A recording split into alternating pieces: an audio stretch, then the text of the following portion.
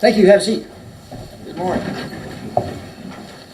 All right. Let's see. Mr. Murphy, I believe you indicated you had no additional witnesses, but Yes, Your you Honor. have some exhibits you'd like to address? Yes, we have submitted an updated exhibit list in this to take into account that the state has 26 marked witnesses in this particular case.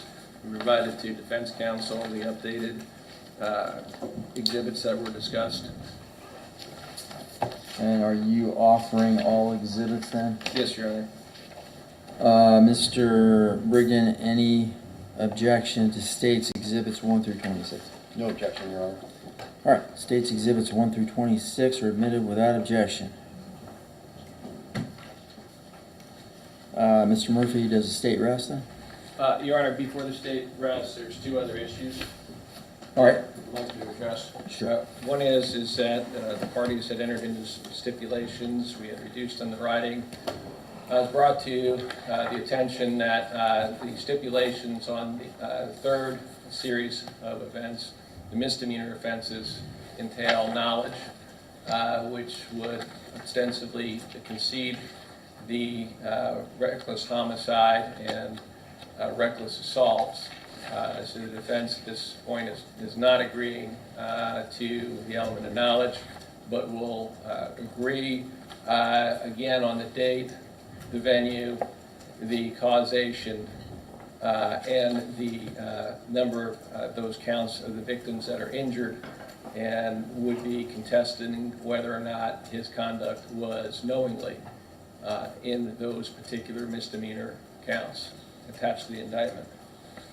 And additionally, I provided to defense counsel, we'd like it to have to be part of the record as part of the stipulation.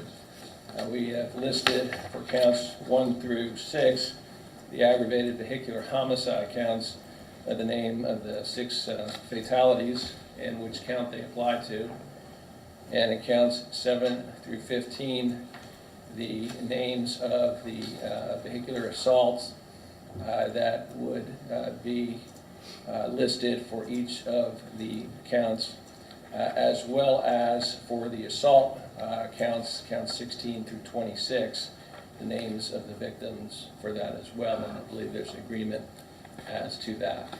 So the stipulations that the parties have entered into in this particular case would be for these individuals fitting the classification of the injuries situated and contained within the indictment. We have also entered into stipulations that for counts 1, 2, and 3, that the date of the event, the venue of the event, and the causation or responsibility of the event belongs to the defendant. And for counts 1 through 6 and counts 7 through 15, the issue will be whether or not the defendant, who is saying that his conduct was negligent, the state is saying that his conduct was reckless, as the mens rea. And for purposes of counts 16 to 26, I would imagine then that the issue would remain in the court would be whether or not he was knowingly caused or attempted to cause physical harm to these individuals, or lesser standard than knowingly. And I believe that fairly summarizes where we're at. Mr. Brigden, is that correct? Yes, Your Honor. For counts 1 through 6, which relate directly to the vehicular homicide, we stipulate the prosecution has provided us the names, what they are associated with each death on the indictment. We would stipulate to the defendant's operation of the motor vehicle as approximate cause of death in those counts. However, we are contesting the element of recklessness. The same with the vehicular assault with counts 7 through 15. The prosecution has provided the names of those individuals are associated with as it relates to the indictment. And again, we would be contesting that the defendant behaved recklessly with regard to those counts. And counts 16 through 26, we would contest that the defendant did knowingly cause harm, the knowingly element of that as well. And I believe we also have it states Exhibit 14, we stipulated to the authenticity of the cell phone records, the AT&T cell phone records as well. All right. All right, then with those stipulations, Mr. Murphy, does the state rest? Yes, Your Honor. All right, state rests, Mr. Brigden, any witnesses? Yes, Your Honor. The defense would call Sebastian Van Newton.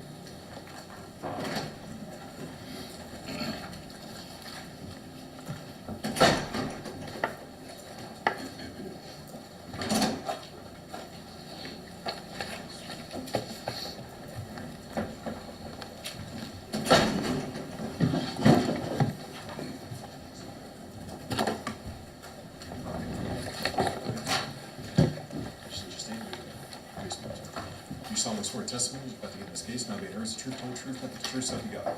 I do. May I see? Please state your full name, spell your last name, please, for records. Sebastian Van Newton. Van Newton is spelled V-A-N space N-O-O-T-E-N. Thanks, sir. You may inquire.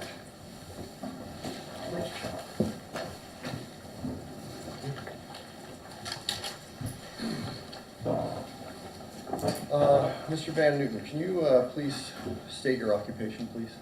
I am an engineer, and I do collision reconstruction and product failure analysis Okay. And who do you and work for? consulting. So I typically work for law firms or insurance companies. Okay. And I work for a company called Ambassador Forensic Engineer, and I'm the principal and the owner of the company. Okay. And can you describe your duties involving crash analysis and forensic engineering? Sure.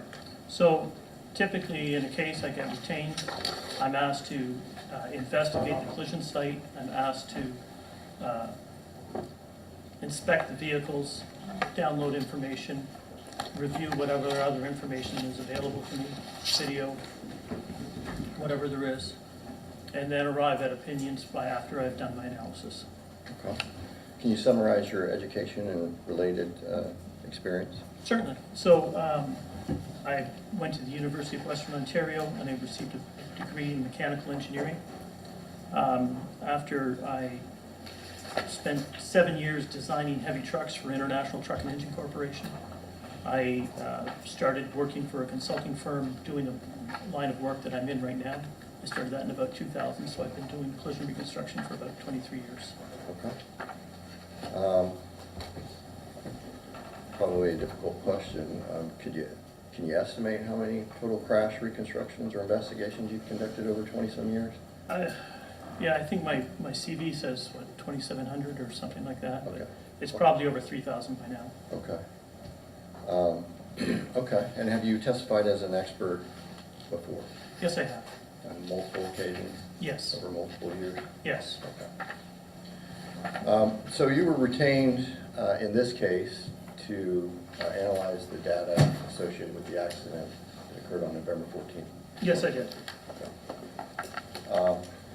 Now, in the beginning of that, I think the day of the accident, you actually were at the scene. Is that accurate? No, that's Drove not, to it? I was called on the day of the accident, late in the day, and, but I attended the scene 2 days afterwards. Okay, so you physically were at the scene? Correct. Okay. Okay. And what different data or reports did you review when you were coming up with your opinion? So in addition to inspecting all the vehicles and reviewing the information that, or the photographs and the information I collected from the vehicles, I've also reviewed the report prepared by Sergeant Jasper. I have reviewed the data from the Garmin and the coach bus. I've reviewed the airbag control module data from the Nissan and the Toyota. And I've reviewed some videos as well from this case. Okay.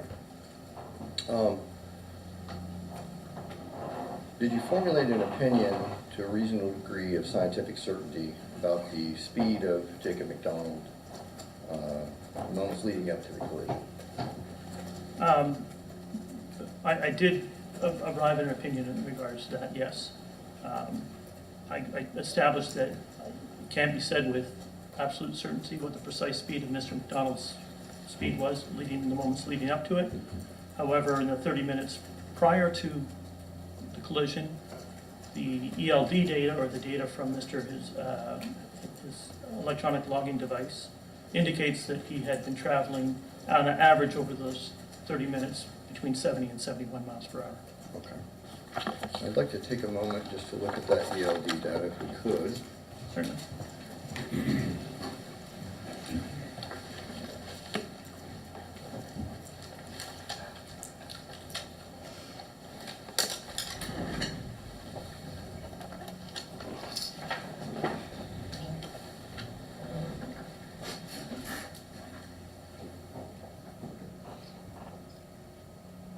That might be the battery.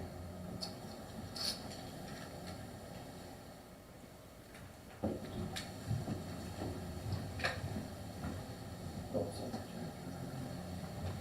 There we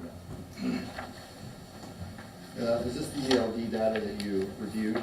Yes, it is. Okay. And this data demonstrates some fluctuations in speed over the course of travel. Is that what you were describing?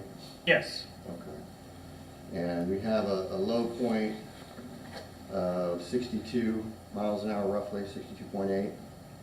correct. Okay. And a high point, I believe, several minutes before at 8:25 a.m., well, many minutes before at 75.2. Correct. Okay.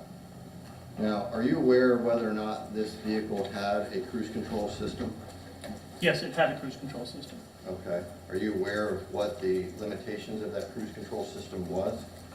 I'm not too sure what you mean by limitations, but if you're specifically asking about the governed speed on cruise, I understand it to be 72 miles an hour. Okay. Now, did you do any analysis related to the topography of the travel, of that course of travel?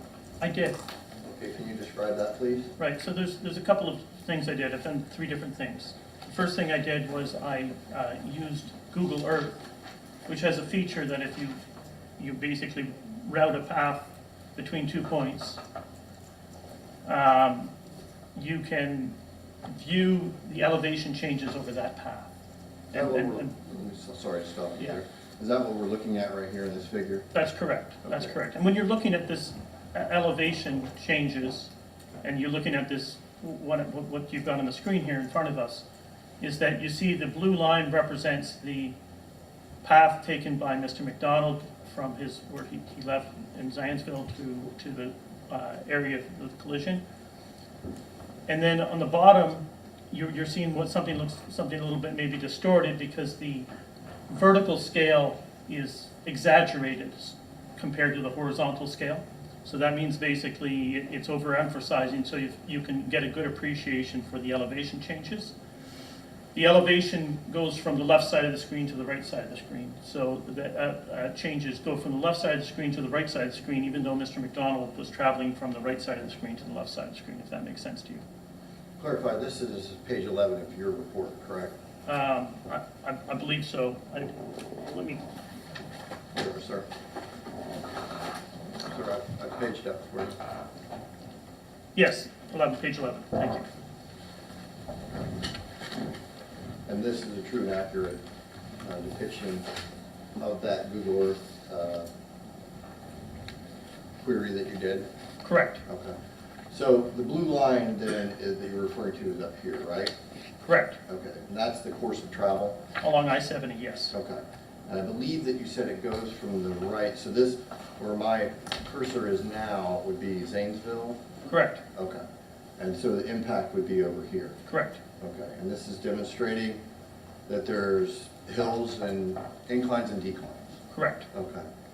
And when we compare that back to the ELD data that we were looking at, knowing that there's inclines and declines associated with that travel, would you expect to see the speed increase and decrease? Yes, yes. And you're aware that the semi with its load, the Freightliner that Mr. McDonald was driving is approximately 46,000 pounds. Yes, I understand that. Okay. And would you expect, now, when we're looking at this data, we have a 71 mile an hour speed right here, for example, at 8:32 a.m. And at 8:33, shortly thereafter, we have a 62 mile an hour, nearly a 10 mile an hour delta. Would you expect a semi to lose that much speed going up a hill? Some of the inclines along that path, I wouldn't be surprised, but there could be other reasons too for the slowing beyond the grade. So we can't say with certainty what it is, but certainly some of the grades that I've traveled along the I-70 are, you know, a tractor trailer could lose a significant amount of its speed depending where it's at. Now, if you assumed that the cruise control was set at 72, I'm looking at the speeds that are above 72, and there appear to be about 5 of them, maybe 6. But each one is only about a 3 to 3.7 mile an hour delta. Would you agree with that? Maximum of 3.7, excuse me. Yes, Okay. And would that be consistent with running on cruise control and then going down and a decline? yes, it would be. Okay.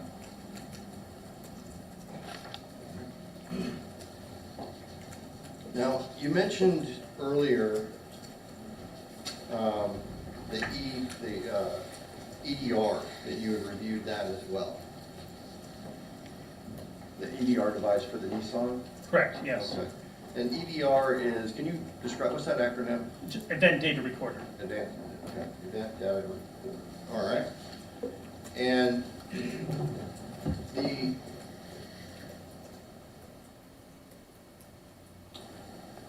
Nissan EDR is interesting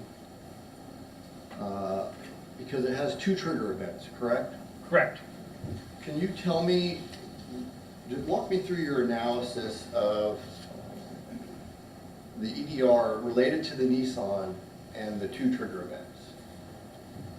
Okay, so the first recorded event is the impact from the rear end impact. Let me stop you real quick. Is it, what we're looking at right now, and this would be Defense Exhibit D, is this the first recorded event that you'll be referring to?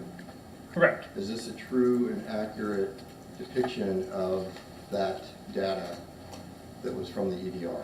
That is, yes. Go ahead. What page are you? That would be page, It- page 416. As part of his report? No, it's not part of my report. It's Oh, a okay. separate one. Your may I approach? Yeah.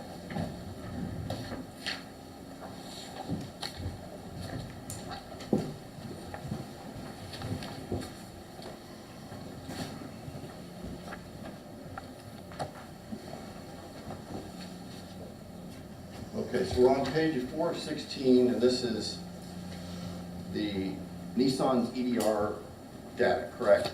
Correct. Okay, and we're looking at event record 1. Can you go? Correct. Okay. So this is the first event, and we can tell it's the first event because it says a number of events is 1, even though we know there's 2, because at the time that this is recorded, this is its first event. And so when we go to event record 2, we'll see that there's 2 events. And so at this point right now, we can see 5 lines down that it says multi-event number of events, and it says 1. So that tells me I'm on my first event. And then the next thing I look at is Can that, I stop real quick? Yeah. Is event 1, what, in relation to the sequence of events, what is that related this is the to? first event, this is the impact to the rear end from Mr. McDonald's Freightliner into the back end of the Nissan Murano. Okay, thank you. Okay? And we can see in here, one of the key points that you've got highlighted here is the delta V. And the delta V represents the changing velocity of the vehicle it experiences during the crash. And in this case, it's 57 miles an hour, which is very, very significant. That's a very significant it's 57 mile an hour delta V. And so that's a large number, and we're looking at that, and we notice that it's positive, which means by the fact that the value is 57 is positive, tells me it's being accelerated forward. So that's one of the things I'm looking at right there. And so one of the things that I'm also looking at is the time to the maximum delta V is 92 milliseconds, so it's not even a tenth of a second. It goes from, it's accelerated ahead by 57 miles an hour. And would that 92 that you're talking about be this point right here? Correct. Okay.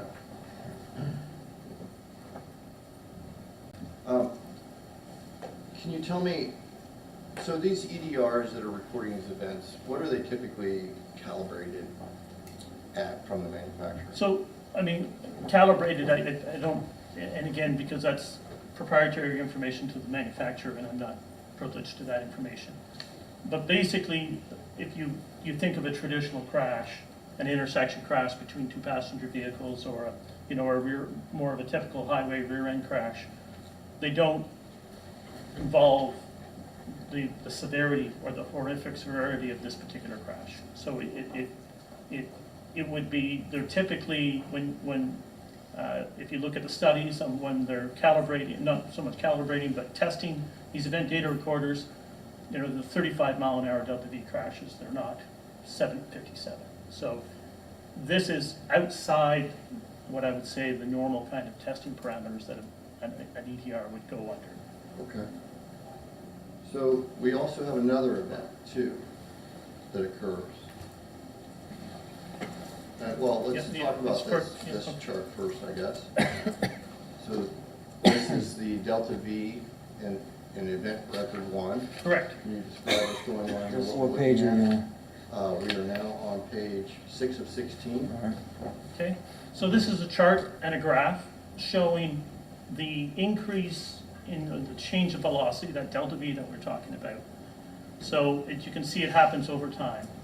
So that basically you can see that it's reporting that it reaches that 57, that flat line at the top up there, somewhere near 130 milliseconds. Okay. So if you scroll down again to, oh, no, excuse me, where it says, excuse me, keep scrolling down to where we were talking before, we saw that 92 on the page. Right? Right there? Yeah. And That it was says, on page yeah, right, 416. yeah, can you just stop it there? Yes. And we see that it says, no, excuse me, I was talking about the time to the maximum longitudinal delta V. I'm sorry if I make something, I should have been looking at the line 165. So you see where it says time to maximum longitudinal, I should have had you highlight that one, not the 92. Right here. Yeah, sorry Okay. about that. Let's go back up to the graph. Let me just disclaim, I don't know where this green I just has did that come from, accidentally. I but didn't, I'm not putting that on there. You can clear it out. I don't know how to. Tap the screen. I touched the Richie. screen.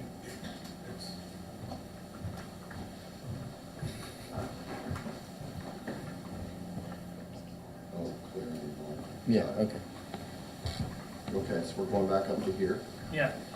And so you can see, We're back on page 6 of 16. yeah, and so you can see that on the bottom part of it, it's also in a chart format. So those are the numbers, and the top part's the graph. And you can see that the delta V is climbing for, it's 130 milliseconds, it's almost leveled off, but the true number where they're basically, where they're saying the maximum happened at 165, but it's really right around 130 and 140. You're seeing that it's pretty So- much near its maximum. Just for clarification, a millisecond is, A thousandth of a second. okay.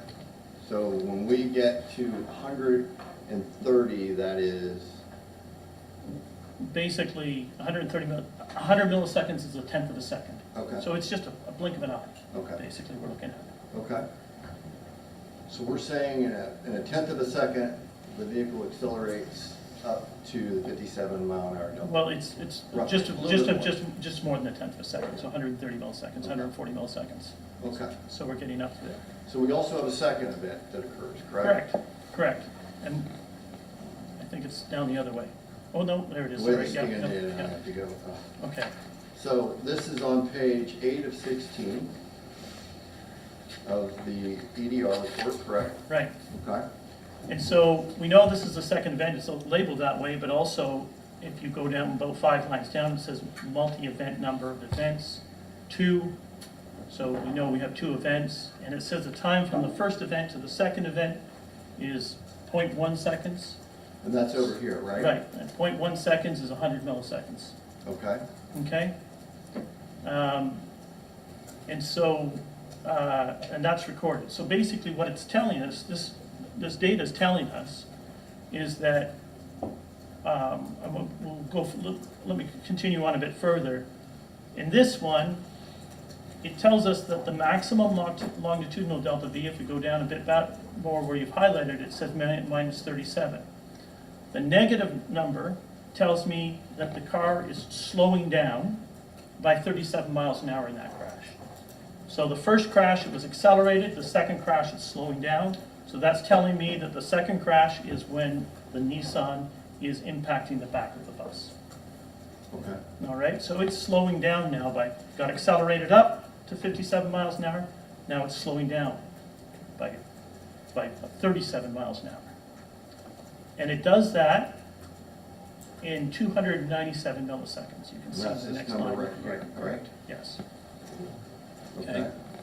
And so, when I looked at that information, I found that a bit odd. Because if we go back to our graph, I'm still got the other one at 100 milliseconds, which is 1/10 of a second. Which is right here.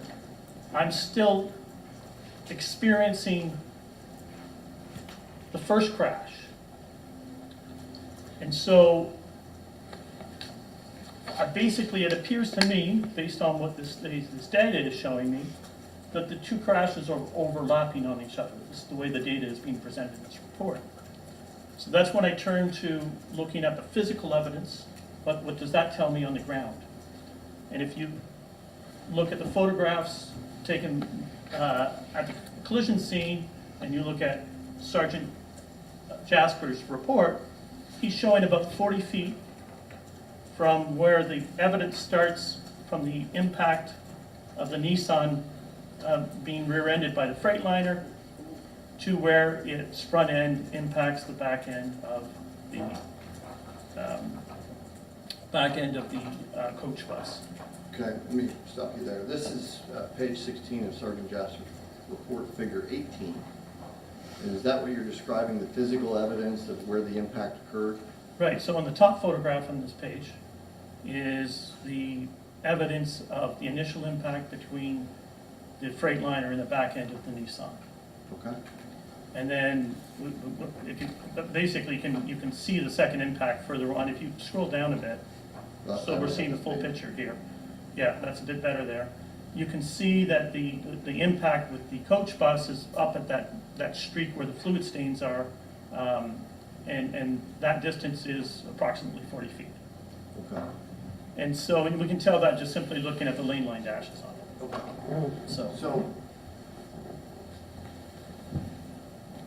We have, the first recorded event is the semi impacting the Murano, correct? correct. Okay.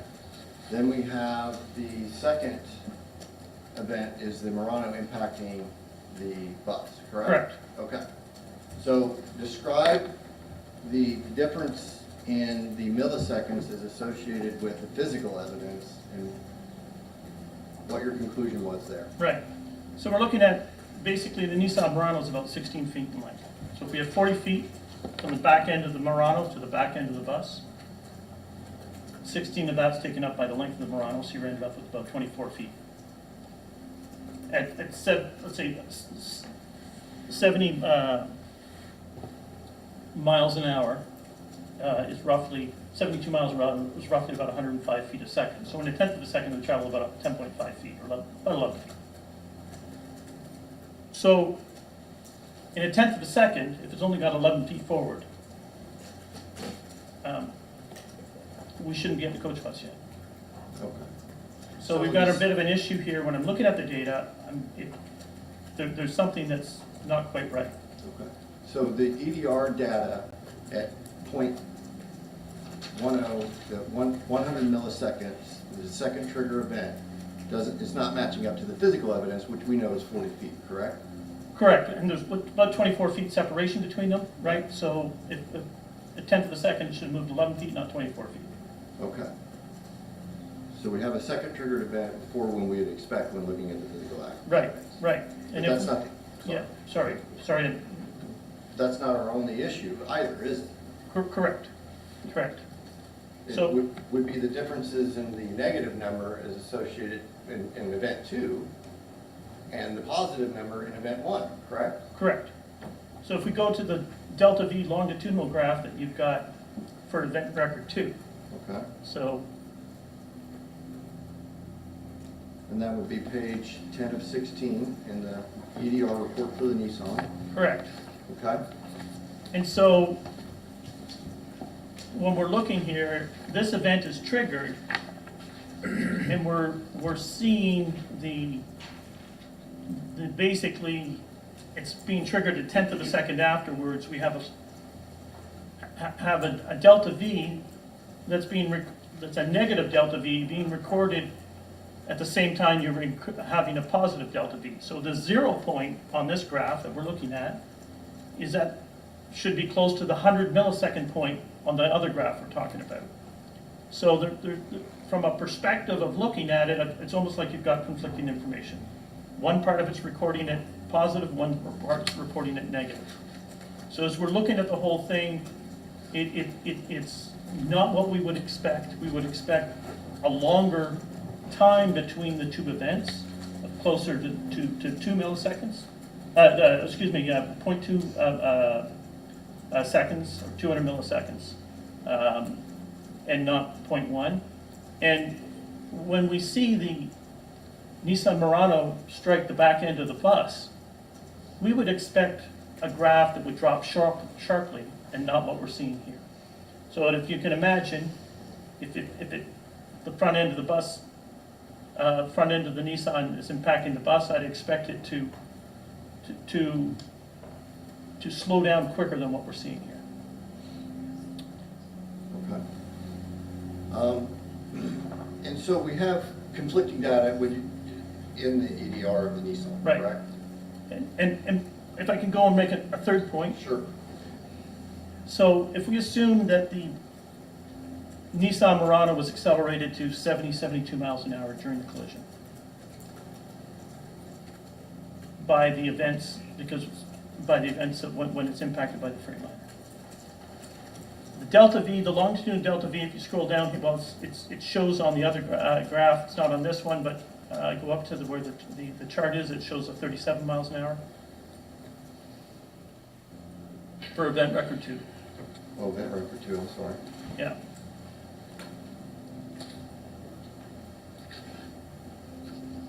A little, I think it's a little higher where you had where is it? Where basically it gives you the delta V just in a single number. Go down a bit, sorry. Okay, in the actual chart. There it is, here it is, yes, 37. So here we have a 37 mile an hour negative delta V. If it's at 72 and it slows down by 37, then your final speed would be 35 miles an hour. Just, 72 minus 37 is 35.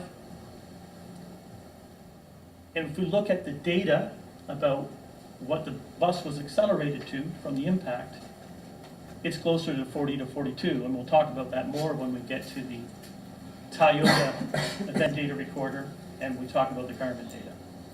So there's a disconnect through there when we're looking at the speed of what we'd expect this negative 37 to be is almost over-reported, or the minus 57 is too great. There's a problem because we're not getting the numbers that we would expect. So visually, we have a delta V of 57 going up and a negative 37 going down. Correct. And how do you explain this contradiction? Is there anything with regards to the airbag control module or the EDR device itself, given this accident, that would explain that? Right. So because this is a horrific accident, and when we look at what happened to this Nissan Murano and how it was twisted up, that's outside the normal operating parameters of what we would expect an airbag control module to experience in a typical crash. So the airbag control module may not be facing level parallel to the ground at all times. We don't really know how it got twisted around during the whole course of the collision. And that would affect, because it's accelerometers inside there, and those accelerometers are expected to be, level or flat with the ground during the time that they're recording. Let me stop you real quick. What is an accelerometer? So, sorry, an accelerometer is a device, a sensor that measures the amount of acceleration that a vehicle or an object will undergo. So is that what the delta V's, is that they're coming from that thing? From the Correct. accelerometer? The delta V's are, the delta V is calculated from an accelerometer that's inside that vent data recorder. Are there different types of accelerometer? Yes, there's tons and tons of different accelerometers out there you can purchase. And they all have different applications and for different reasons. And so you typically have, I'm not an expert in accelerometers, but from the accelerometers I've used during testing, you basically pick an accelerometer for the expected range of accelerations that you're going to anticipate experiencing, Okay. right? And so this was some pretty horrific accelerations that it experienced and some very high delta V's. So I would suggest that there may be an issue here with the accelerometer not being level, which would have caused a problem, or perhaps some of the forces were outside its normal expected range. And I don't know, because I don't know the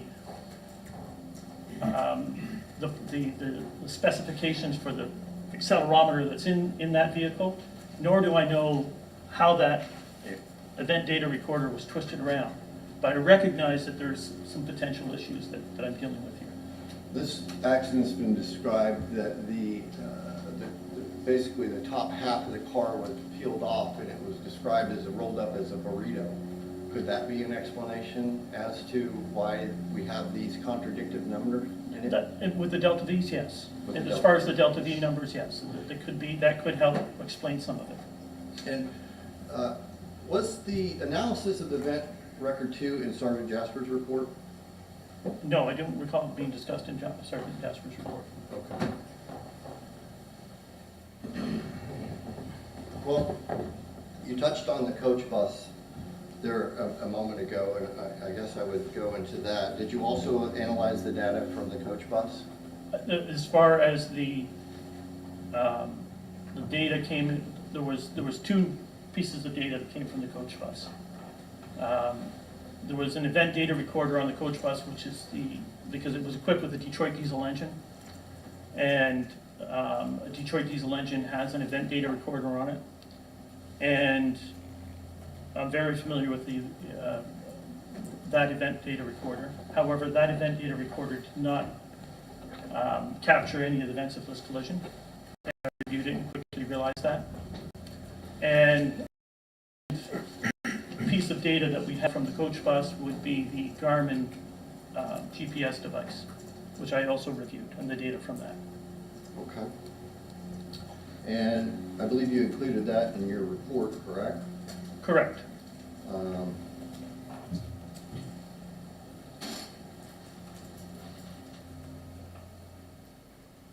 Well, that's Jasper. Thought I opened that up, but I guess I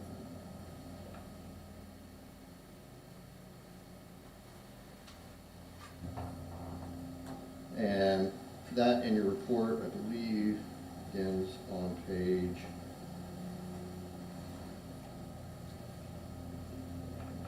It's right at the very end. Right there. That's where it starts on page. So it's 26. One, okay.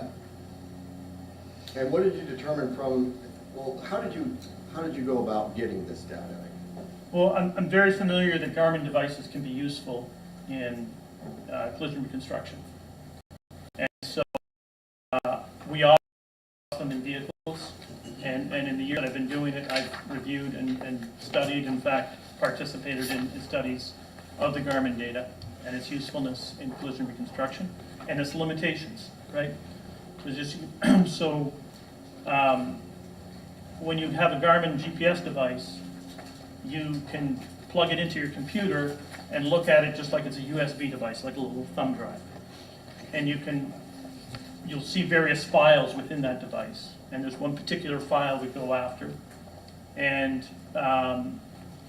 we take that file and we typically would then use some software that's provided by Garmin, that's published, that's available free from their website.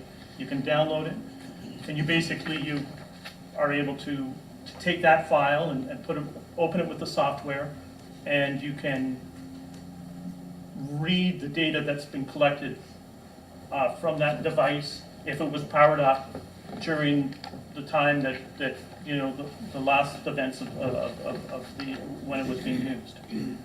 And did you do that? And I didn't have access to the Garmin, but I was provided with the GPX file, which I opened up in the Garmin software, and this is a printout from that. Okay, that's what we're looking at right now. That's correct. Page 26 of your report. Correct. Okay. And the Garmin software also shows the elevation changes. And so this was another point that I used to kind of look at the elevation changes that the bus underwent, which would have been identical to the elevation changes that Mr. McDonald's tractor trailer would have undergone.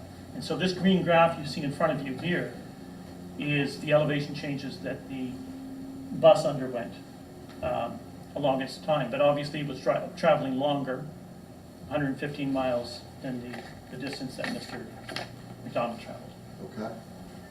And in your analysis of the Garmin data, I believe if we go back, I've highlighted it on here so I know where to stop.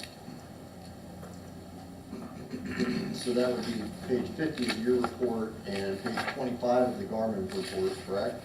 Correct. Okay. And I've got some highlighted portions on this. Can you describe the significance of what these are? Correct. So if we're looking at line 544 on the graph in front of me, we can see that it's showing the first number after the 544 is the elevation above sea level that it's reporting. The second number is what we refer to as the leg distance.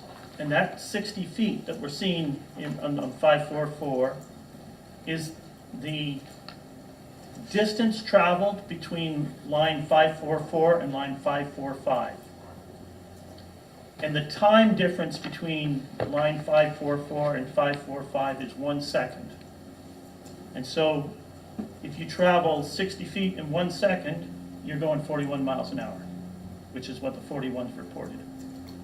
So you can see that if you go further, the next line over, the next number over is 273.1, and that is the heading or the direction. So 270 degrees from 0 degrees would be west. So that basically it's traveling basically west at 273 degrees from true north.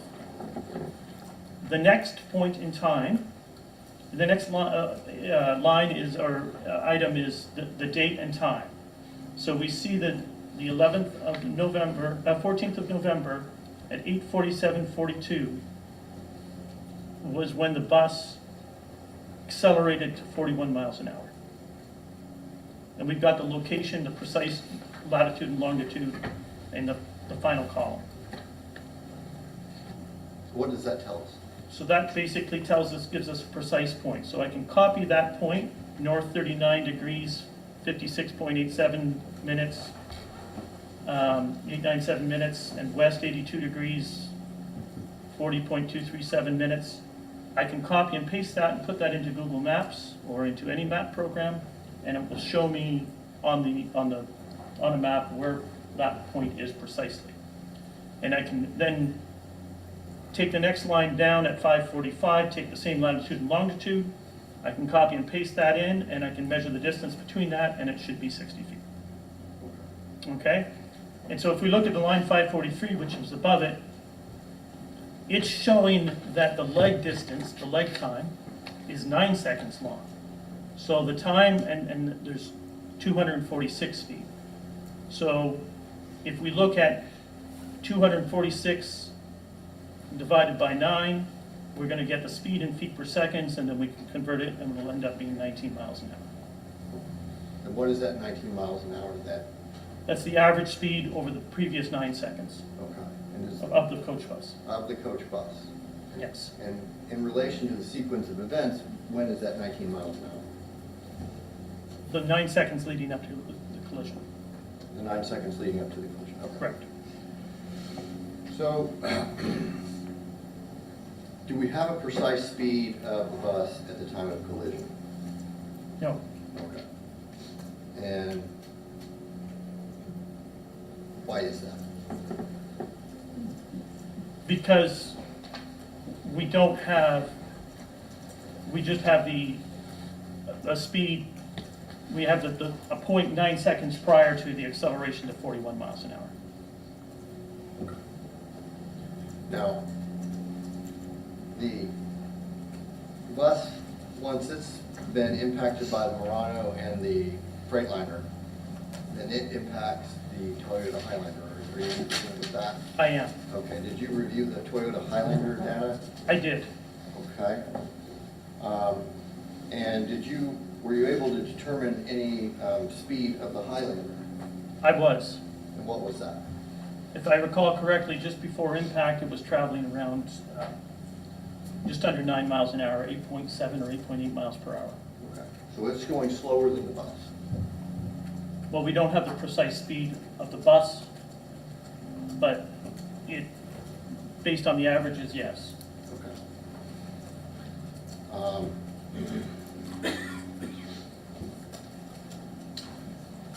What role in your review of this reconstruction of this crash, what role did the Highlander's positioning and movement play in the chain of events in the collision? Well, there's a couple different things when I'm analyzing it. And if you go to I don't know if you have the EDR data from the Toyota up. But there's just one thing I'd like to point out there. I'll go through a couple different things that I was looking at. No, I do not.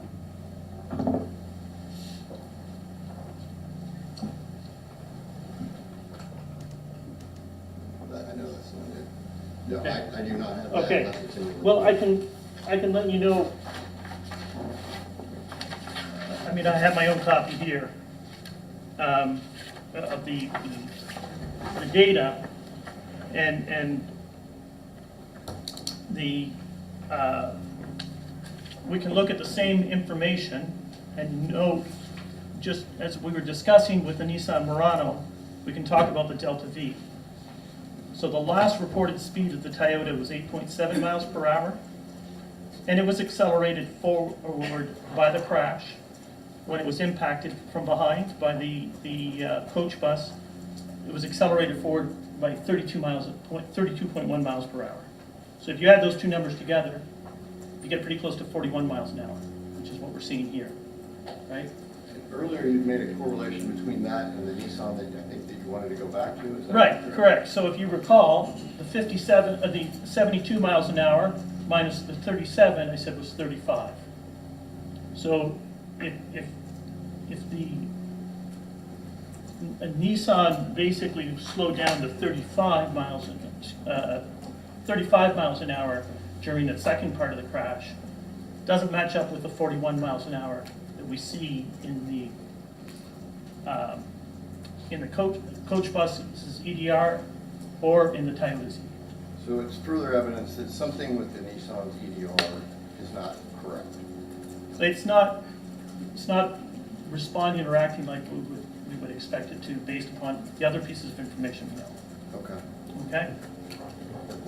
And it's specifically only with the delta V and not the reported speeds of pre-crash speeds, but just looking at the delta V numbers. You also were asking me about the position of the Toyota in relation to my analysis, and when I inspected the Toyota, and as it's pointed out in Sergeant Jasper's report, the impact was to the right side of the Toyota. So there was an offset. So the coach bus was to the right of the Toyota, which would have caused it to spin out when it was impacted. And did you review where in the bus's position, where on the impact portion of the bus was in relation to the Toyota?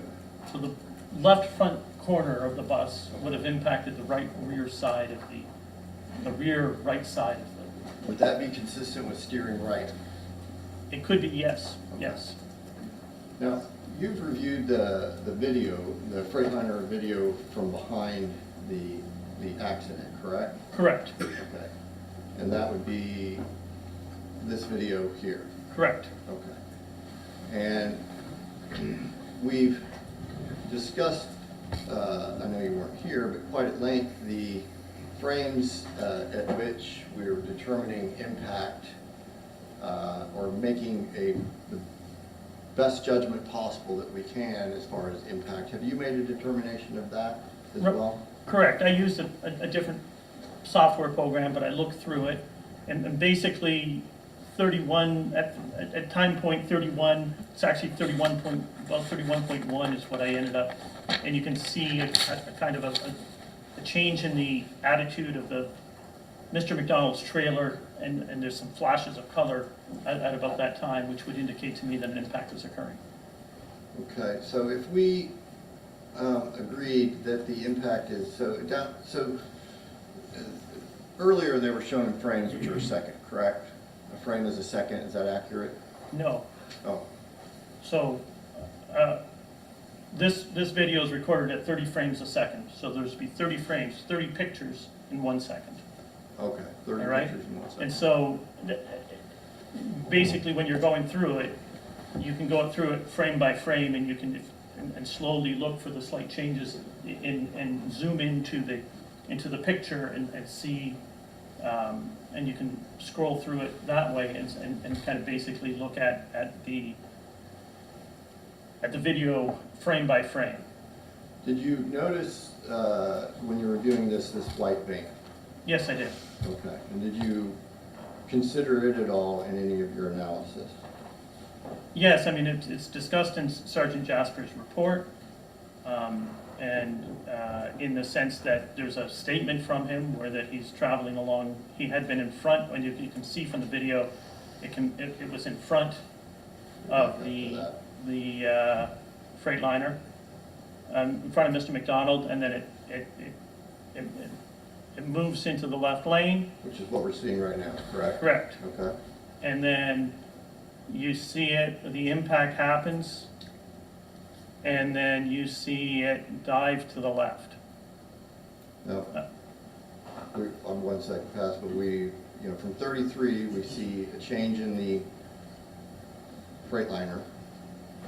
And would you agree, well, can you describe the behavior, of the van up to this point? Well, it seems to be traveling with the Freightliner or right in the area of the Freightliner. Okay. And then, did you do an estimation of how long after the impact to the van veering to the left? Yes, I did. And what is that? It was about 1.5 seconds Okay.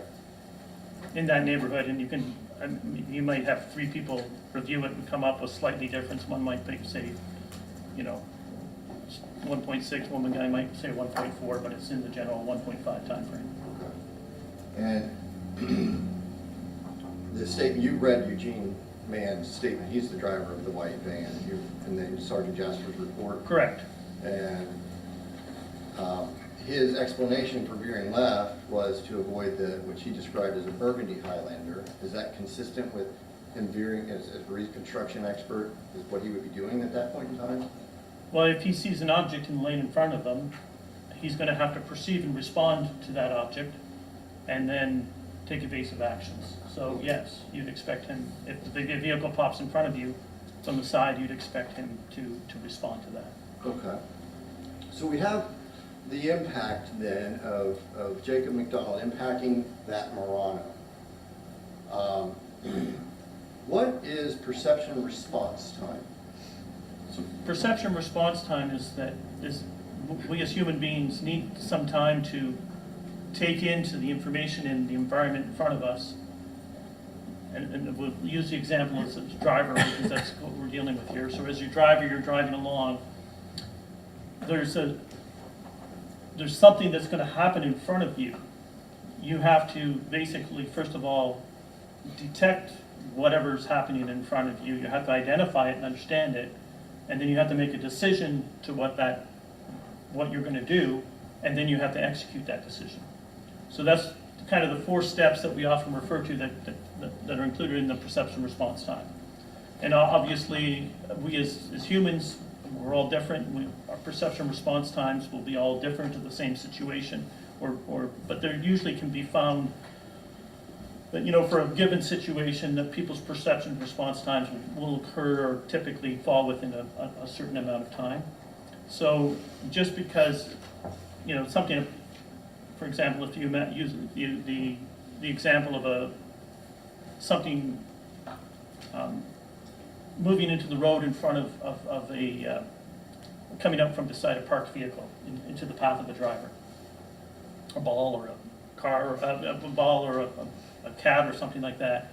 The driver has to detect what it is, understand what they're looking at, and make that decision. That can, might be take a person a second or a second and a half to that's typical ranges of what a perception response time will be for a person to identify before that they're actually maybe braking or steering in response to that. Okay. Is it plausible to you, through all of your experience in accident reconstruction, that Jacob McDonald took his eyes off the road prior to the impact of the Murano? That's a reasonable conclusion, that leading up to the impact with the Murano, he was obviously not, for a good part of the time that he's approaching that Nissan Murano, he's not making an observation. We can't say that he, if in the last second, he didn't observe it, but didn't have time to execute a response, and a meaningful response, by steering or braking. But you can't say that, in theory, he didn't see it. He either didn't see it, or he didn't see it in enough time to affect any braking or steering that would have changed the speed or changed his.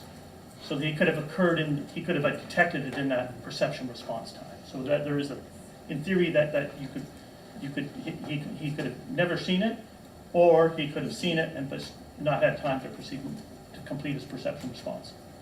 What role, if any, could the white van have played in him taking his eyes off the road? Again, that would be, for me, I would be kind of speculating as to kind of, but if the white van's traveling along and he's looking at the white van, and that's where his attention is, instead of the Nissan Murano, that might explain why he didn't see the Nissan Murano, because he's looking at the white van. I'm not asking you to speculate. I'm asking if we're just discussing someone taking their eyes off the road. Through your experience in reconstructing all of these accidents, is that something that individuals in their everyday course of driving may do? May they look over at a vehicle next to them? Correct. I mean, I think we've all been drivers, or everyone who's been a driver has, looked at a sign on the road, looked out their window, looked at another vehicle as they're driving along the highway. So it's something that people do. Okay. So, based on all the evidence that you reviewed, including the ELD data, the dash cam footage, the vehicle inspections, the elevation data. What's your ultimate opinion on Mr. McDonald's speed through the course of his travel before impact? So right before impact, we don't have a good hard data point to necessarily rely on to determine his speed. We do know that he's traveling along the highway averaging between 70 and 71 miles per hour. And if we accept that his truck is governed at 72, there's no reason to believe that he couldn't have been up at 72 miles an hour. But the stretch of highway that he's on leading up to the collision is virtually flat. On the 600 feet that we measured, we surveyed the highway of the 600 feet of the stretch of highway. There was a 2-foot elevation change over that a 600-foot stretch uphill. So basically, he was traveling ever so slightly, but effectively flat in that area. So elevation changes wouldn't affect his speed if he'd been traveling at 72. If he had taken his foot off, turned off the cruise or done something, it could have changed his speed, but we don't have any data points other than the 57-mile-an-hour delta V experienced by the Nissan to kind of come up with a 72 miles an hour. And again, I pointed out to you why I have concerns with the delta V data from the Nissan.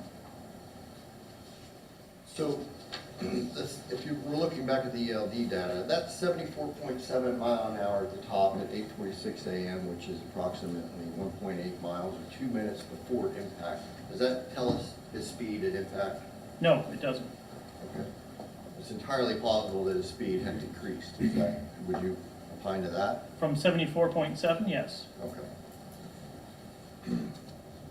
So, given the totality of everything that you've looked at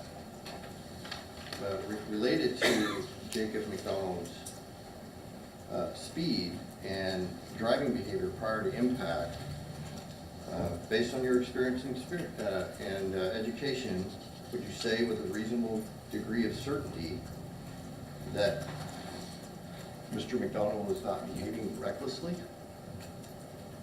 Based on reviewing the speed data, I can't see that there's anything to suggest other than he didn't reduce his speed and avoid a crash, but there's nothing that I see that he's doing in the data that I'm looking at that suggests that he's driving recklessly. Okay.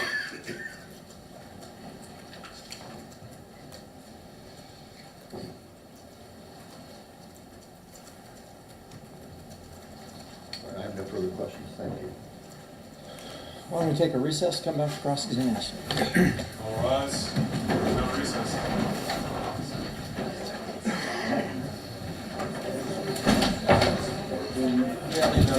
I'm gonna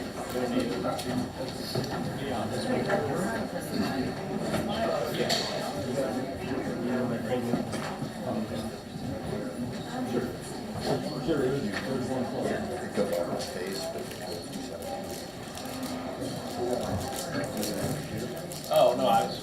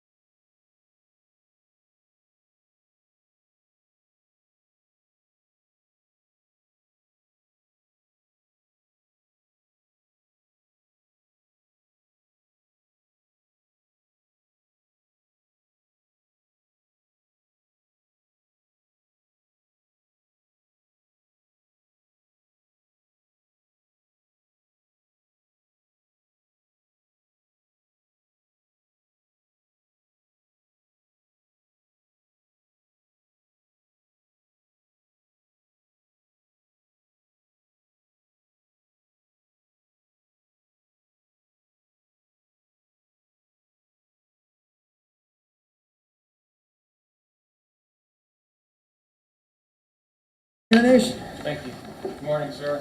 Good morning. So you indicated on your direct testimony that you were out at the scene. I think your report indicates on page 2 that it was actually on November 16th, 2023. You had said 2 days later, so, okay. And before we go any further, I just want to ask you, Defendant's Exhibit F in this particular case is your report. This document here, Okay? is it? Yes, that's my report. Okay, is it accurate and complete? Yes, Is there any errors or omissions in this report that you're aware of? not that I can think of right now. Okay. And you had a chance to review this report, I'm assuming, when you wrote it and provided it to council? Yes, Okay, and it looks like you had sent this, looks like via email on January 27th, 2025. yes. Okay. Do you recall, sir, when you were engaged, or what you were engaged to do when you were out on November 16th, 2023 at the collision site? I was asked to document the collision site. By who? I was retained by a counsel for the defense of Mr. McDonald's or Mid-State Systems. So the trucking company? Correct. Okay, so the trucking company hired you to go out to the scene? But it's, yes, Okay. through its attorneys. And sir, did you provide them with the exact same report that you provided counsel for Mr. McDonald here today? No, There's a different report that you provided. I basically haven't provided them a report. I only provided what I refer to as a record of evidence, Okay? which is simply the photographs that I took and the drawings that are included in this report. So that's the only thing they got from me. Okay, so you didn't provide them any conclusions on your investigations? That's no written conclusions whatsoever. Okay, but you discussed conclusions with them, I'm assuming. We discussed what evidence I had seen. Okay. And in terms of looking at page, I guess this would be page 1 of your report, if you have your report in front of you, sir. Certainly.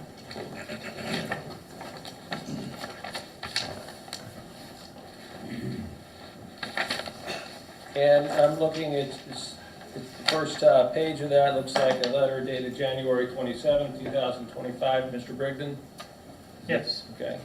And you conducted an investigation analysis of the above noted collision per his request and reviewed Ohio State Highway Patrol investigatory material and reviewed Sergeant Trevor Jasper's report, I'm assuming, from OSHB. correct. Okay. And in background information, in the last sentence, you have there that there were 5 fatalities and numerous injuries. Is that accurate? No, I believe there's 6. Okay. So your report's wrong in the first page. Correct? That's correct, yes. There's 6, that's a obviously mistake there. Pretty glaring one. Yes, Okay. And you described this on, I believe, page 1 also as a chain reaction collision. What do you define as a chain reaction collision? one vehicle pushes into another, which pushes into another, which pushes into another. So there's kind of a chain. Okay. And sir, do you have any opinion as to whether those other vehicles at the time that these events commenced with the Freightliner hitting the Nissan Murano, whether those other vehicles were in motion or were they stationary? Vehicles were in motion at the time of initial impact. The Nissan Murano, All the other vehicles, yes, the Nissan, the bus, Toyota, the and Van bus, Hool, yes. were they all in motion? They're all in motion. Okay, so if someone was to have previously suggested that the traffic wasn't moving, would you disagree with that? I would disagree with that. Okay. The objective evidence, in your opinion, would be that those other vehicles at the time of the initial collision were actually in movement, correct? Correct. Okay.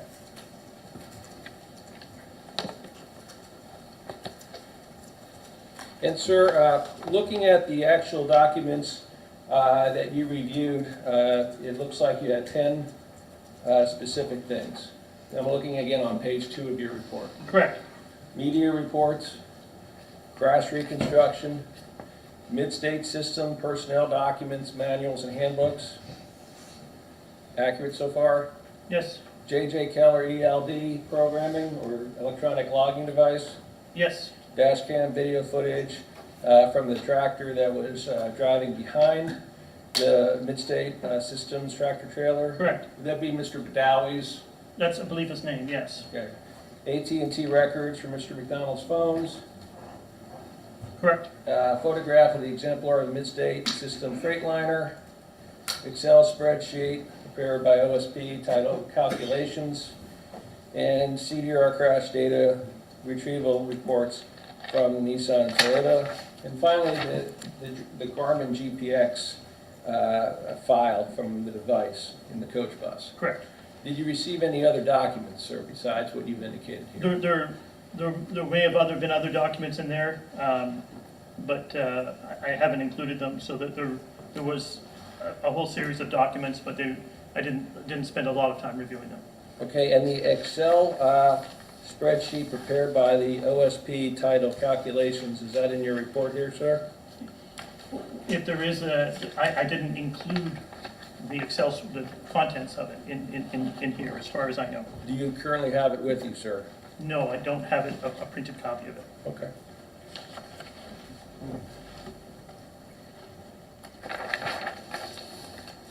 Turning to page 4.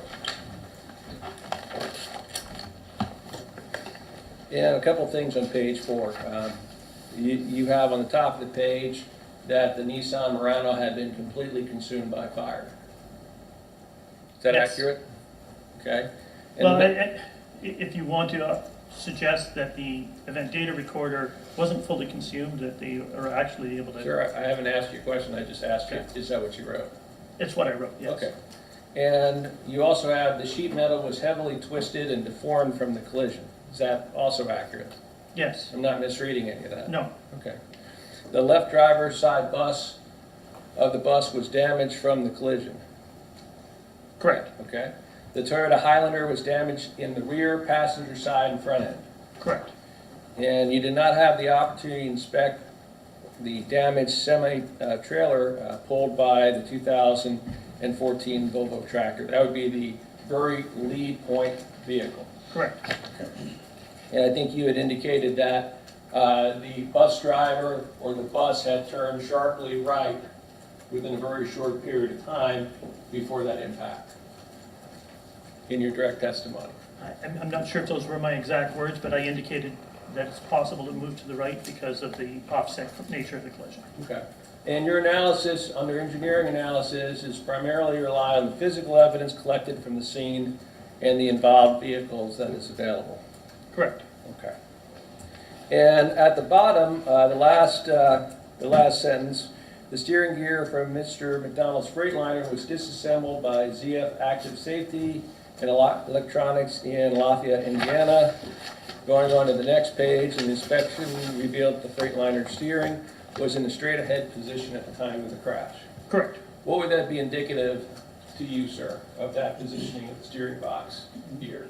That Mr. McDonald did not undertake any pre-impact evasive steering. Okay, so there was no reaction that he either tried to turn the wheel one way or the other pre-impact into the Nissan Murano. Correct. There's no evidence of any steering Okay. pre-impact. So I think you had put that, and I want to make sure I understand this here.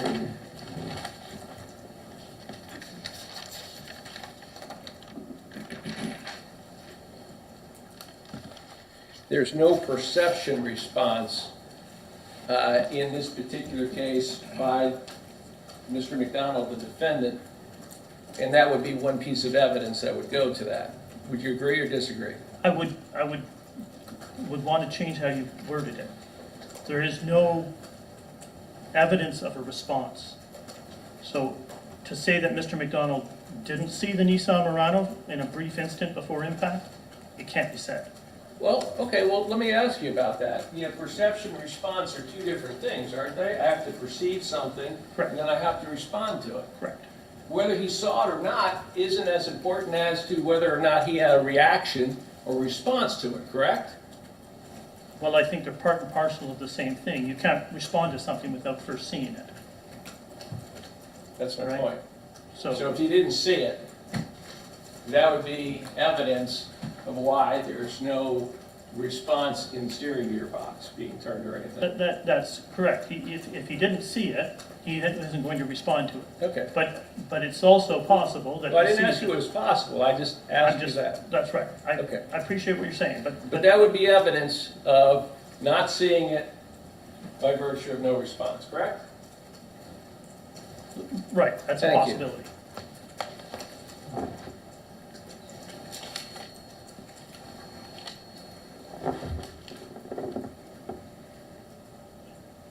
Now,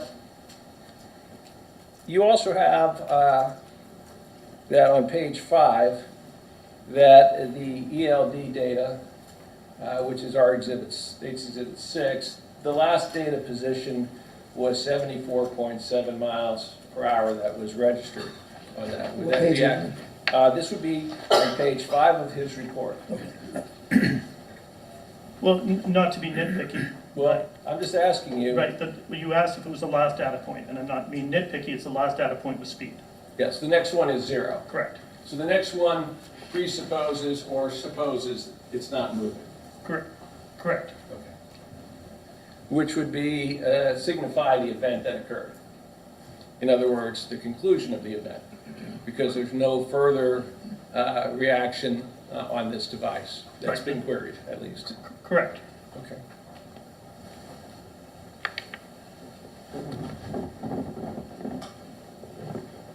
Now, you also indicated in your report, again, I'm looking at page 5, that this would involve the Toyota, the 2006 Toyota that Mr. Wolverton was driving, that Sergeant Jasper noted that in the 4 seconds prior to being impacted, its speed decreased from 16 miles an hour to 8 miles an hour.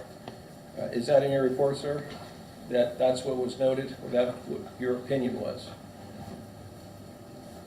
Yes, I'm summarizing Sergeant Jasper's report, Okay. and that's basically its speed decreased from 16 down to 8. And then it experienced a 32 mile an hour delta V. Correct. What that would mean, just so I'm following along, is that you would have to add 8 to 32. That would be the increased speed that was going to the Toyota after the collision into the Toyota by the Van Hool bus. Right, I prefer to refer to it occurred during the collision. So it's Okay. being accelerated by 32 miles an hour during the collision. Okay, and so this is a secondary transfer because the initial transfer, actually a tertiary transfer, the initial transfer would be to the Nissan and then to the bus and now to the Toyota. Correct. So this is a tertiary transfer of energy from the prior occurrences. Correct. Okay. Do you believe that calculation by Sergeant Jasper is accurate? What calculations has he done here? His statement is correct, Okay. all right, but I don't That's see a fine. calculation.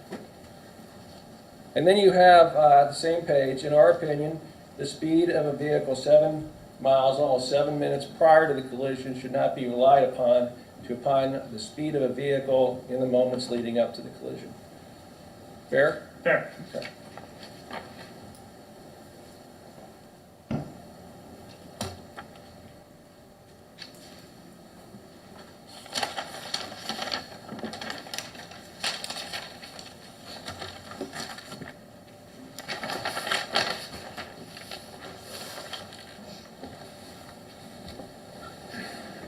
Looking at the bottom of page 6, you note that on pages 46 to 49 of Sergeant Jasper's report, he discusses the analysis of the dash camera from the McKesson tractor trailer.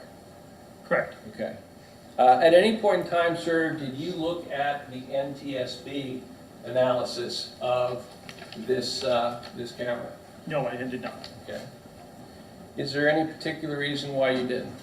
I haven't been provided it. Were you aware, sir, that the NTSB published for public view those reports? I'm aware they do, but I did not go searching for them. I wasn't aware that it had been published yet. How long have you been doing this, sir? I'm doing it for for 23 years, 24 Okay. years. You recognize that this kind of collision would have the NTSB involved in it, correct? I was well aware they were involved. And my experience has been with, I've done numerous cases where the NTSB is involved. It has sometimes taken 2 to 3 years for the reports to get published. So Okay. I don't typically go looking until I hear that they're published. So no one told you they were published? No, You have no idea when they were published then? I don't know. Would it surprise you if they were published about 3-4 months before you issued your report? No, it wouldn't surprise me. Okay. In terms of Mr. Badawi, this would be at the bottom of page 6. You write that in this video analysis, he was able to establish that Mr. McDonald's Freightliner was traveling faster than the McKesson tractor trailer, which was traveling at approximately 65 miles an hour. You wrote that, is all I'm asking you. Yes, Okay. Have you ever talked to Mr. Badawi? no, I have not. Have you ever read his statement that he gave to the OSP? No, I have not. Were you aware that, and he testified here in court, that his speed is governed at 65 miles an hour? I expected it was. Okay. And just so we understand, governed and cruise control are 2 separate concepts, aren't they? You used the word when you were asked on direct examination that the speed of Mr. McDonald's Freightliner was governed at 72 miles an hour. Do you recall that, sir? It's governed at 7, my understanding is, and again, I Sir, you're don't, testifying as an Right. expert. my understanding, and I'm aware of how Detroit diesel engines are programmed. You can program the governed speed limit on cruise differently than you can when it's off cruise. On top end. So the top end could be greater than is allowed for, then you can set the cruise for. Would that be accurate? You can do it that way, or you can do it the reverse. So Okay. you can have your speed on cruise higher. If you're on cruise, you can allow it to go higher than you would if you were just on the throttle. Sir, you testified on direct examination that his speed was governed at 72 miles an hour. On cruise, So you believe he could go faster than 72 miles an hour by pedal? wrong. No, I do not believe that. My understanding is, and again, because we don't have the truck to go and inspect, Okay. my understanding, what I've been told, is that this truck was governed at 70 when it's not on cruise, and 72 when it is on cruise. Okay, so it can actually go faster on cruise control than it can go outside of cruise control. Correct. Sir, would it surprise you that everything you said there is wrong? Well, we don't have the truck to be able to prove one way or the other. We don't. You indicated that your client was Mr. McDonald in the trucking company Right, at the beginning of this. Would it yes. surprise you that Mr. McDonald told the OSB in a video interview that was played to this court that the truck can go up to 75 miles an hour by pedal? Would it surprise you? I'm not surprised by that, no. Okay, but you weren't aware of that.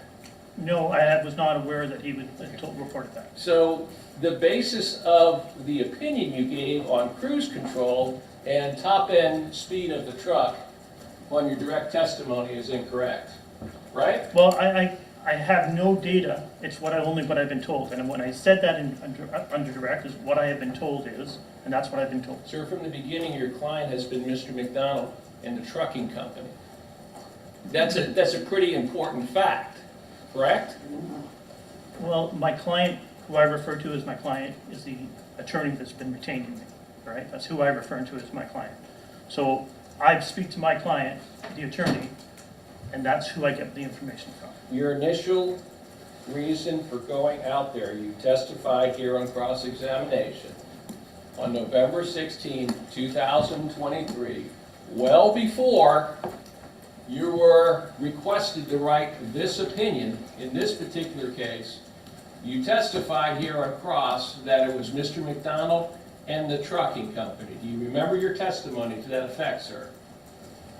Correct. I Thank was you. retained by the attorney who represents Mr. McDonald in the trucking company. You said that you were retained to represent those individuals in whatever action was there, and that was the reason you were out there on November 16th, 2023. Correct. Okay.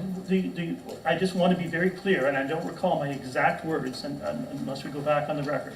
I'm retained by an attorney who represents those individuals. Sir, you're an engineer. Yes, Exactness is important. yes. The type of details as to the top speed of this vehicle is important because you have ELD data that is higher than what your testimony was that the vehicle was governed. Correct? Correct. Thank you.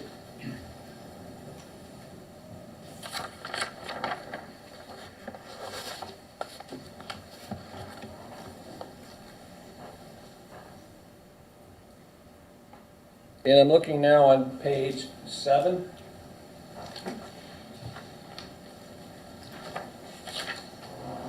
You start talking about the ELD on page 7. Correct. That is in Mr. McDonald's, or that is available under that specific brand, J.J. Keller. Are there different kinds of J.J. Keller ELDs, sir? I'm assuming there are multiple different variations to them. Okay, sir. At the beginning, you had indicated that your client, that the reason you're back on November 16, 2023, was because of their request for you to do that. Did you ask anyone at Allied to look at a similar truck with similar equipment on it? I didn't specifically request that. I Okay. requested that the data from the ELD be preserved. Okay, but sir, you're offering an opinion here on, what can be transmitted and how it can be transmitted from the truck. And would you agree with me that it would be important to know what kind of specific equipment is on the particular truck that was involved in this fatal collision of 6 people? And injuries to more than 6 people? The information of what was on there, the ELD version and all this model number, and is provided in the report, so I do have that information.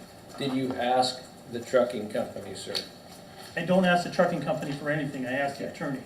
Well, when you looked at the physical evidence of this, one of the things that Trevor Jasper did is he went out to the trucking company and he obtained photos of a similar vehicle with their safety director. Right. Do you think that that would be important? If I'm asked to opine on those things, yes, it would be. Well, sir, it's in your report. You're offering opinions in your report, and you haven't seen the actual machine. Do you think that that would be kind of important? Well, I have information about the machine from the report. So seeing the actual, and a similar one, I can do that online, I can do that at the vehicle, but to me it doesn't matter. I've got the information I need. You got the information you wanted, or they wanted you to get. Sir, in terms of who the safety officer is for the trucking company, do you know who that person is? I do not. You've ever met the safety person for that company? I have not met anybody from Midstate. Okay. So whatever information that they could have provided to you wasn't important in your opinion for the purposes of generating this report. If I need something from Midstate, I ask through the attorneys. Okay. Now, sir, looking at page 10 of your report, and I'm looking at the paragraph under figure 5, and it basically has some, I think what you're talking about on direct examination, that the speeds range between 62.8 miles an hour to 75.2 miles an hour. Correct. And I think you associated some of that to potentially going downhill, especially to the second to last ELD figure of 74.7 miles an hour. Correct. Okay. And I think you showed a specific graph on that.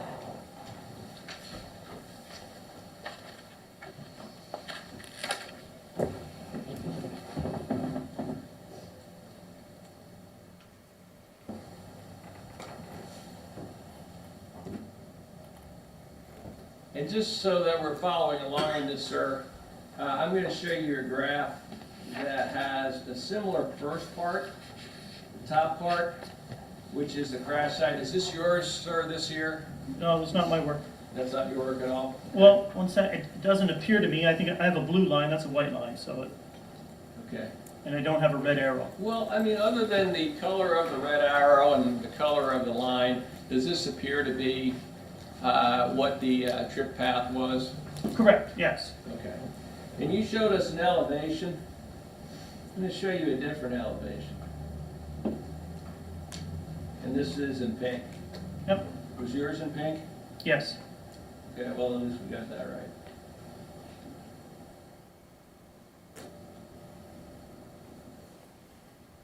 Now, sir, looking at this graph, I guess I'm going to point you out. It's been turned around. So we have Zanesville here and the crash site there.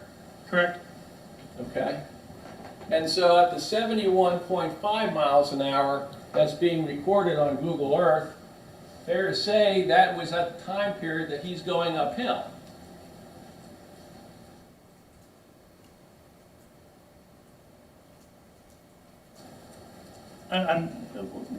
So you're, yes, so what you're showing me is the 71 point, I just want to make sure I'm Right, understanding. I'm this. asking Yeah. you the point on the map as shown. And Yeah, it's flipped from mine, so I just Okay. wanted to make sure that I'm looking Right. at it correctly. it's just so I'm looking at the big board now, I'm sorry. Yeah, So this is the point I'm looking at, Yes. and the crash site is over here. correct. Okay, so that speed was recorded on the ELD at the base of the hill. Correct.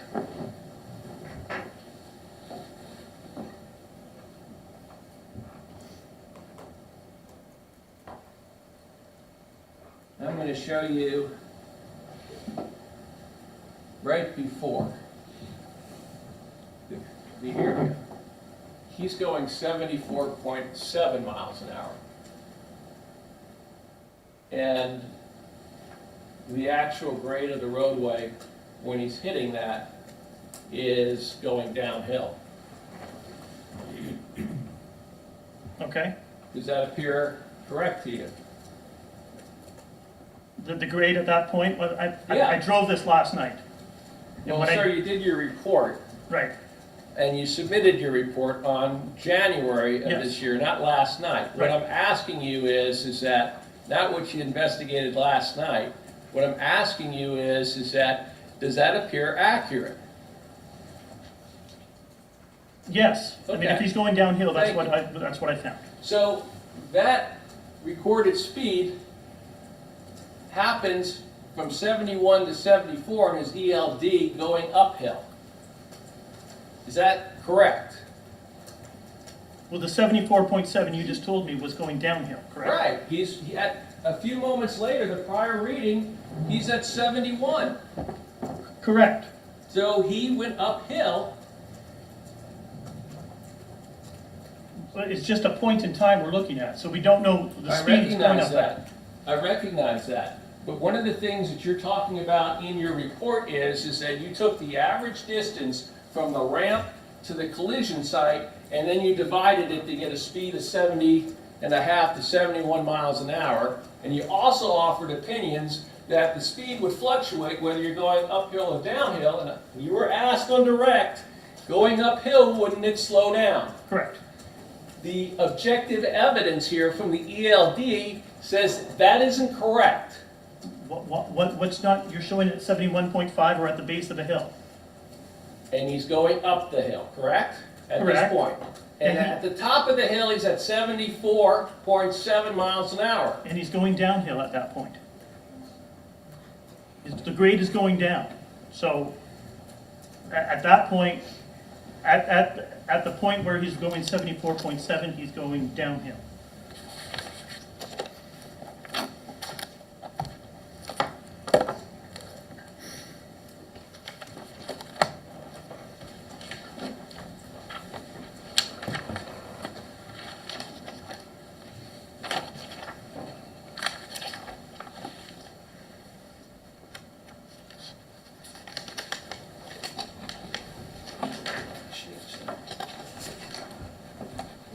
To show you what's been marked State's Exhibit number 6. This is the ELD report.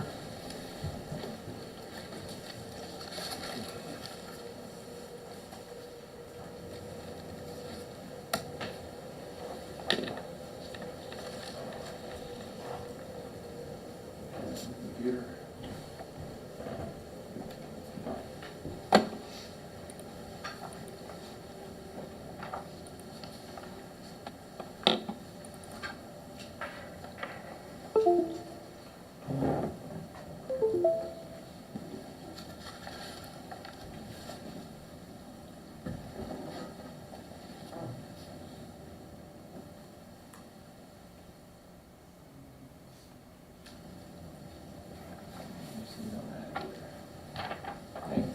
Sir.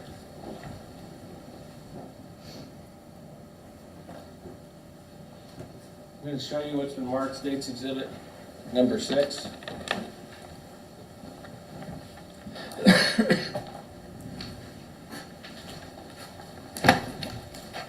And I can put it up on the screen. Okay? Does that appear to be the ELD report for the Freightliner? Correct. It's what's in Mr. Sergeant Jasper's report and my report.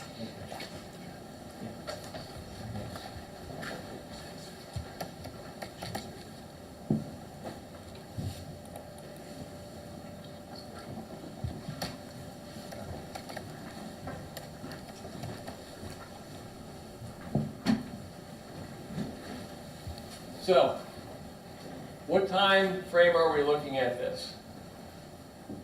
Looks like 8:44 in the morning, AM.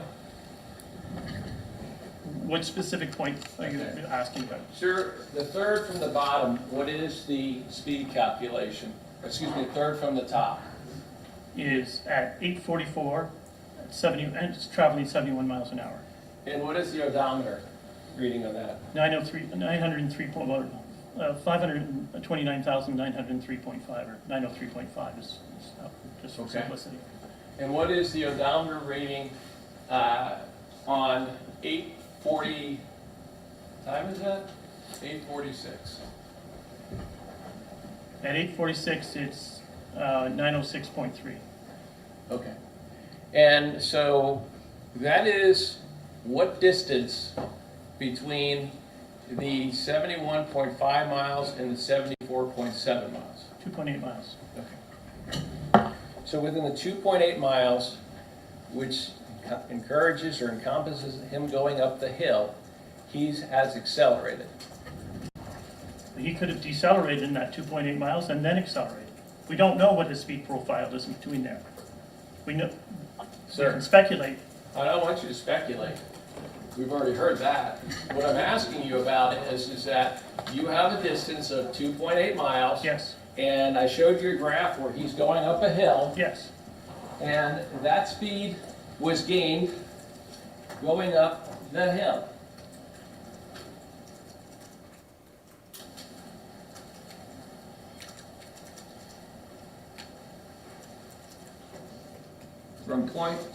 From this point here,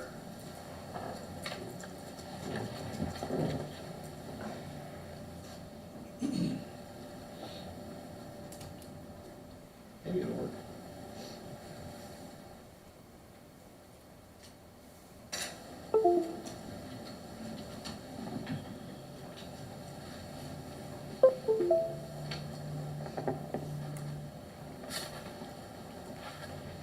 Might need some technical help, Trevor.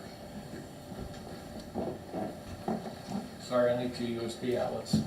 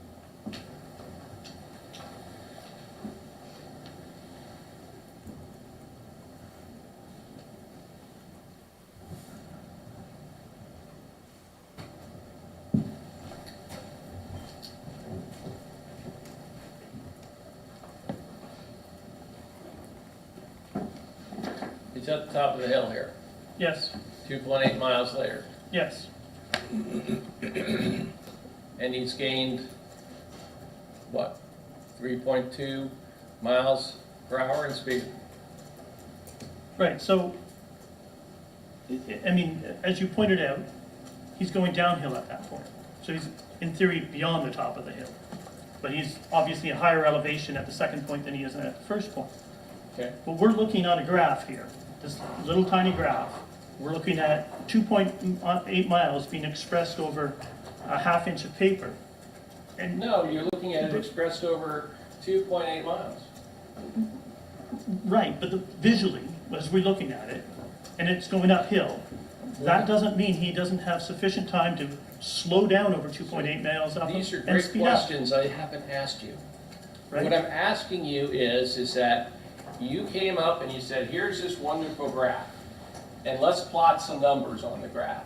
Yep, And we're plotting numbers on the graph, and we have him going within this space of 2.8 miles between the different reads, an additional speed of 3.2 miles an hour.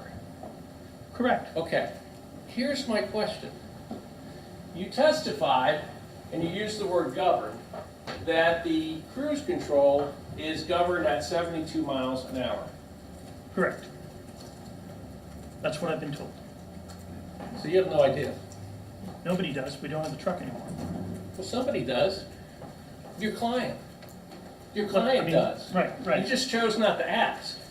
Well, I did ask, and I got an answer. Apparently a wrong answer. This is all argumentative. He's been back and forth with this. Next question, please. Thank you.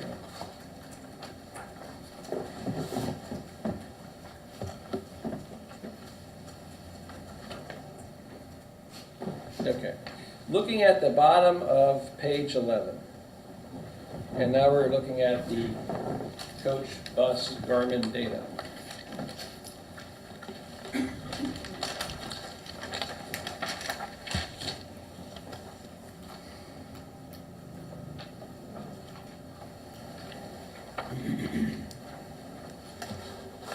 And going into page 12.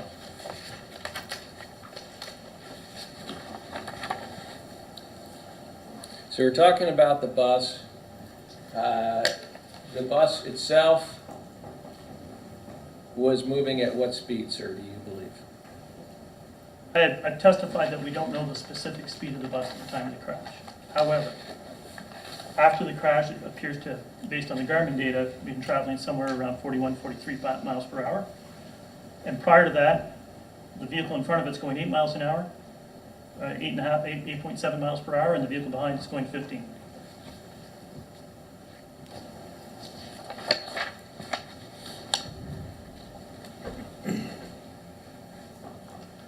Sir, in the second to last, or I guess it would be the second to last paragraph, you write that at 72 miles an hour, the Nissan would have traveled 10.5 feet, suggesting the Nissan was following the coach bus at approximately 11 feet.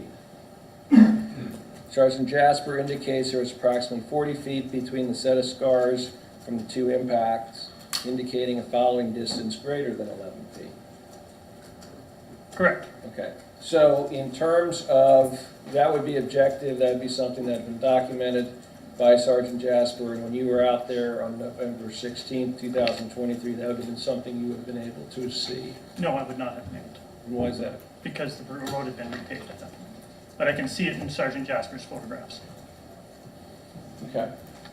So would it be fair to say that the time frame that you actually were out at the scene, all the evidence in terms of the physical evidence that would otherwise be on the ground, from any kind of broken pieces to any kind of fluid leaks to any kind of tire marks on the roadway, all that would have been gone through a repaving? Yeah, that's correct. It had been all Okay. been repaved. Sir, at some point, did you estimate the distance, or were you able to estimate the distance?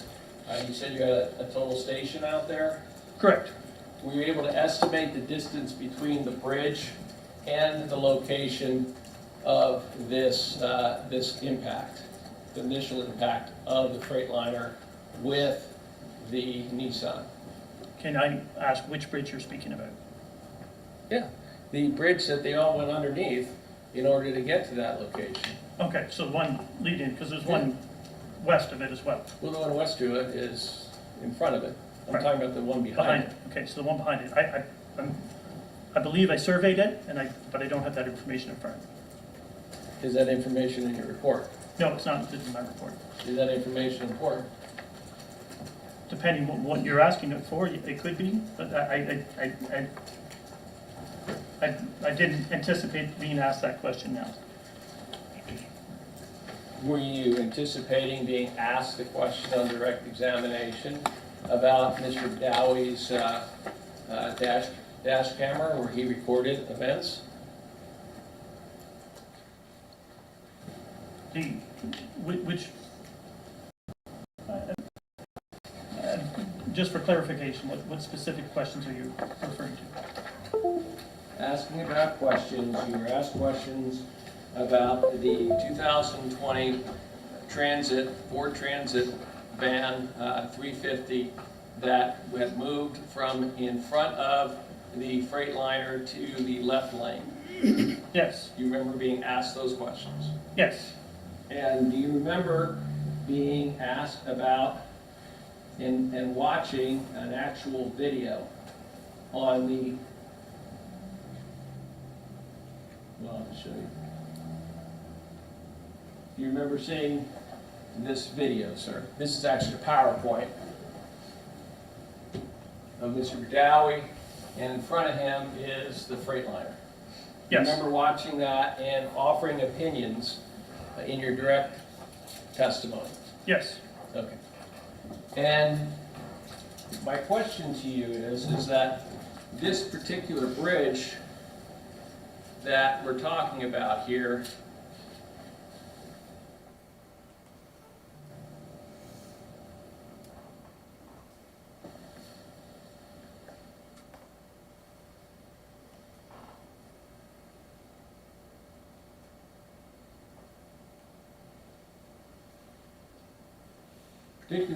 we're talking about here in this video,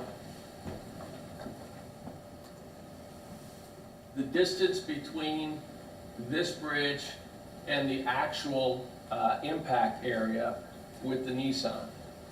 That's the distance that I'm asking you. Are you aware of what that distance is from the bridge? I do not have that precise distance, no. Okay. Would that precise distance help you in any of your analysis? Depending on what type of analysis I might be trying to undertake, yes, it might. If you were trying to figure out the speed of the vehicles involved and the time frame that there would be for perception and avoidance, or the ultimate issue in this case, one of them, would that be important? Looking at this video and trying to figure out, like, again, you're asking me somewhat of a nebulous question, and I'm used to being asked something more specific. I can't, as I'm sitting here right now, sit and think about how I'm going to use that bridge to figure out a vehicle's speed.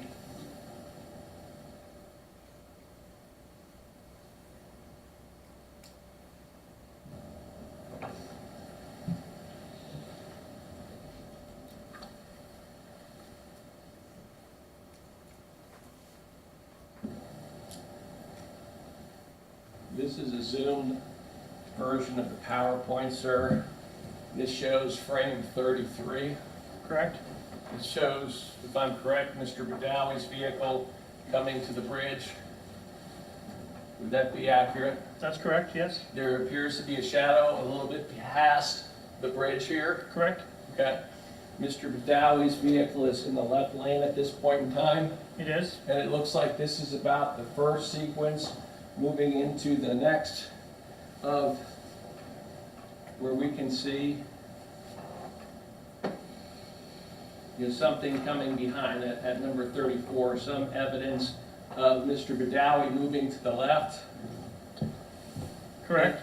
And something appears to be underneath the Freightliner at this point. Underneath the trailer, yes. Okay. And just so we understand, that would have been a distance that would have been measurable from, I would imagine in your case, Sergeant Jasper's drawings or photographs of the initial impact with the Nissan Murano. Would that be accurate? The distance from the bridge to the point Yes. of impact? Yes, it's measurable from Sergeant Jasper's work, or even it can be closely estimated from the work I did. Okay. And, but you didn't do the measurement, but if you were to do the measurement at this point, you would be able to have an idea of the frames per second and the speed the truck was going, or at least an estimate of that. Right, and you can estimate that from looking at the lane line dashes. You don't need the bridge. That's there too. Did you do any of that stuff, sir? Yes, I looked at that. Which page? I didn't include it in my report, but what I did was, when Sergeant Jasper applied the speed of 65, I wanted to look and see, do I agree with that? Speed of what for 65? The speed of the tractor trailer with the video. Mr. Badawi's? Mr. Badawi's. Right, I'm talking about the actual speed that the Freightliner was doing in this particular case at the area of impact. No, I'm not sure how the bridge is going to come into that, calculating that speed, the speed of the Freightliner. If I have a measurable distance to something, and I have an understanding of feet per second at any given speed, and I can look then back at the frame rate of the video, and I can look at the metadata in the frame rate of the video, kind of like the NTSC Yes, did, Yep, and I could figure out that every one of these things is 1 second. So I should be able to figure out a speed from that from using those calculations, correct? so I think you're talking about a visual expansion ratio, is what you're talking So what I'm about. asking is with the parameters that I gave you, you'd be able to estimate a speed at the time of impact here, correct? You could come up with something. If Thank you're you. looking at the expansion rate of the size of the trailer, but it's pretty small, and I wouldn't be 100% confident on the accuracy of it. I think you'll never be 100% confident. You can't be.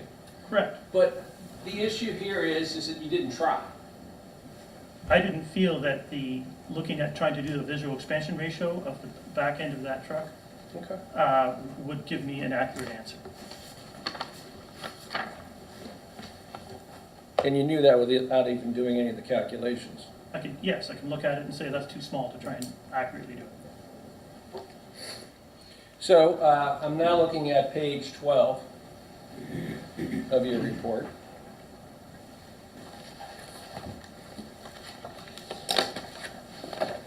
And this is your analysis of the Nissan CDR data.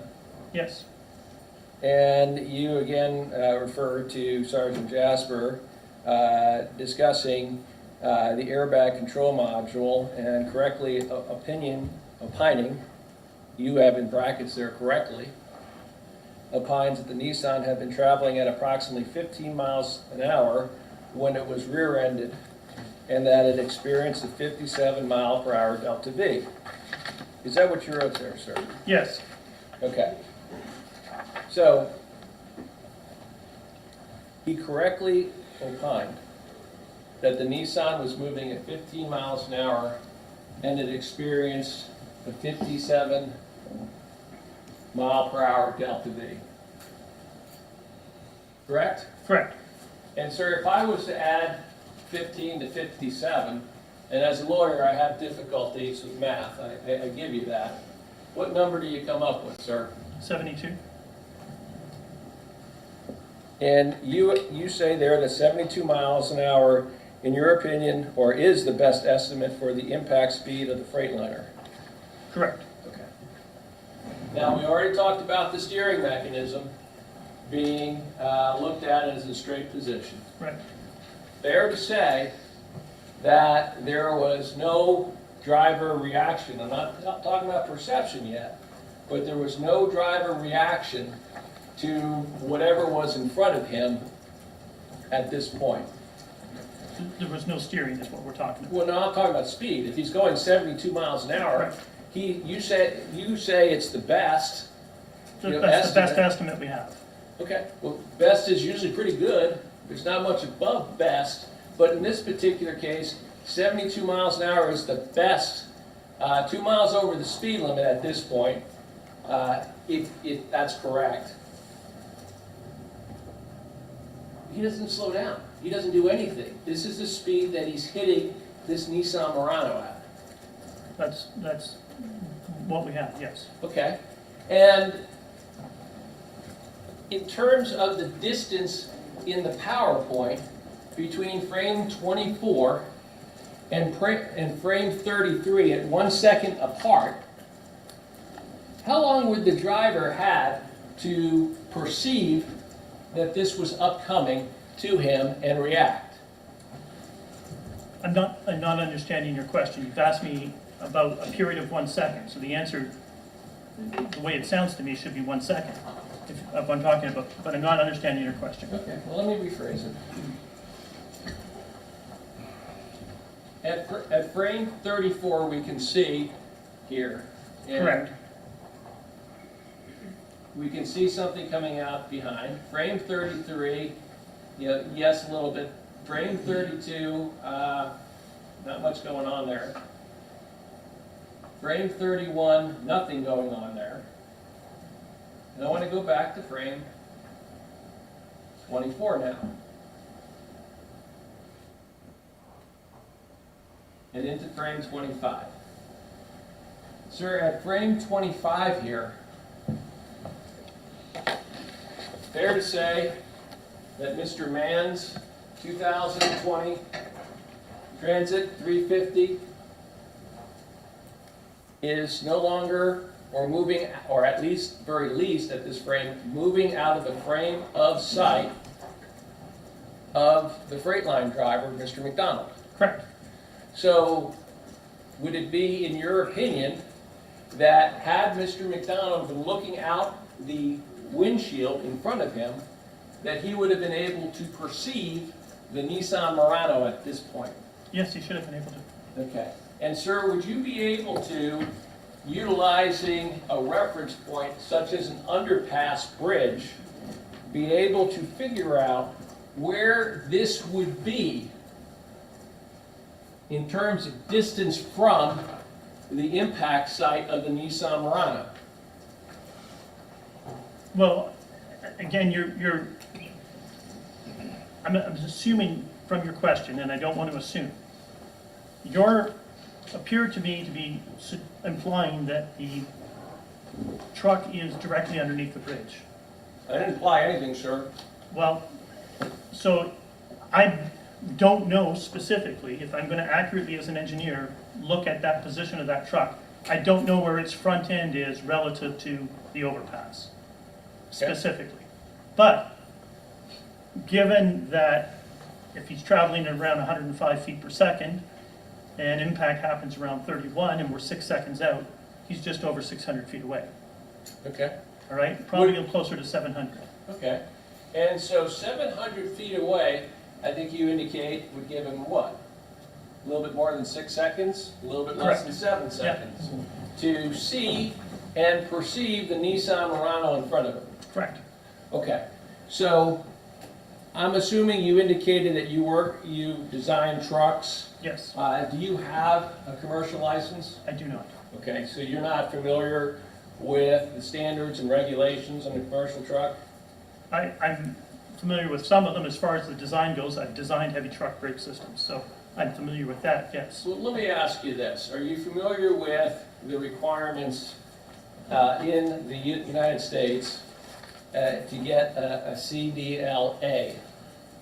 Yes, I'm Okay. familiar with some of them. I can't say that I'm familiar with every aspect of it. You're not really sure about all of them? Don't have a CDL, so I can't say that I've reviewed every single one of them.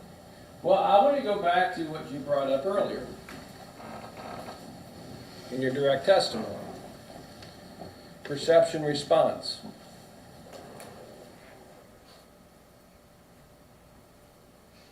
In order to perceive something, I mean, you can use your other senses, I guess. You can hear, you can smell, I guess, but not really in this environment, so we can kind of cross that out, right? Correct. In order to see the Nissan Murano that's 6 to 7 seconds in front of you, you'd actually have to be looking out the front windshield. Yes, that's fair.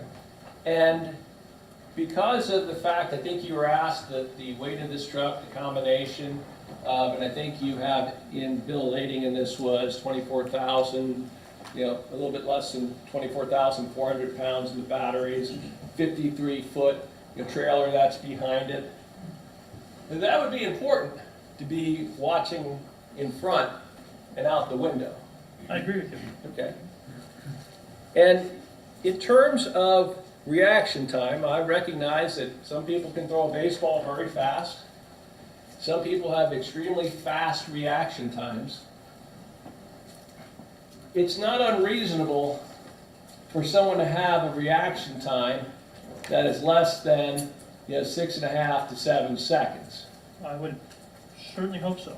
Especially if they're driving a 46,000-pound, fully loaded Freightliner bus. Freightliner tractor trailer, yes. Correct, I'm sorry, I apologize.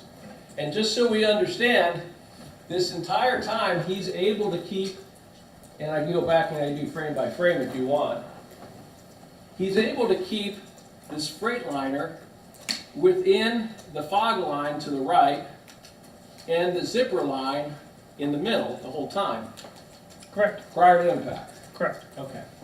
And so, as far as you understand, this actual Freightliner does not have any adaptive cruise control on it? My understanding, no, it does not. Do you know? I reviewed the data of the spec sheet from it, and I can't recall as I sit here whether it did or not, and my expectation, my recollection is it did not. But you're not sure? I don't want to state something that's incorrect. Okay. Well, let's assume, for the purpose of these questions, that it doesn't have adaptive cruise control on it. Correct. What kind of capabilities as a truck driver would I need to have in order to keep my vehicle between the fog line and the center zip line?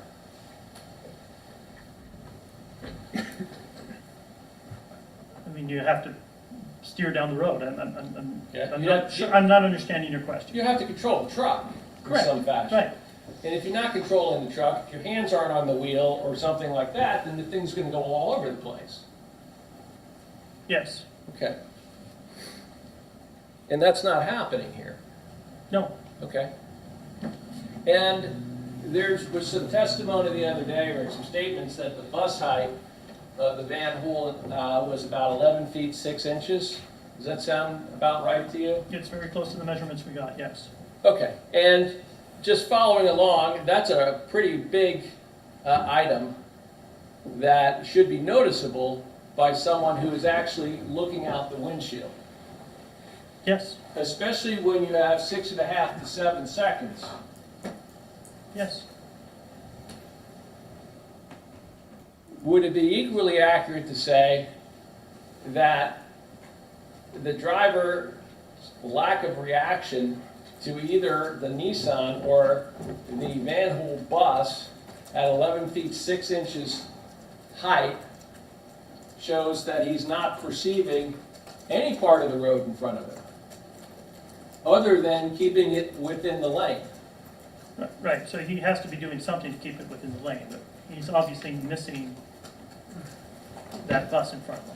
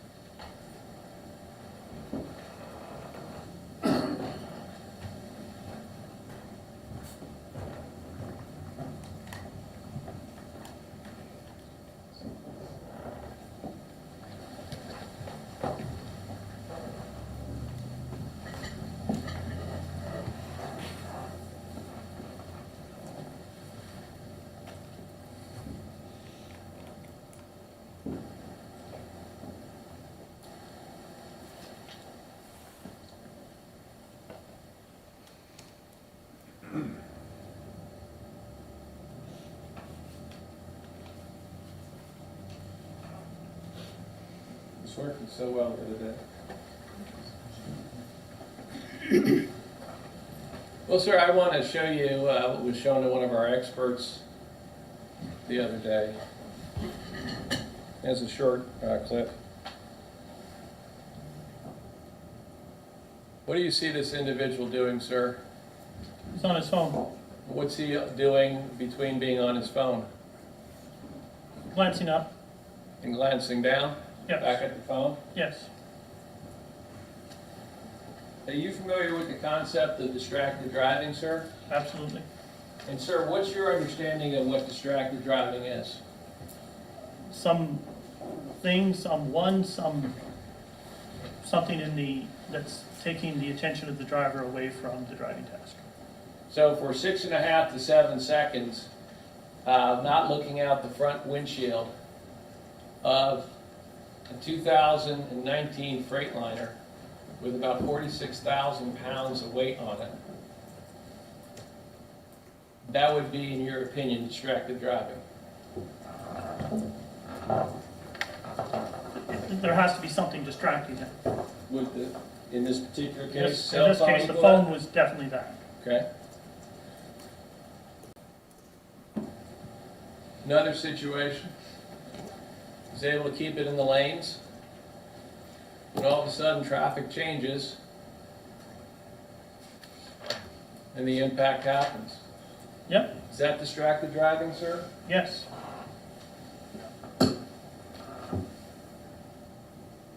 You're familiar with algebra? yes. Okay. Yes, sir, my understanding from the limited math experience that I've had, that the point of algebra is to find out what x equals. And jokingly, that's often said, yes. Okay. In this particular case, from what we're looking here with the distracted driving, would x equal a cell phone? As one of the possible answers. It could be various things. Well, give me something else. Could be one of the functions in the truck, looking at something in one of your controls. It could be, you could be distracted by looking at the vehicle beside you. You could be distracted by, something in your coffee cup. You could be distracted. Those are distractions, and there's other things that can happen inside the cab that aren't distracted driving. I've seen many videos of truck drivers having medical issues, blanking out. That's not distracted driving, but it results in the same thing. Well, let me ask you this question. We already had a doctor testify as to medical stuff. Let me ask you this question. Would you agree with me that traveling about 700 feet without looking out the windshield is distracted driving? I would say if medically, Outside of medical. outside of medical, it could be, and I'm sitting here thinking of what other issues that wouldn't be distractions, but that would fit the definition, and it's a pretty broad definition. Okay. And it's a pretty serious thing. Yes, it's obvious. Why is it a pretty serious thing, sir? Well, we're here today for a very serious thing, right? For 6 people losing their lives. Yeah. A lot of other people being seriously hurt. Distance is 700 feet. You think that that's reckless, not looking outside through the windshield? Traveling at those speeds? You said the best speed's 72. The best estimate is what I said we had, right? Right. So at that speed, 72 miles an hour, big white billboard in front of you, manhole bus, 11 feet 6 inches off the roadway. In front of that, a Nissan Murano, all of which are moving, Yes? not reacting to any of those things. Is that reckless? Well, you're asking me to. Sir, I'm asking you a hypothetical question. You're asking me for a legal opinion. I'm not asking you for a legal opinion. I sense it is because reckless is illegal. Okay. So here's what I do now. When I'm looking at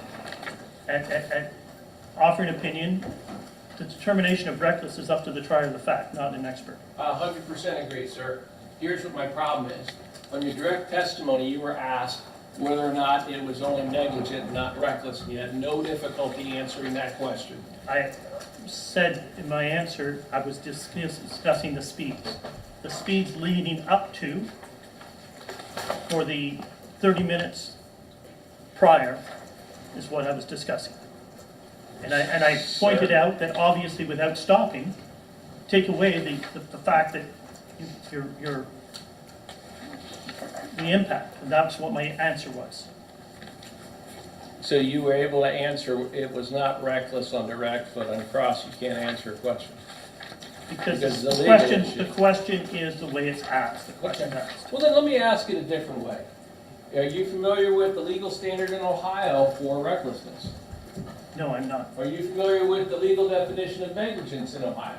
No, I'm not. Would it be a fair statement then that any opinion that you would be able to offer in either one of those standards wouldn't be a valid opinion because you're not even familiar with the standard? Correct? As far as, from a perspective of whether it's reckless, yes. I mean, his conduct, I can look at data and I can say, is this data consistent with recklessness? I can offer an opinion to that. But it's not a legal definition of what Well, what reckless is. definitions Evidence are... Rule 704, he can't render an opinion on the ultimate issue. It's pretty basic. Thank you.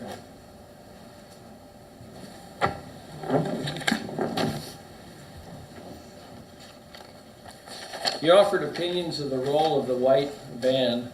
That would be Mr. Mann's vehicle that we saw in the video. Yes, I discussed that veering to the left into the median. Okay. And you indicated, in terms of that particular vehicle there,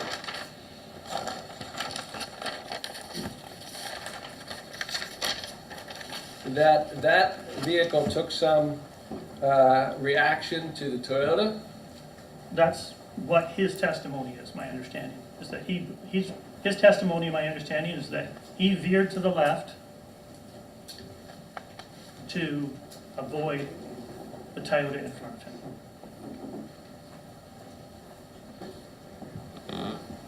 Well, the semi was all the way back at the bridge. No, we're talking about the veering to the left into the median. Not the lane change to the left. He's in the left lane, he Right, veers that's what left. I'm asking about. I'm asking about the lane change. Okay, so the lane, that's not the veer. The lane change to the Okay. left, Well, at the end, you're talking about where the Toyota's been hit and it's spitting out. Correct. Okay. That's what we were discussing in my direct. Okay. And that is the result of the defendant hitting the Nissan Murano and then the combination hitting the Van Hool bus. And then the Van Hool bus hitting the Toyota and the Toyota spinning in front of it. Right. And that's what your testimony relates to as to the time period Mr. Mann had to react to that. Correct. Okay.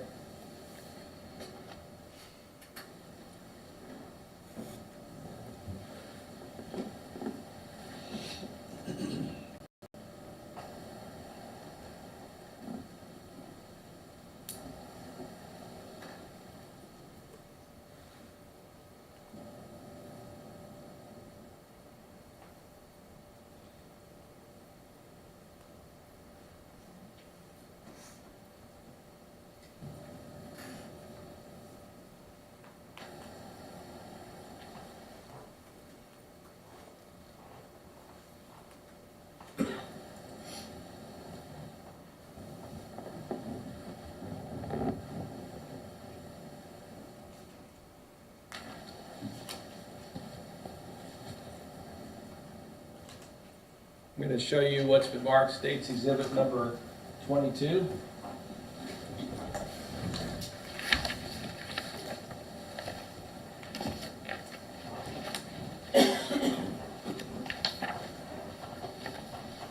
Have you ever seen this picture, sir? I believe I have. Okay, what do we see in this picture? We see the coach bus, we see pillar of fire, and we see the Mr. McDonald's tractor trailer behind it. Okay. At this point in time, we generally can agree that the bus doesn't appear to have the extent of fire and other damage that would have been observable at the conclusion of this event. Correct. Okay. And sir, are you familiar with this particular part? What are we seeing here? We're seeing the right steer tire of Mr. McDonald's tractor elevated off the roadway. And sir, where is it elevated into?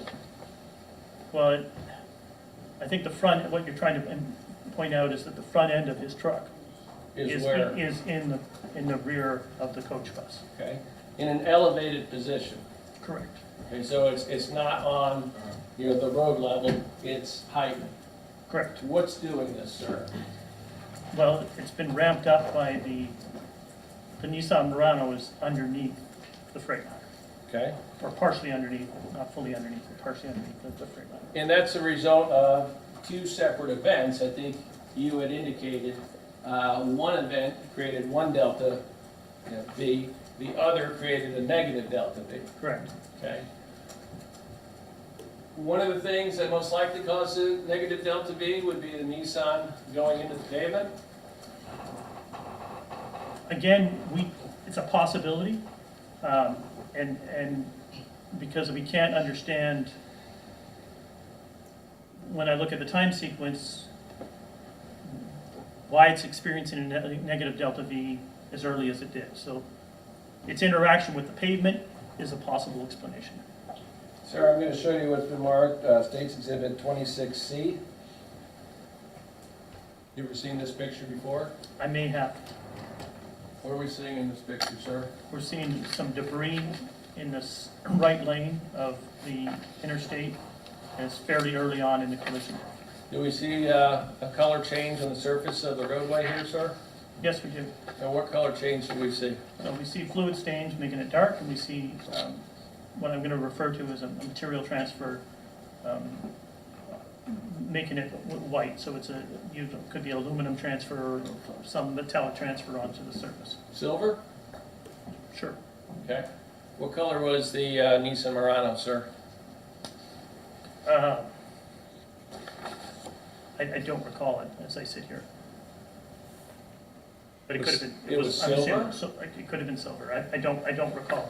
But the Yeah. underside, like the aluminum transmission housing or the engine housing, could leave a mark like that, even if the vehicle wasn't. Showing you Silver what's been color. marked States Exhibit 26B. What do we see here, sir? A whole series of pavement scars, fluid stains, and metallic transfer. And sir, would this be indicative of the area where the Nissan had been collided into by the Freightliner vehicle? No, this is where the Nissan Murano, well, yes and no. The initial impact, I believe, is one slide or two slides back. There, so that's where your initial impact is with the Freightliner, and then the Freightliner is pushed forward into the back end of the the Nissan Murano is pushed into the back of the bus. And sir, zooming this up a little bit, what are we seeing on the roadway here?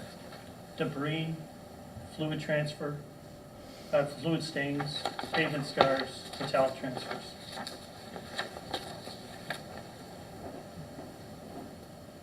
So this would have been the area where the Nissan was driven forward and driven down into the pavement by the Freightliner. Correct.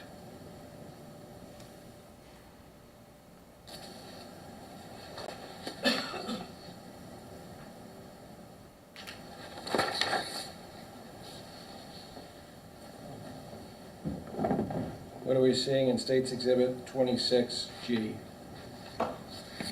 Looks like a piece of air dam from a bumper. What else are we seeing on the roadway? Pavement scars, fluid stains, metallic transfers.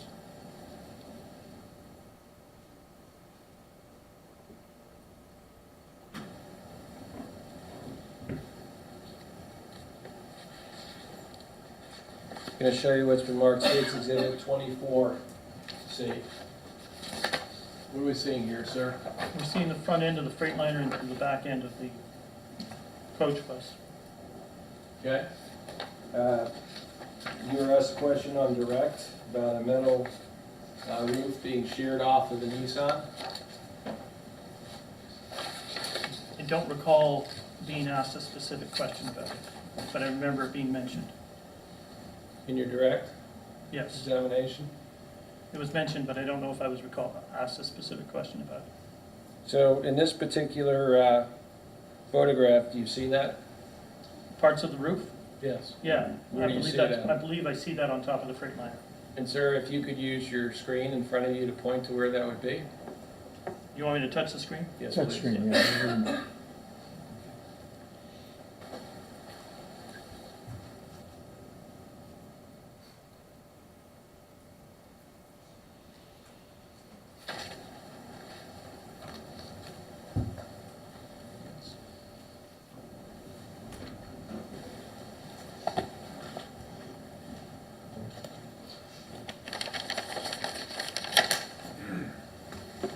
Thank you, sir.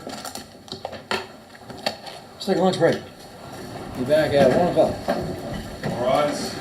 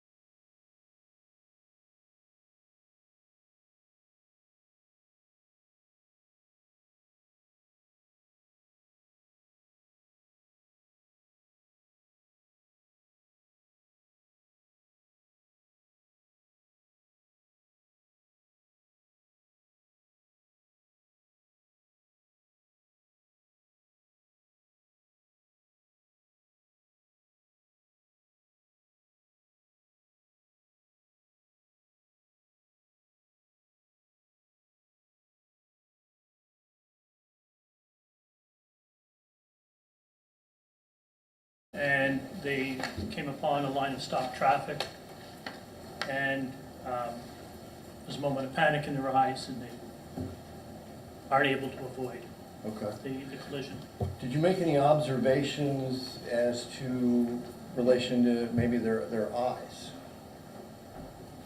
Well, and again, I watched two short videos very briefly, and I can't recall anything specific about their eyes, other than it appeared to me, from their head movement, that their eyes were directed between their phone and the road. Did it appear to you that they saw the vehicles in front of them at some point in time? It did right at the last second, but to no effect, Okay. right? Did they appear to have reacted when they saw those vehicles in front of them? You saw basically what it appeared to me, and again, going on something that I saw briefly, it appeared to me that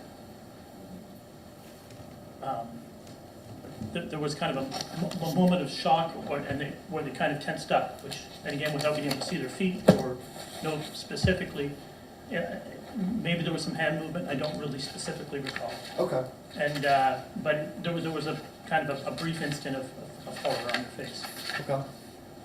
So, if you, as you are, a reconstruction expert, traffic reconstruction expert, if you were shown those two videos and said, this is our baseline as to what constitutes distracted driving, and then given the facts here of what we know with regards to the steering box and reaction, is that the same thing? Well, we have no evidence on the steering box of any steering in this case. Right.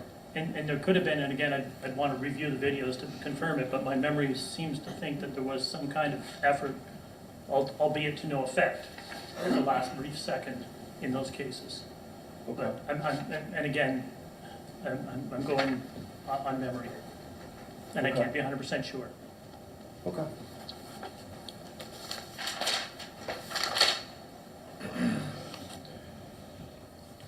You talked with Mr. Murphy about perception time, and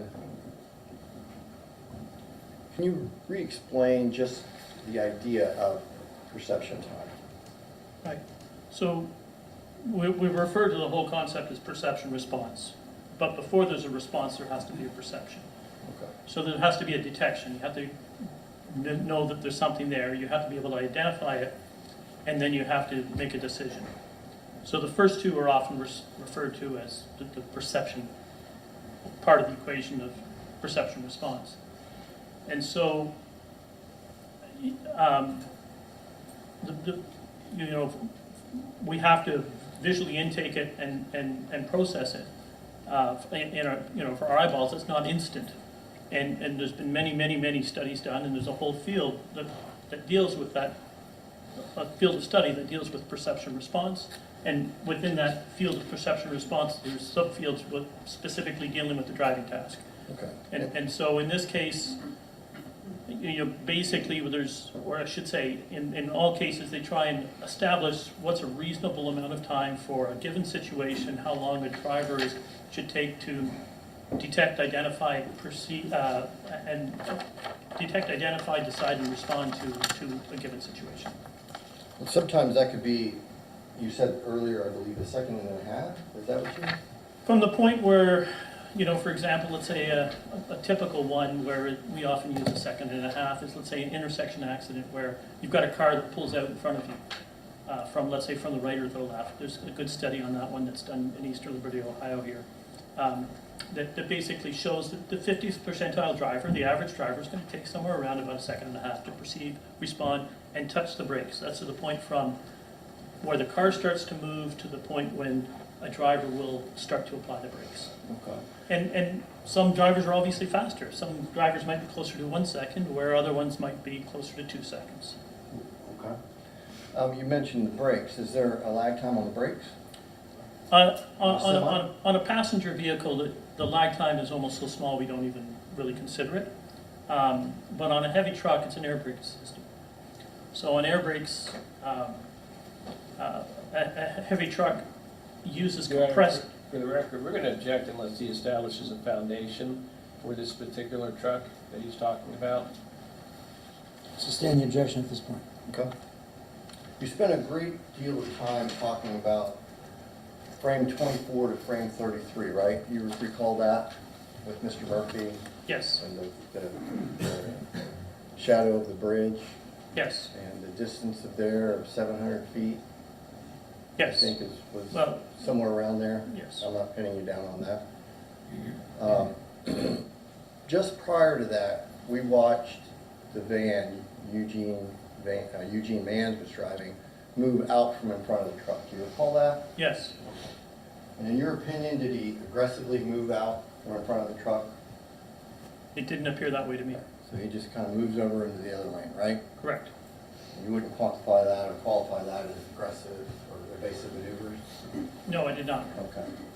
So, to assume at frame 24, which is on the bridge, that Jacob McDonald wasn't paying attention for, I think, 6 or 7 seconds is what's being said, you also would have to have assumed that the hard braking event occurred at frame 24, correct?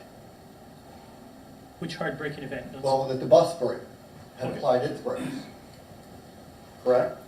So, yes, the bus applied its brakes at some point to slow down, correct? But we're not saying that happened in frame 24. Are you opining to that? No, I'm not opining to that. Okay. So if we have the white van moving out of the lane in a, I'm going to use the word normal manner, non-aggressive, normal manner, Right? then as an expert, does that tell us that there's an immediate threat at 24, frame 24? It would not appear that there was one for Mr. Mann. Okay. So the event in which Jacob McDonald hadn't observed yet could very well not have been at frame 24, but rather further up, frame 28, frame 29. Correct? Objection, speculation. I'm not asking inspector, I'm asking. about- Counsel, why don't you approach up here?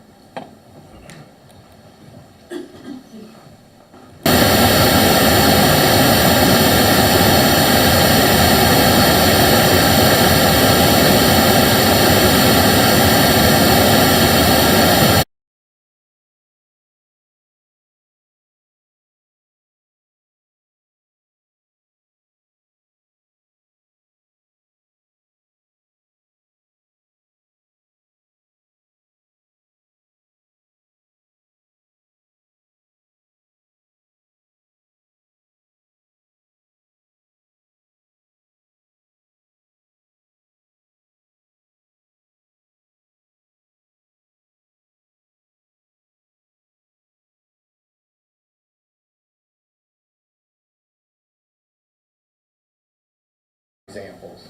Yes, I believe you offered looking out at the car next to you, equipment, stuff, this sort of stuff. Coffee cup, I believe you mentioned. You recall all that? right.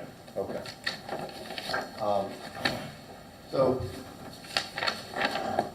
you're not trying to win exactly that, if it did occur at all, happened in that sequence of frames that you were testifying to earlier, correct? Correct, I have no idea what happened.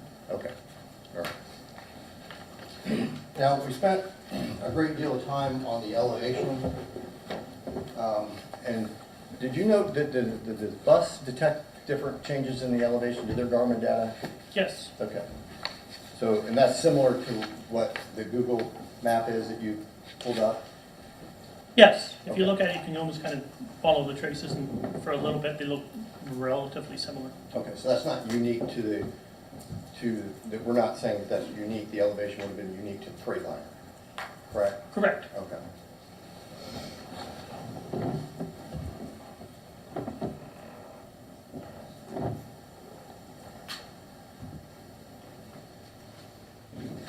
Now, as far as the cruise control goes, I believe that you indicated that you rely upon what you're told. Correct. Okay. And you were given that information through the client, which you call the attorneys. Yes. Okay. Would it surprise you if the owner of the company itself testified that it was 70 off, 72 on. No, it wouldn't surprise me. Okay. And again, that means 70 off means you're off cruise control, correct? Correct, And 72 means the cruise control is on. correct. Okay.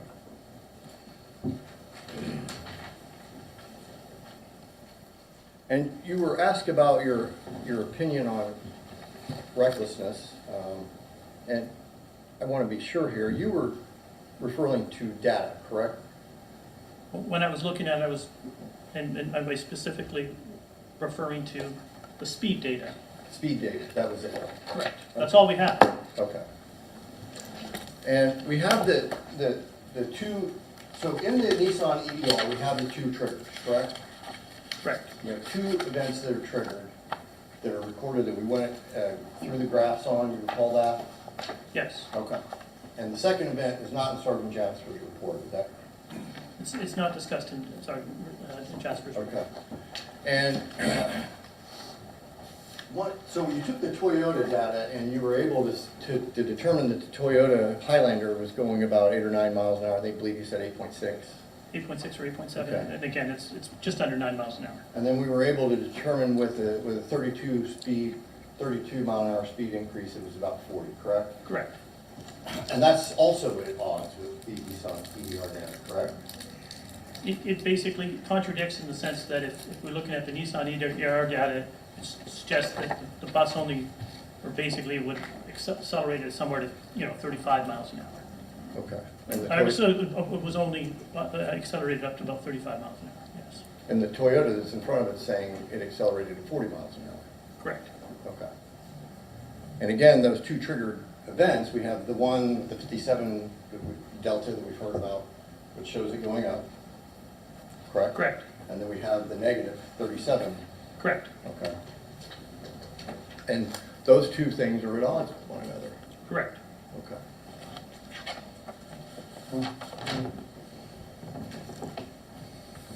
I have no further questions. Thank you, Your Honor.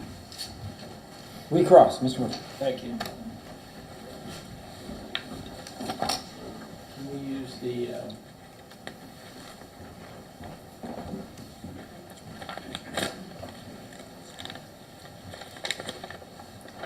sir, you were asked again about the Nissan, Yes, I was. and you were asked about the electronic data recorder in the Nissan, Yes, I was. and you were asked about these data results being inconsistent and not lining up, Correct. and that's what your belief is? Correct. You testified, and I asked you earlier, though, about whether or not you had any of the spreadsheets that you reviewed in this particular case relative to that. You remember that, sir? You asked me about it, yes, and I said I do not have them with me. Okay, sir, I'm going to show you what's asked me, Mark States Exhibit number 20. Let's see, 20. Get 29.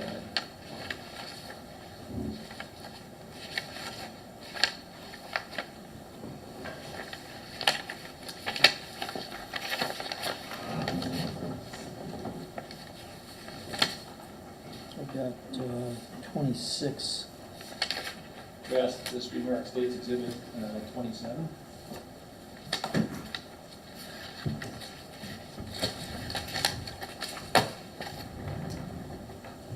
Sir, there are two events that this recorded, this Nissan, I think you testified to and you were asked again about. Does that sound correct? Yes. Okay. And record 1 and record 2. And I think you indicated at some point that they were at odds with each other, that they didn't line up. Correct.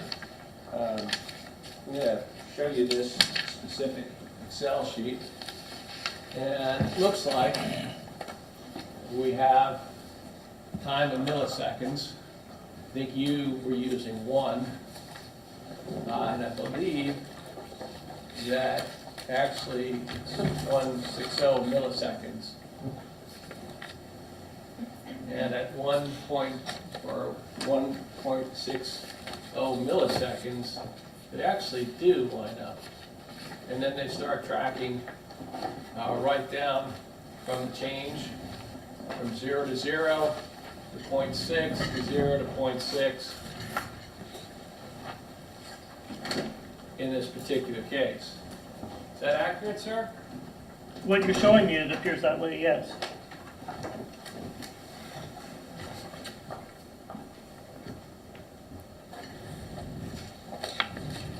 And if that's the case, the data that was provided, assuming that that is the case, that they line up, the data that was provided on the speed of the Nissan and utilized by Sergeant Trevor Jasper would be validated and correct. Agree? Well, I asked you, assuming that that is correct. I'm looking at it, I'm not agreeing that we're showing a point, we're showing when we look at the time between events is showing at 0.1, not at 0.16. That's a roundup, sir, on number 2. If we're looking down on event recorder number 1, the longitude delta V data, and now I'm specifically looking at defendant's exhibit D, and it's page 6 of 16, and I track down to 1, you have mile per hour at 41, correct? Yes, And then if you go down to 160, it lines up to 57, correct? yes. Okay, so the intersection between that data on event record 1 and event record number 2, and now I'm looking at page 8 on that.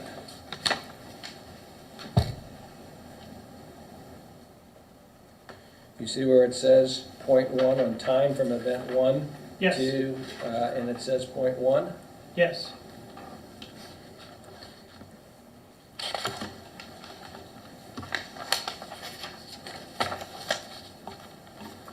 When we look at the actual data link from the first one to event 2, it's actually 160 milliseconds, and that's from table 1.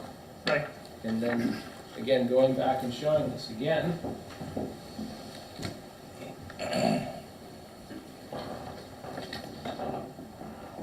Again, looking at State's Exhibit 27.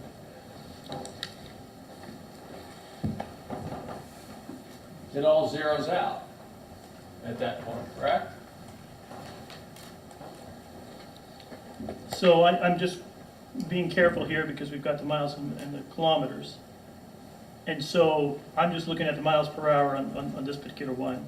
So if we have 160, and I'm agreeing with your chart that it's rounding out. But if I'm looking at the data on page 6 of 16, if we make the data point, let's say assume instead of being 0.1 seconds, it's actually 0.16 seconds, then in the next 100 seconds, 100 milliseconds, or 1/10 of a second, it's lost 2 miles an hour on page 6 of 16. The actual loss chart, when, Alright. when they line up, is equal. But let's move that over. I'm not asking you to move it over, I'm asking you, it looks like it's even then when you go to 190 milliseconds Right, so, and at 210 milliseconds. They're moving as one at this point, these two vehicles, not as separate vehicles. correct. So if you were to come up and punch me, and that's it, I would move in a different direction from that force than if you were to come up and bear hug me and continue to move, correct? Correct. And in this case, you have two vehicles that have joined up and have become one vehicle at this point. Right. And so the event recorder is now logging both of these as a single unit. Okay, so we're not, when we're looking at the data from here, he's showing the data and being expressed in the Excel spreadsheet is shown differently than what it's in here. So if I look at the data, and this is what I'm using, the data from the ACM, and I agree, what you're showing me, what you're saying is correct. But if we line up these 2 points, and we say at 160 milliseconds, speed is 57 miles an hour, or 91 kilometers an hour. And then we look at point 250, we're at 55 miles an hour. Then if we look at the second chart, we've lost 2 miles an hour. And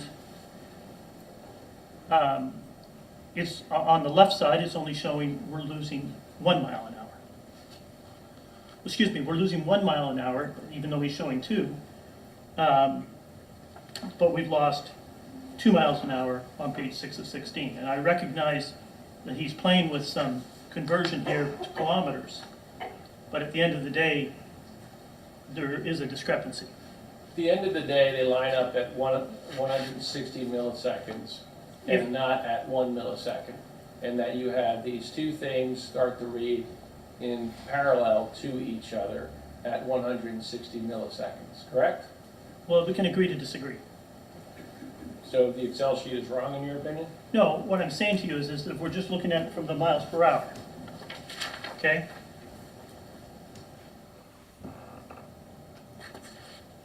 I'm listening. Page 6 of 16. 160 milliseconds, 57 miles an hour. 250 milliseconds, 55 miles an hour. Loss of 2 miles an hour. Flip over, page 10 of 16. In the first 100 milliseconds, it's only lost 1 mile an hour. Not 2 miles an hour, as the other one shows.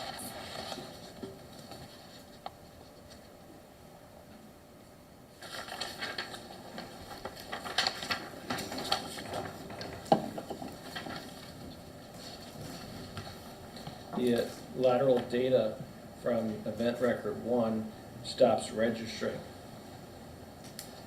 at that time period, sir.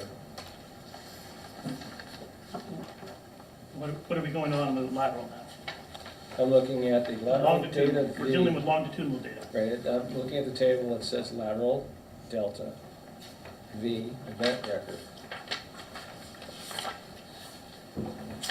On event record 1, That was record 1. time to maximum lateral delta V. Is at 92 milliseconds.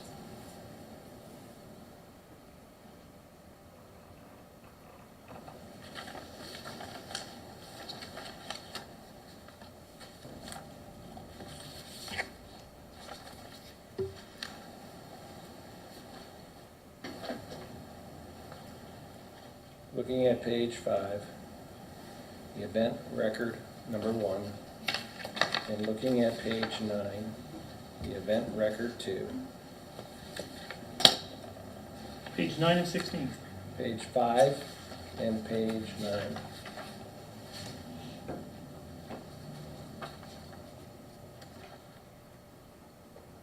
Okay, we're looking at pre-crash data. And this is for both of these event data recorders, correct? Pre-crash data, Yes, you're lining up. yeah. Except the last entry at 0. And what's happening at the last entry of 0, It's being accelerated up. okay? And then looking at the longitudinal data, event record 1 on page 6, your figure was at 100 milliseconds, or is that 1 second? This number up here is 100 milliseconds. Correct. Tenth of a second. Right. That is tracking independently of what's going on the data recorder number 2. Correct. At 160 milliseconds, they both zero out. That's accurate. On what you're showing me here. What I'm pointing out to you, you look at line 160. It's being shown here as 56.6. Correct. In the report, the number is 57. It's rounded up to 57. Well, how do you know it's rounded up? I'm just asking, does that round up to 57, or is that?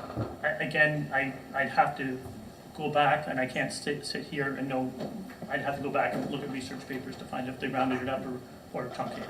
Okay, so you don't know then? Some truncate, some round. Okay. And I can't sit here and pretend that I know whether it rounds or truncates. Some do, some don't. And so then when we're looking here at 55, that's at 57. Line 250 in the report that I'm looking at right here is 55 miles an hour. So that's a loss of 2 miles an hour. Right. And what you're showing over on the right side at 100 is a loss of 2 miles an hour.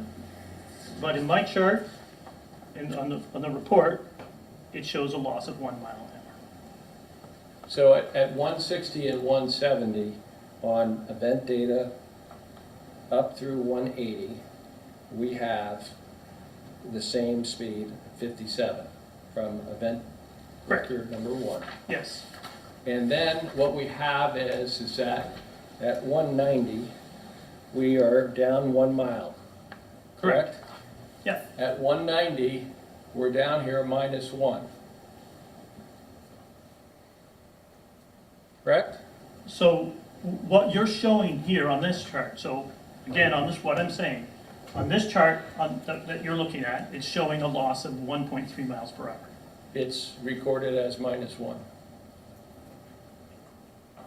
Whether that's truncated or rounded down, I don't know, but it's showing the same loss of 1 mile an hour. They're showing two different numbers. And I just Okay. explained this, I don't know how many times we have to go around this. Well, let's just try it one more time. Looking at page 6, Yes, the longitudinal delta V, event record number 1, yes, at 160, and in fact from 140 through 180, the event data record is showing 57 miles an hour. correct, And then thereafter, at 190, it's showing 56. correct, At 200, it shows 56. correct. And so at that point in time, if we go up here and we're looking at this Excel spreadsheet, what we're seeing is loss of 1 mile an hour, loss of 1 mile an hour. Then I want to take you to the next line, which is at 210.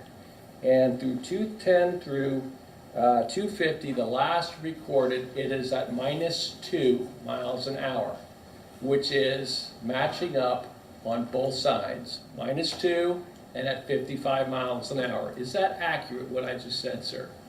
That is accurate. Thank you. But let's now go Sir, to, there's no question in front of you. okay.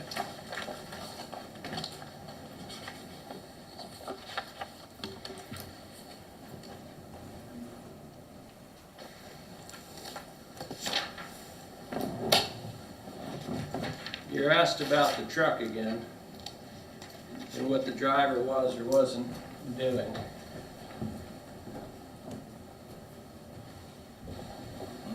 I'm going to show you what's previously been marked States Exhibit 2A.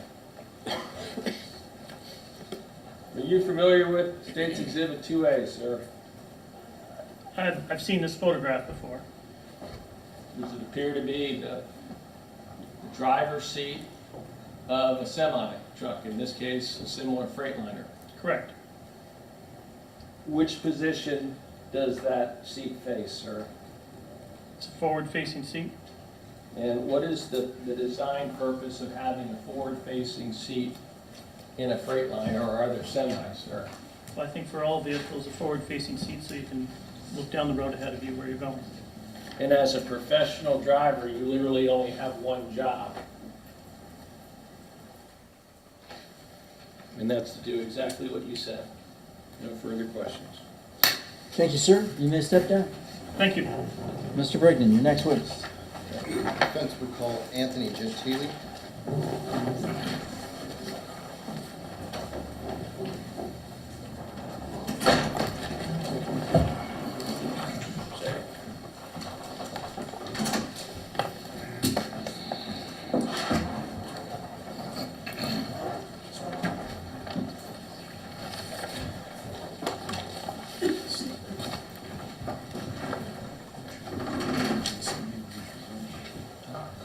solemnly swear testimony about to give in this case now be heard as the truth, whole truth, nothing but the truth, so help you God. Have a seat. State your full name, spare last name, please, for records. My name is Anthony Gentile, last name spelled Gentile.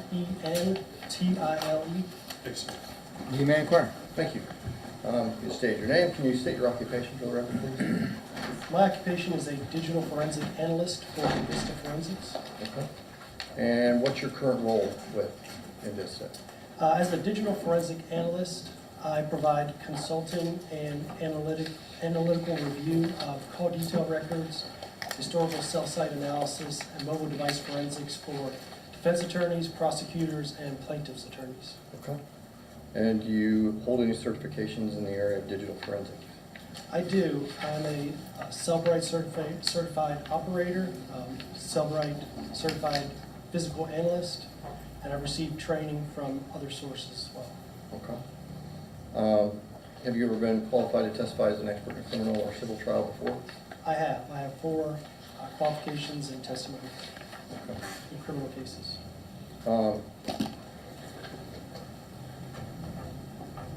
You were retained as an expert, and you were given some materials to review in this case, correct? Correct. Okay. And did your analysis include the AT&T call detail records?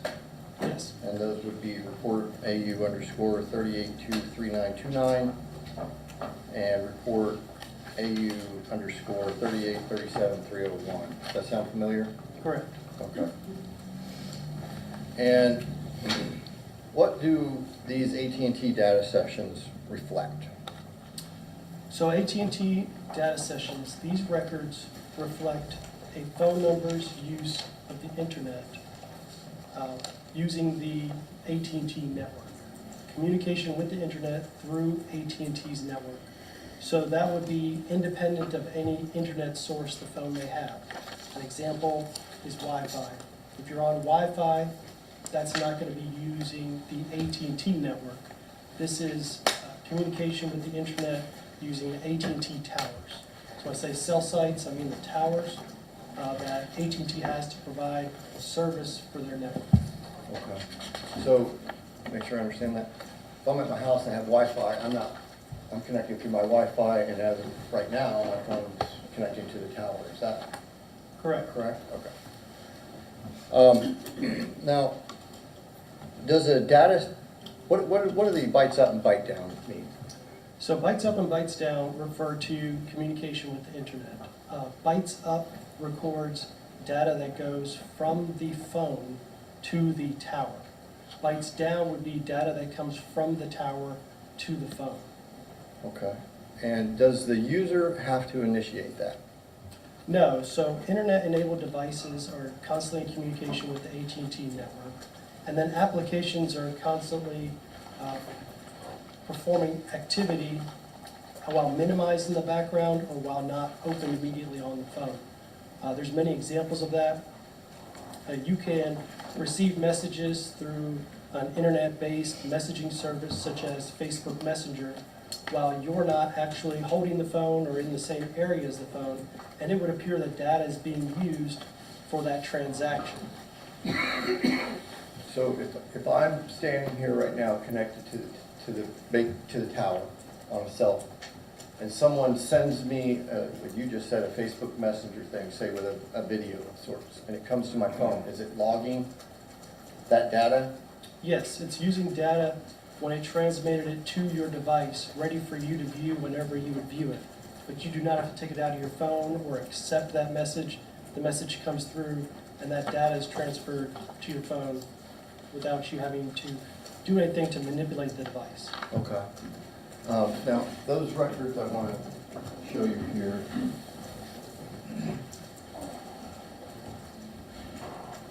I have this as Defense Exhibit C. Are these the records that you looked at? Yes, Okay. And is this a true and accurate copy of what you looked at? it is. Okay. And before we talk about the data itself, did you notice the disclaimer that AT&T makes? Yes, that's a standard disclaimer that's on their data session records, their data usage records. What are they telling us? Well, I'll read it and then I'll give you my interpretation of that. The AT&T network constantly communicates with internet-enabled devices when they are powered on. These communications will show as data usage on the customer records, but do not necessarily indicate a customer initiated a transaction. AT&T does not retain records that can definitively show whether a transaction was customer initiated or AT&T's network initiated the data transaction.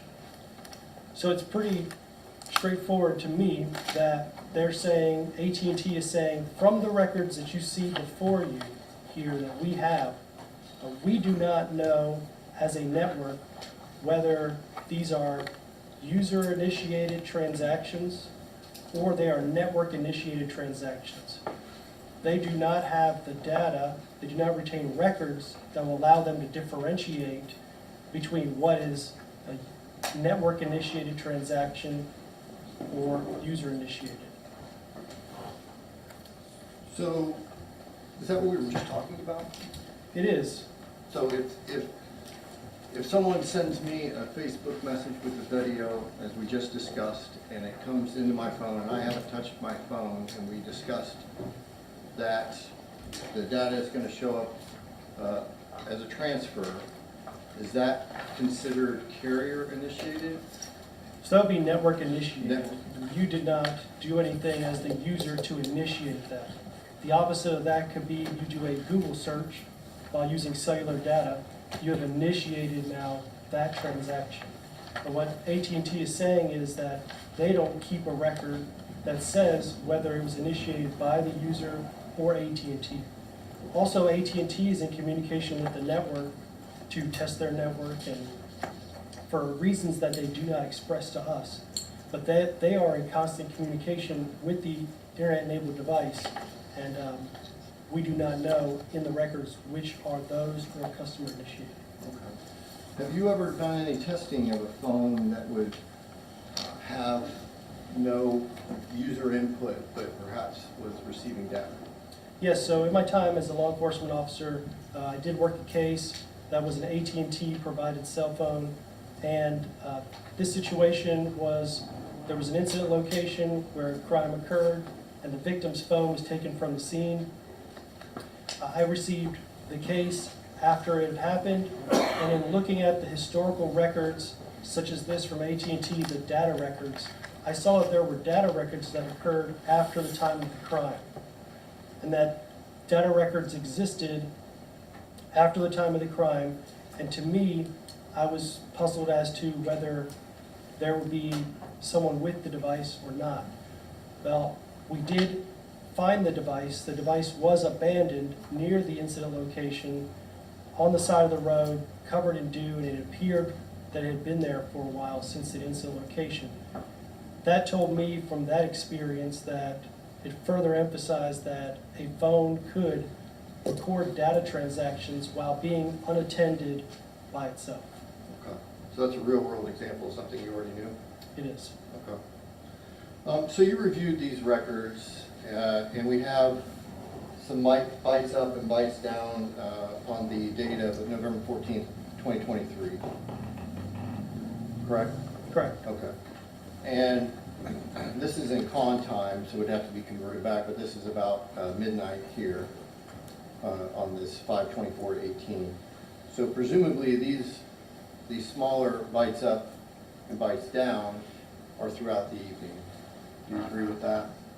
Yes, the time does show that they're in the evening, early morning. Okay.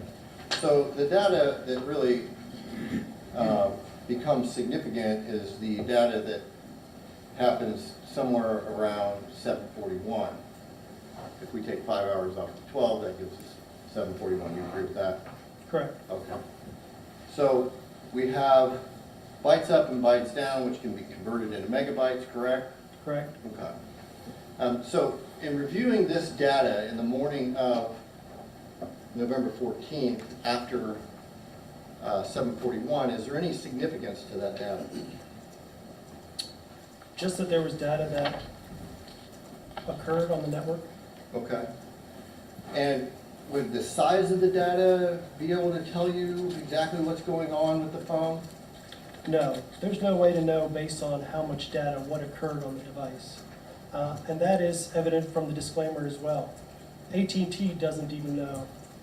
For me to try to make a determination when AT&T is saying, as the custodian of the records, that they can't differentiate, I do not attempt to interpret that one way or the other. Okay. So in your opinion, in looking at the various forms of bites up and bites down at the different intervals that morning, can it tell us what type of activity was going on with that phone at all? No, What if someone suggested that there was some way AT&T had a way of knowing what the user was actually doing by looking at that data? Would that be a correct assumption? I think it's speculative. We have no idea to know. They say they do not. Okay. Did you notice any other, well, tell me about the last data event that occurs on there. And that would be right here, so that would make it 8:47:45. Yes, for that transaction, it had a duration or an elapsed time of 6 minutes and 18 seconds. And so for that data session stayed open for that amount of time. And that further emphasizes to me, based on what we know about the accident and the state of the phone user at the time of the accident, that that device is conducting data independent of the user manipulating the phone. Because it's after the accident. Is that right? Correct.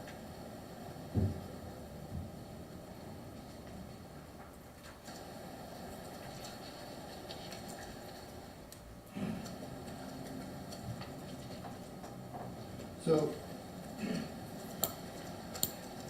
how often do you look at these type of records?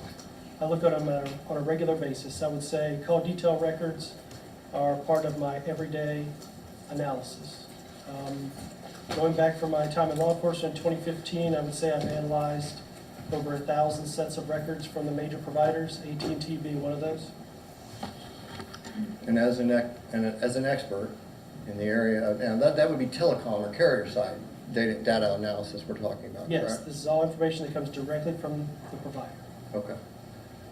As an expert on telecom data provided, in your opinion, to a reasonable degree of certainty, can you say what this data is? I could say that it's a log of communication with the internet. Okay. Can you, with a reasonable degree of certainty, tell us whether the user, in this case Jacob McDonald, was actively using the phone by looking at this data? No, No further questions, thank you. Cross. Thank you. Sir, do you live in Ohio? no, sir. Where do you live? I live in South Carolina. Okay. How'd you get up here in Ohio? I took a plane. Well, okay, let me be a little bit more basic. Who hired you, sir, I initially? was hired by my council. Okay, not the trucking company? No, sir. You never worked for the trucking company? No, sir. Okay. And, sir, in terms of, you use the phrase actively operated, and I think it's, you have a 5-page report here. Number 1, I guess, is the cover. Page 2 under discovery provided, and then page 3 under AT&T call data record. You use that phrase there, being actively, I was asked to determine if the data usage could indicate if the device was being actively operated by the user. What does actively operated mean to you, sir? Manipulated by hand. Okay. So, under that definition, if I have my phone out and I'm reading and I'm actively moving my hand around on the phone, then I'm actively operating the phone, in your opinion. Yes. If I turn on, and I think we had a few examples that were provided, if I was to turn on something on Rumble, could very well be, or some other streaming device, and I put it back in my pocket, am I actively operating it in your definition? No. Okay. So if I have data coming to my device that at some point I initiated, but I'm no longer initiating it, it's already, the message has been sent, it's being received. In your terminology, it's not being actively operated. Correct. Okay. And so, for instance, if when I left home and I drive for 60 miles, and before I leave, I put on one of those things, I plug it in, I stick it down, I'm not actively operating. If you were, play what? Just, I don't know, a high definition video, a regular video, but I'm not watching and it's just sitting there and I'm listening to it. Yes, if you were to put it out of reach, you didn't have it in your hand, you would not be actively. Not actively operating. Correct. Okay. That was the question you were asked to answer in your 5-page report. The first part is just the cover sheet, as to whether or not Mr. McDonald, at the time of the collision, was actively operating his cell phone. Yes. Okay. And so we're following along here. There's a different standard, as in passively activating my phone and listening to whatever it is. It could be something on an initiated audiobook. It could be something initiated on some other kind of streaming service. That's not something you were asked to look at here. No, I was asked to look at something to see if it was actively operating. Under that limited definition. Okay. Sir, what is UTC time? Universal time coordinates. Okay. So that is a 5-hour difference from where we were looking at during the time of the incident. And that would be Eastern time. Correct. Okay. And sir, would you agree or disagree that between 8:20 to 8:37, in this particular case, that there was a substantial amount of data that was transmitted to this phone of Mr. McDonald's? I'd have to refer to the records. Please look at your report. I don't have the records in my report. Okay. You gotta do your Yeah.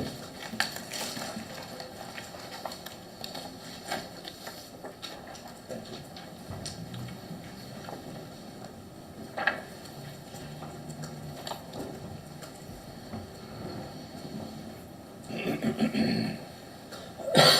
Can you say those times again, please? Yeah, 8:20 to 8:37.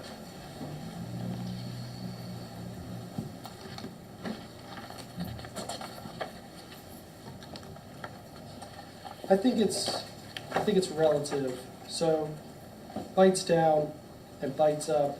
Well, walk us through what they are. So you're measuring it in bytes, which is the smallest unit of measurement for data that are recorded on here. It takes 1 million to make up a megabyte. And if we look at a picture, if you were going to email a picture of 3 images, Sir, can you answer my question? yes, I thought you wanted me to explain. No, I'd like you to bytes up, answer bytes how down. much data was from 8:20 to 8:37 received. How much data you want me to add it up? If you don't mind. I would say there was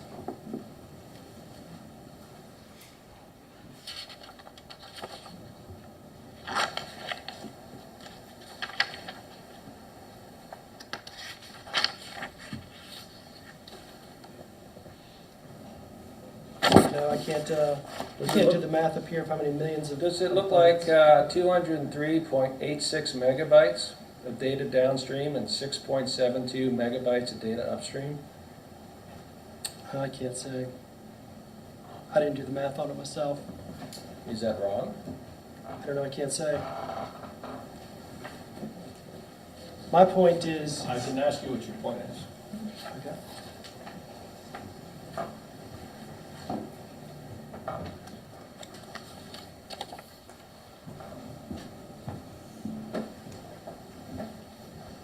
Another expert who actually did the math found that between 8:20 to 8:37 a.m., a total of 203.86 megabytes of data came downstream, and 6.72 megabytes of data went upstream that was recorded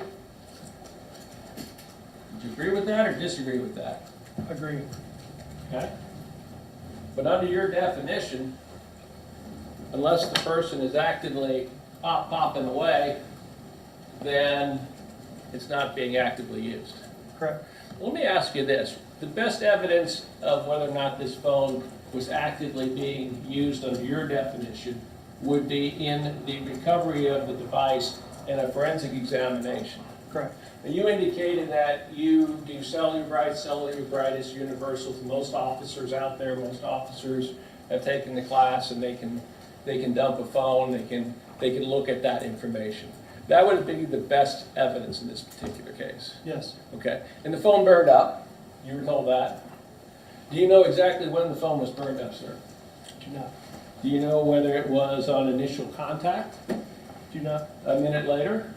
No. 2 minutes later? No. 3 minutes later? No. 4 minutes later? No. 5 minutes later? No. 6 minutes later? No. So you have absolutely no idea whether or not whatever that initial request for data that was made that's being actively fulfilled, Nobody does. well, it's going down to the phone, right? Yeah, but no one Okay. knows where it came from. That's my Didn't- point. That's what It AT&T didn't said. come from Mars.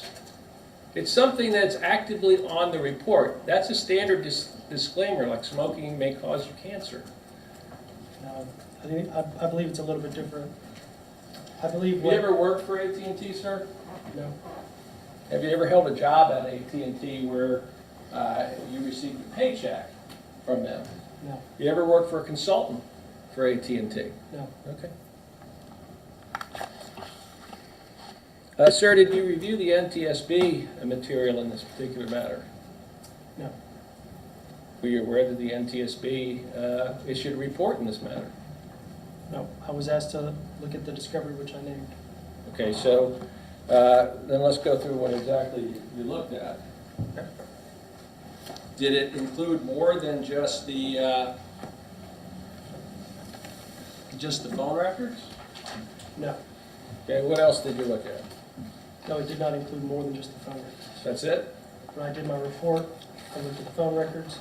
Afterwards, I was provided a copy of the expert's report, and I did read that. Somebody else's report? Correct. Okay, the guy that did the math. Well, let me ask you this question.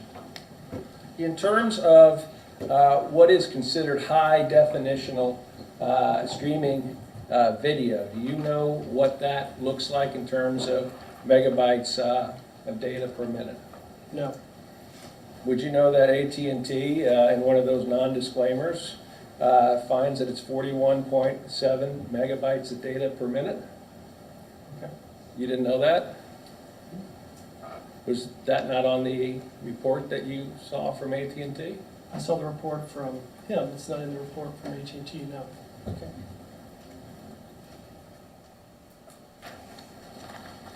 Sir, if I had a video on, and I had the phone in my hand, and I have the wheel in the other hand, but I'm not actively manipulating any of the numbers or any of the other keyboards on the phone, under your definition, would I be actively, what was that term, using the phone? I would say no. Thank you. No further questions. Reader.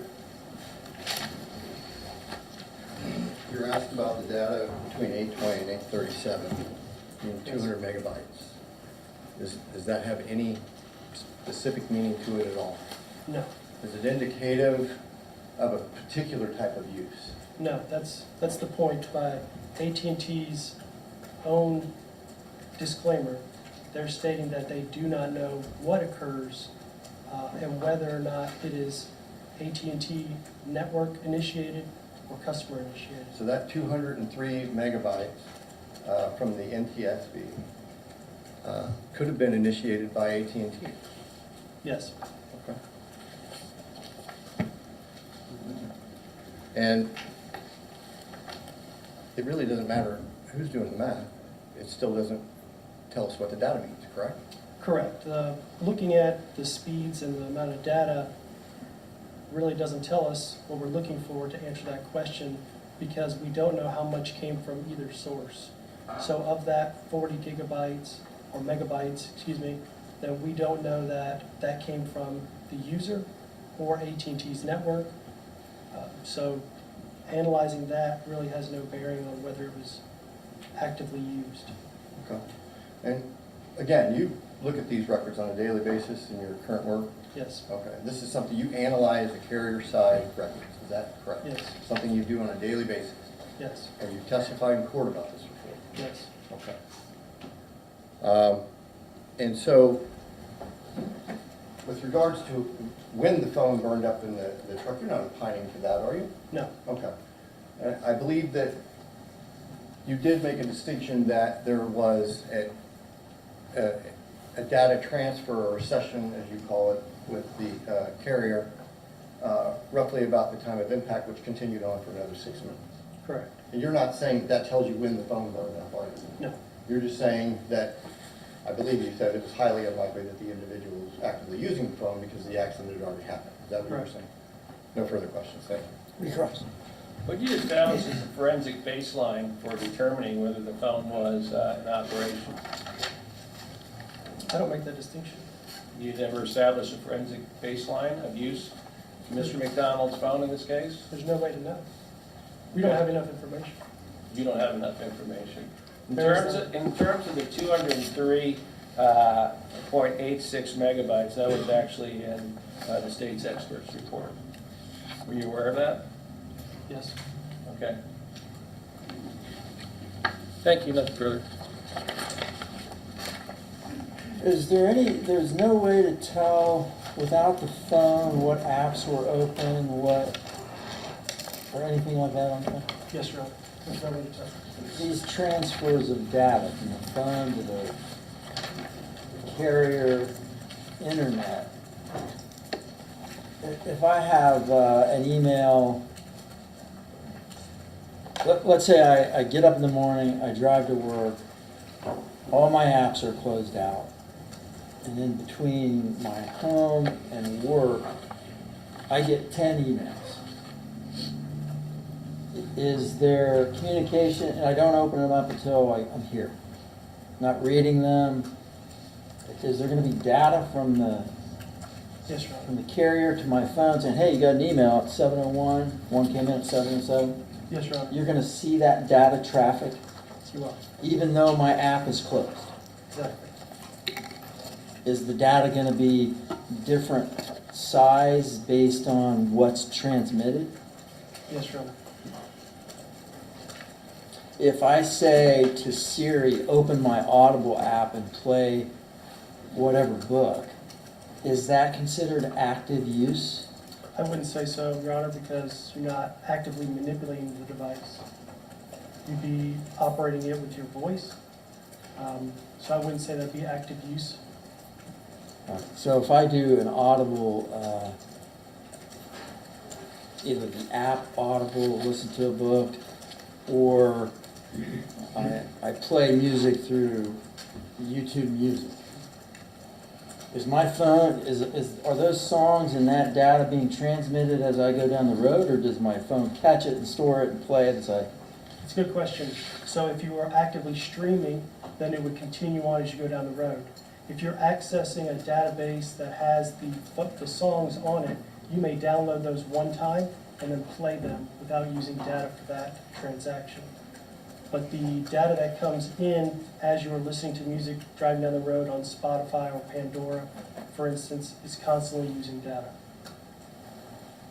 I may have asked you that. If the phone is not available, what other way is there to evaluate, if there is one, whether apps were in play at the time of the accident?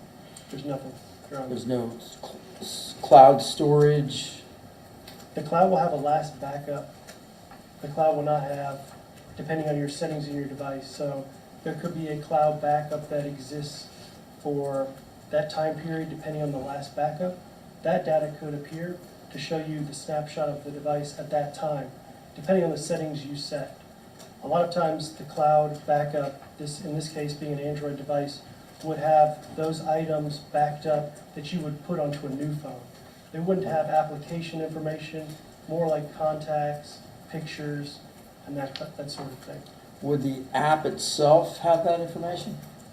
For example, if the phone doesn't exist, could you go to YouTube Music and say, hey, this guy's a subscriber, tell me what this app was doing at such and such a time and date? No, Your Honor, they don't store that data. Redirect. No retract, Your Honor. Recross? Or No follow-up fore- question? No forensic baseline, 203.86 megabytes of data that's coming in between 8:20 and 8:37. This guy must be the most unluckiest person in the world that it's just all that device at that point in time just hit. Is that your testimony, sir? No, Just a coincidence? You don't know, do you? no answer to that. You don't know, do you? Do I know what? Do you know whether or not he's somebody that all of a sudden this big dump of 203.86 megabytes of data hitting his phone, download, 6 megabytes of data upload is not related near in time to where this collision occurred, that this was hitting his phone? My answer is that nobody knows. The data we have does not So say you for can instance. speak for yourself. I'm Thanks. speaking for the data. You can. Thank you, sir. You may step down. Mr. Brady? Your Honor, I have no further witnesses. All right, yeah, the exhibits you want to I introduce? would, Your Honor. I have essentially,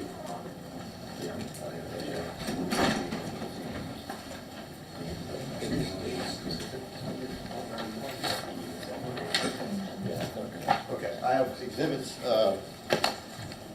A through E we've used here. I think, Your Honor, you have the 2 expert reports, which F would be from Ambassador. It's the one with the colorful cover. That's This is F? Yes, sir. And then Invista is Exhibit G, Your Honor. All right. You're offering then A through G? Yes, sir. Mr. No Murphy? objection. Defendant's exhibits A through G are admitted without objection. All right, Mr. Murphy, you need time? Exhibit 27. This would be Are you just gonna- the Excel sheet. You can do it, Bob. Huh? Bob. No, we better. Never, Bob. You need some time for closing? You want these now?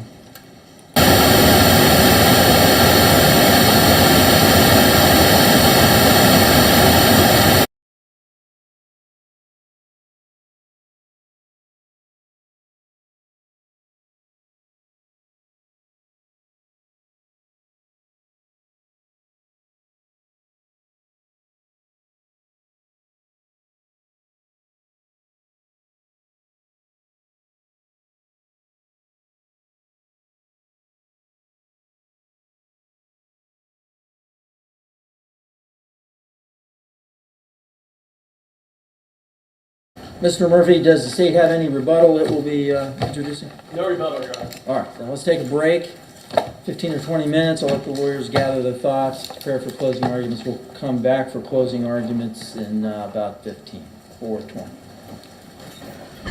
All rise.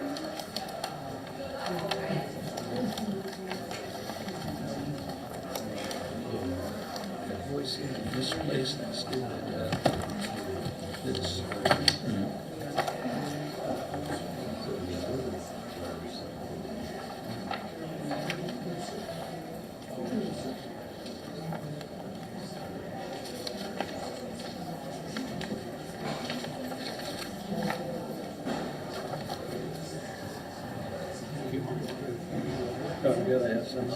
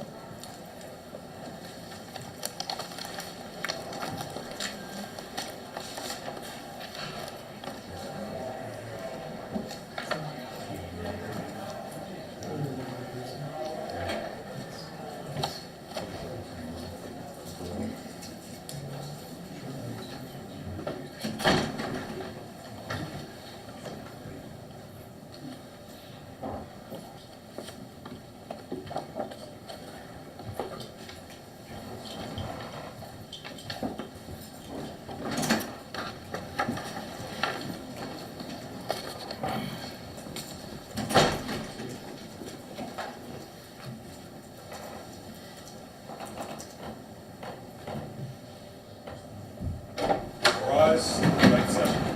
Thank you, have a seat. All right. Ready to close the arguments? Yes, Mr. sir. Murphy, you may proceed.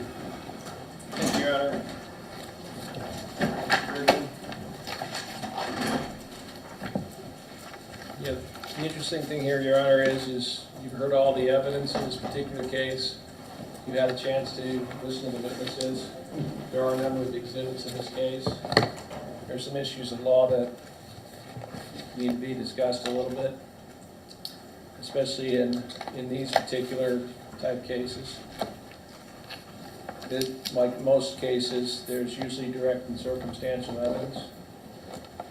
This was supposed to be the best of times for the students and staff members at Tuskegee on November 14th, 2023. The day was supposed to start that way. The day was supposed to be to go to celebrate the appointment of one of their own to the board. They got a special motor coach to transport them. This Van Hool motor coach, it came at about 6:53 in the morning. It was loaded up by the students. The students got to choose based on grades that they're in as to where they were going to sit. With seniors in the back, juniors, sophomores somewhere in the center, and freshmen in the front. The driver was Donald Wagler, who was 65 years of age at the time. He was a commercial driver. In this particular case, he'd been driving buses for quite a long period of time. And he shared the same thing that Sam Badawi and Josh Chica shared, which is that it's having a special license. You can't drive a vehicle with a certain weight on it, over 26,000 pounds, unless you have a commercial driver's license. And the reason why this is important is because there's special rules that apply to commercial drivers that don't apply to Class D drivers. There's special training. There's more risk because of the weight and size of the vehicle that you're going to be moving down the roadway. Whether it's in the state of Ohio or whether it's in any other state, there's a uniform code conduct that applies in federal law as well as state law. Ohio has some of those rules as well when it comes down to cell phones. And one of the things to discuss in this case is because there's a lot on cell phones, and there was some interesting things as to what was considered for coming to a conclusion on cell phones. But I think one of the most important thing is when the court looks at Jonathan Buffington's report, one of the things that he brings home is that at 8:20 in the morning through 8:37, 203 megabytes of data is downloaded to that phone after a request of about 6 megabytes of data goes up from the phone. I asked the witnesses about forensic baseline. Mr. Buffington testified to that on the AT&T records. You get to see what that baseline is when the defendant was in his rest period, when he was off. His data is about 0. He must be the most unluckiest person in the world that all this data is just ascending or descending, both actually, to and from his phone within 10 minutes of the fatal collision. We think it's important because Ohio does have a statute that was in effect at the time that this collision occurred. It became effective October 3rd, 2023. And it's called driving, and it's while texting. And it basically says this in Division A.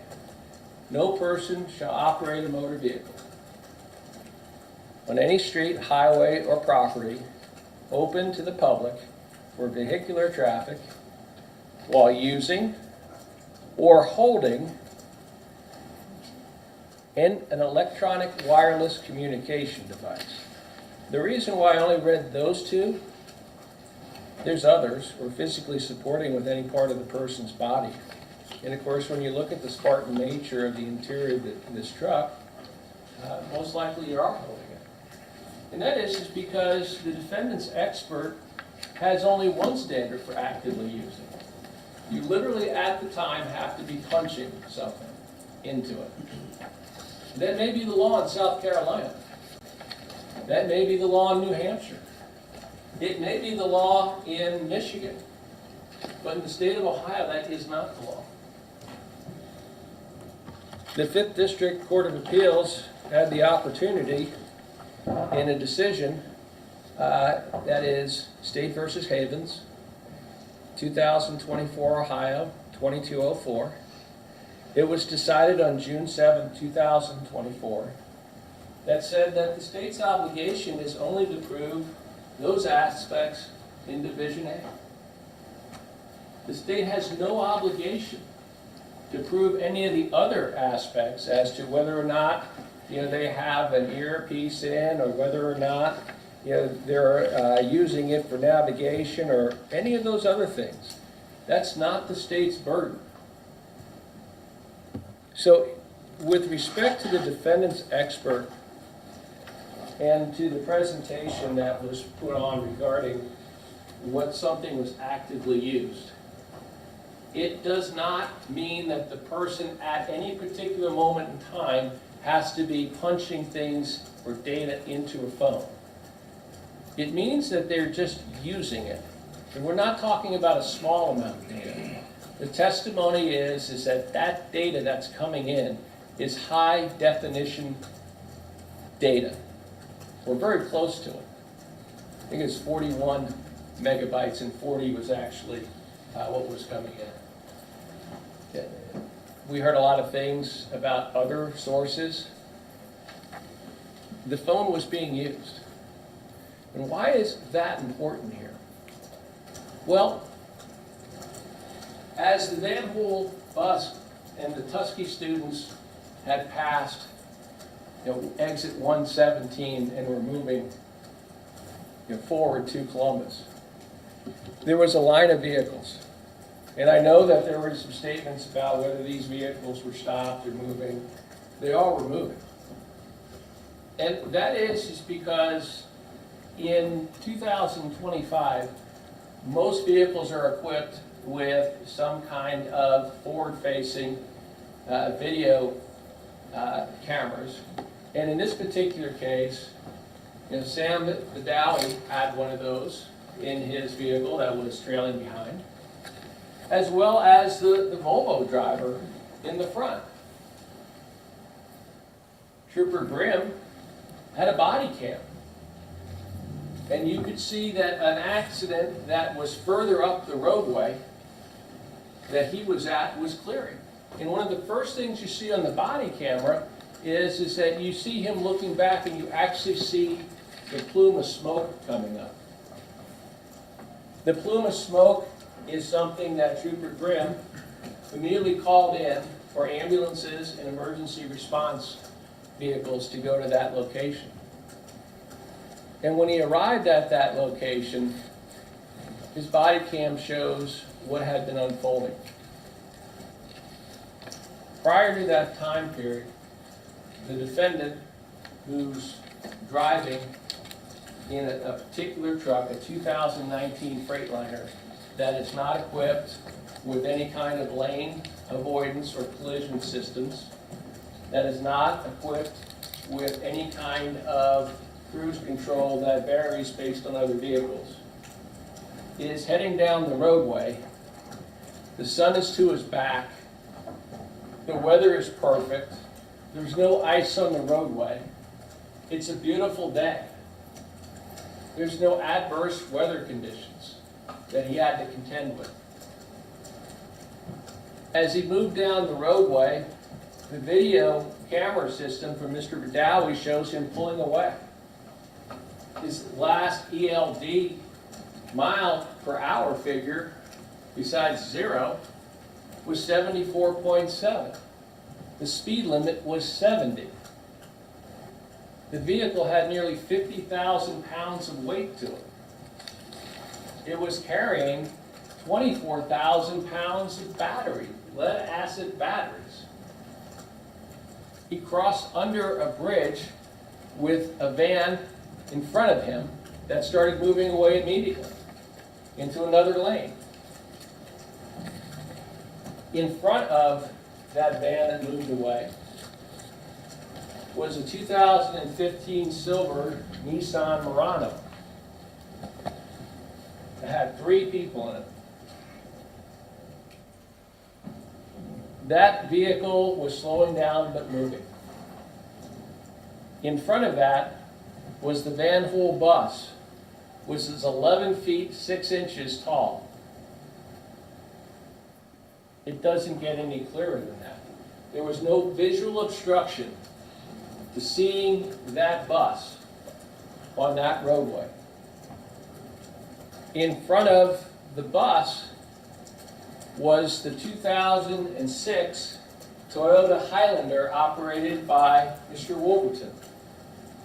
Then in front of Mr. Wolverton's vehicle was the 2014 Volvo that also had video. And at the time of the collision, the camera in the Volvo shows, there's a couple things that are important here. One is on the video, you can see in the passenger side mirror, you can see an image in the back, and you can see it darken, and you can see it come up as the testimony was. And that's actually the bus. And it doesn't happen immediately. But when it happens, you can see that his vehicle is pushed forward. And you can see the extensive damage that is on the back doorway and container area of that trailer that he was pulling. But what you can also see, more importantly, before that is that traffic was slowly moving. It's a common experience to anyone that operates a motor vehicle. It's not a first in this world that traffic will slow down and speed up. We entrust 16-year-olds in this state to operate motor vehicles. That we entrust them to understand and know what their obligations are when they're driving. That is not the obligation of someone who is a commercial driver's license, who has specialized training in order to have that license, who has been driving that same route for over the last year as a routine. He's well aware of what's happening. His statement, I don't remember anything past exit 126. So from exit 126 to 118, he has nothing that he remembers. Dr. Lee testified that there was nothing that he saw, in his opinion, to a reasonable degree of medical certainty, that he would have not been able to be attentive to the roadway.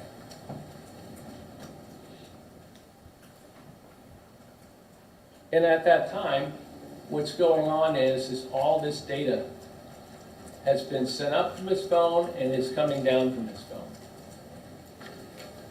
He had one job, literally. The seat is set up.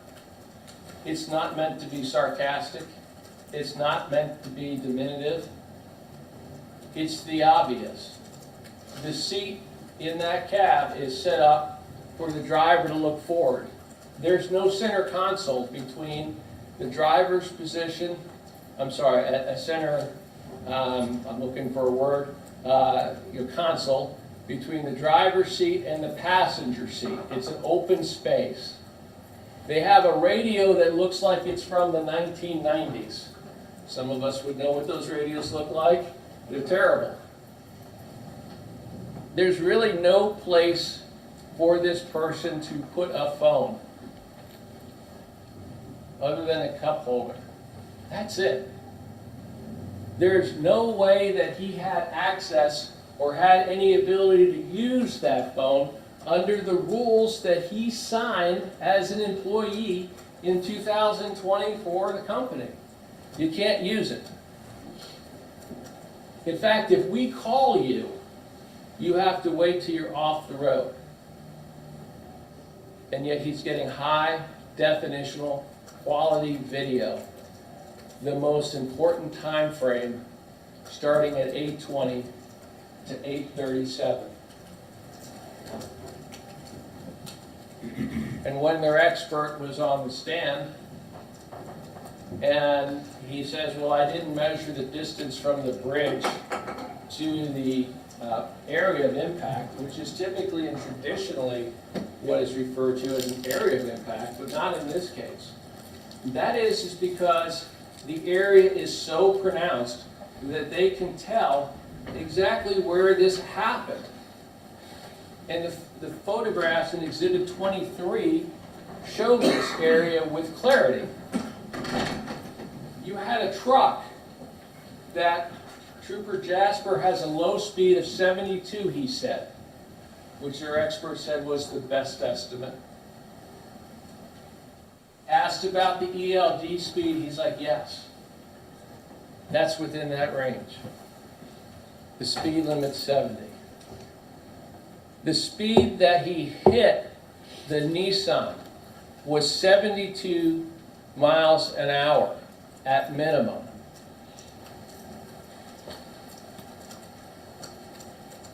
The Nissan was not tailgating the bus. The Nissan wasn't at a standstill. The Nissan was moving.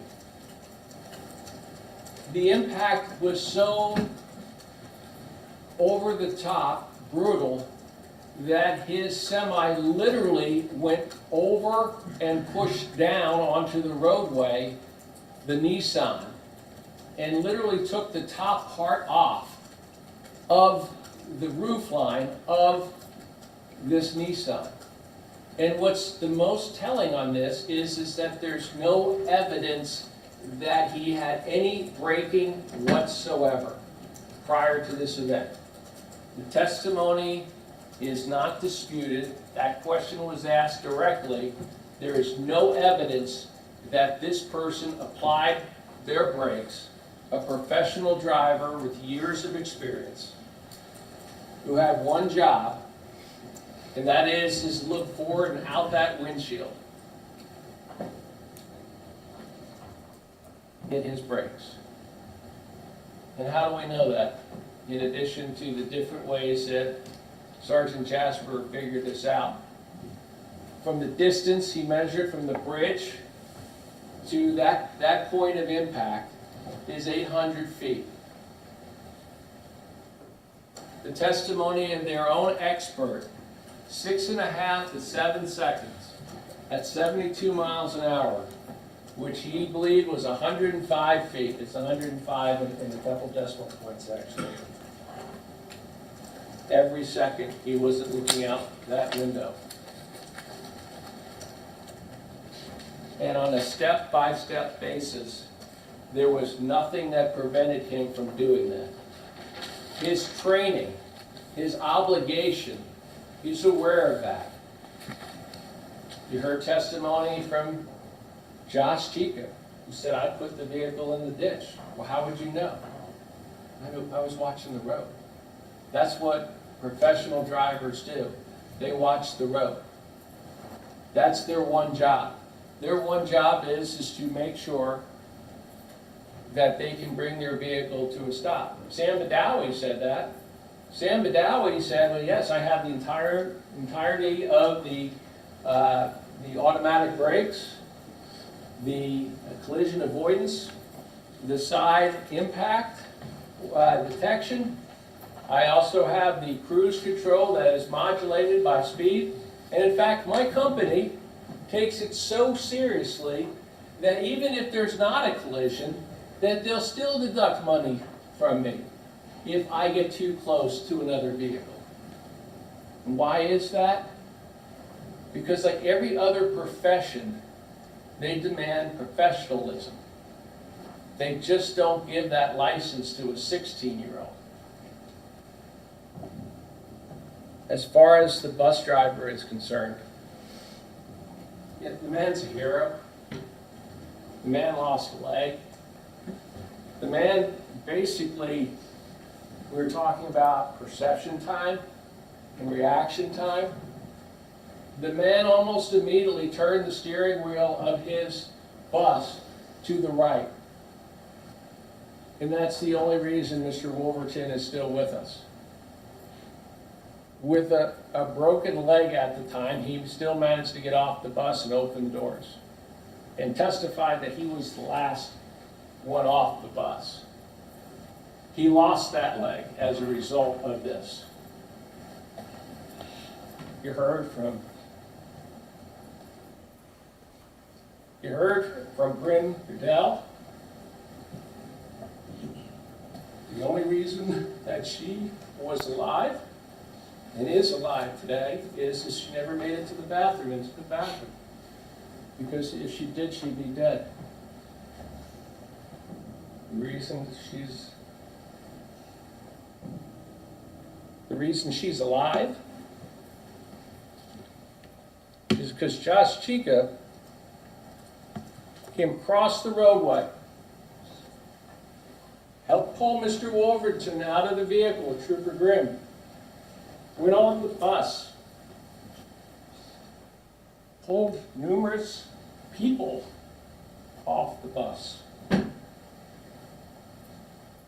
including Bryn, the person that she smiled at before she went and got into the bathroom, died. As well as 2 other people on the bus, a total of 3. There was no effort of braking. Even after he ran over the Nissan Murano, even after it continued down the road, there's no braking.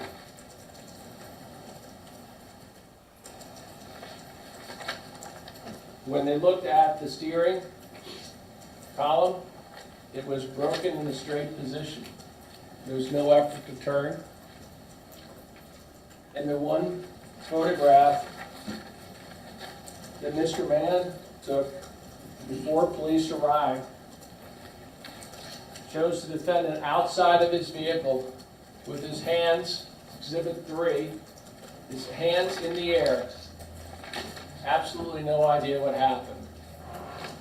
The reason he had absolutely no idea what happened is because he had one job, and he wasn't doing that one job.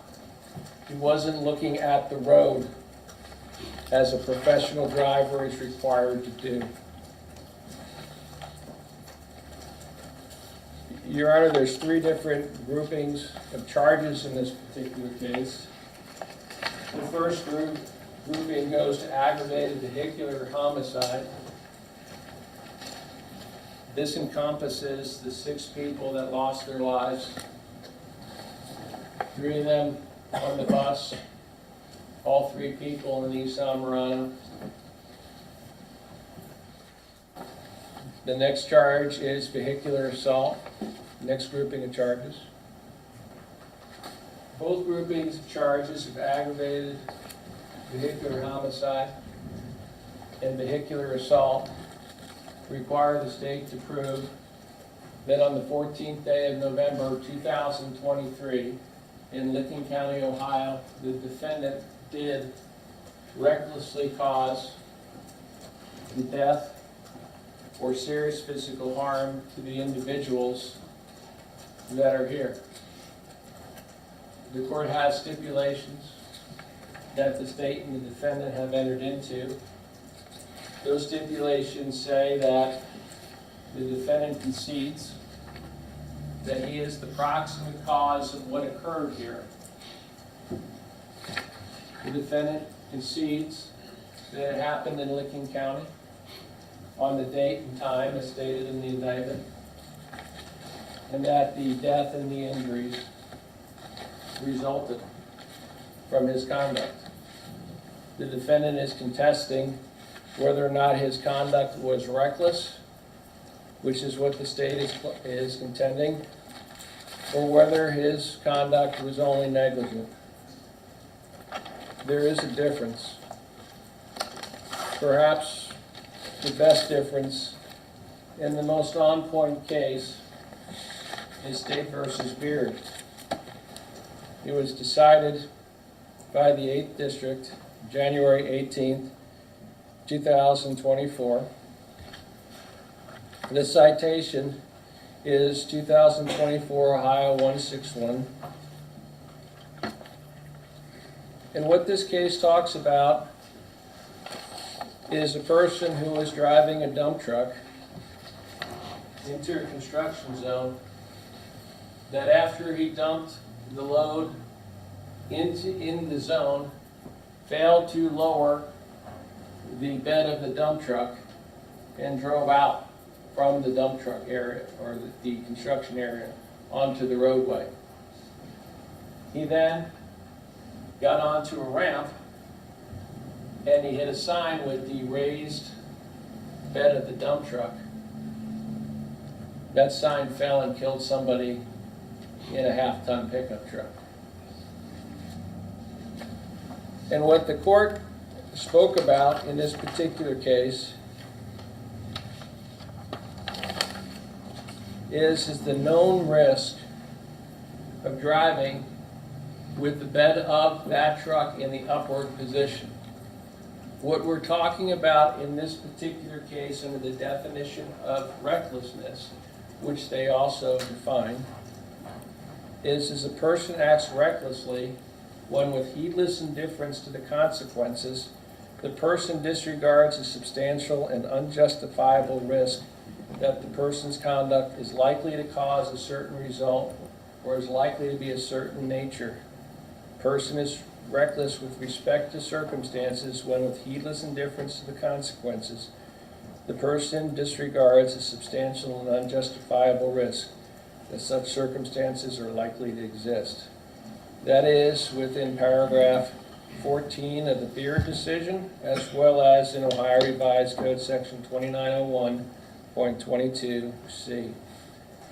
And why that's important is that, as in Beard, as with this defendant, he is aware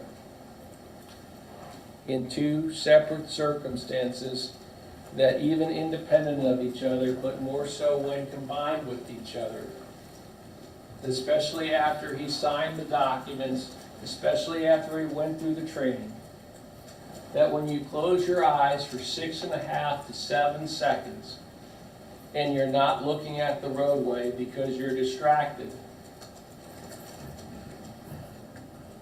you have, with heedless indifference to those consequences, disregarded a substantial and unjustifiable risk. And in this case, that the vehicles in front of him would be impacted not only by his truck, but the momentum of his truck. This cell phone makes it even worse. The data getting there after that level of request and that amount coming down to his phone right at the same time or near in time to when these collisions occur. We believe that the defendant's acts in this particular case, for the purposes of the aggravated vehicular homicide and the vehicular assault, have been established under the reckless standard. The final group of charging is misdemeanor assaults. The standard, the elements for that is that the date that this occurred, which is again November 14, 2023, again in Licking County, Ohio, again the causation, all of which is stipulated. But essentially it is that the defendant not only caused or attempted to cause physical harm to individuals. 2901.22 of the Revised Code, subsection B, says that a person acts knowingly, regardless of purpose, when the person is aware that the conduct will probably cause a certain result or will probably be of a certain nature. Closing your eyes for 6.5 to 7 seconds. A person has knowledge when the person is aware that such circumstances probably exist When it's a particular element of an offense, its malice is established as the person subjectively believes there's a high probability of its existence, fails to make, inquire, or acts with the conscious purpose to avoid learning the facts.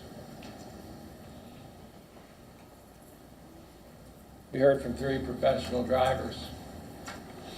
Again, he had one job. He didn't do it.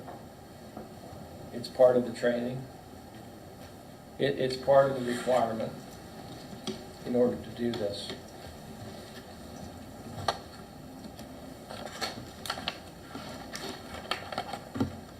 You're under 1.8 miles away from this.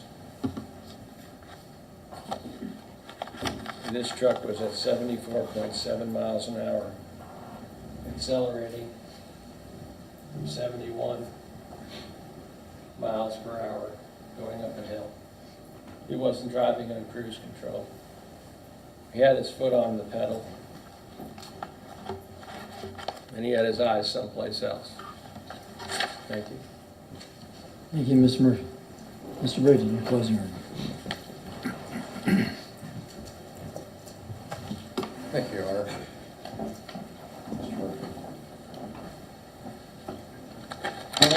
On day one, we heard from Kimberly Charlton. She was the 20-year volunteer on the bus. She sat next to Miss Gensley, who was the van driver. And Miss Charlton had testified that she had told Trooper Keaton that she experienced aggressive braking, like, I have to stop now. On direct, she described it as all he had. That's a significant piece of evidence on the record, Your Honor.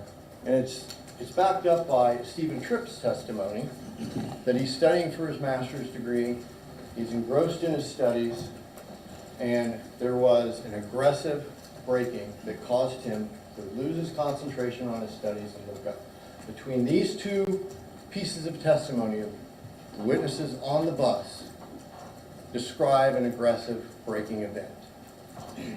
Now, when we combine that with the fact that the bus driver veered to the right, he steers to the right, we know that. He tells us he did. Kim Charlton also told us that he had steered to the right. What's important is that both Stephen Tripp and Kim Charlton both use mere seconds and then the impact in the rear. So we have the braking event, we have mere seconds, and we have the impact in the rear. And we have the steering to the right by the bus driver. And we have, through, I believe it was Trooper Grimm, we have the impact areas from the bus to the Toyota Highlander in front of it. We know it was the driver's side corner, and we know that it hit about mid-tailgate on the Toyota Highlander and increases the damage as it pushes over to the passenger side. So all that fits. We also know from the data that the Toyota Highlander was going approximately 9 miles an hour. According to Trooper Jasper's own data, that the bus was going approximately 25 miles an hour. So the bus is going faster. So all this starts to add up to the fact that the bus driver had a hard braking event, steers to the right to avoid hitting that Toyota Highlander. I asked him that, could the Highlander have had its brakes on? He answered, I don't know.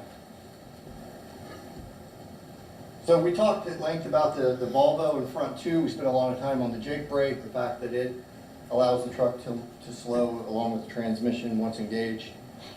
It's highly plausible that he was doing just that, that the Highlander begins to slow. It's going slower than the bus. And it's possible that the bus driver in that moment was distracted as well. He looks up, he sees the Highlander, realizes he's going faster than it. He hits the hard braking event, like I have to stop now, all he had, and veers to the right. And when he does this, the Murano has to react to the bus that's braking hard. So the Murano applies its brakes. And along comes Jacob McDonald and impacts that. The Murano. Now, what's critical to this is the white van, Eugene Mann's.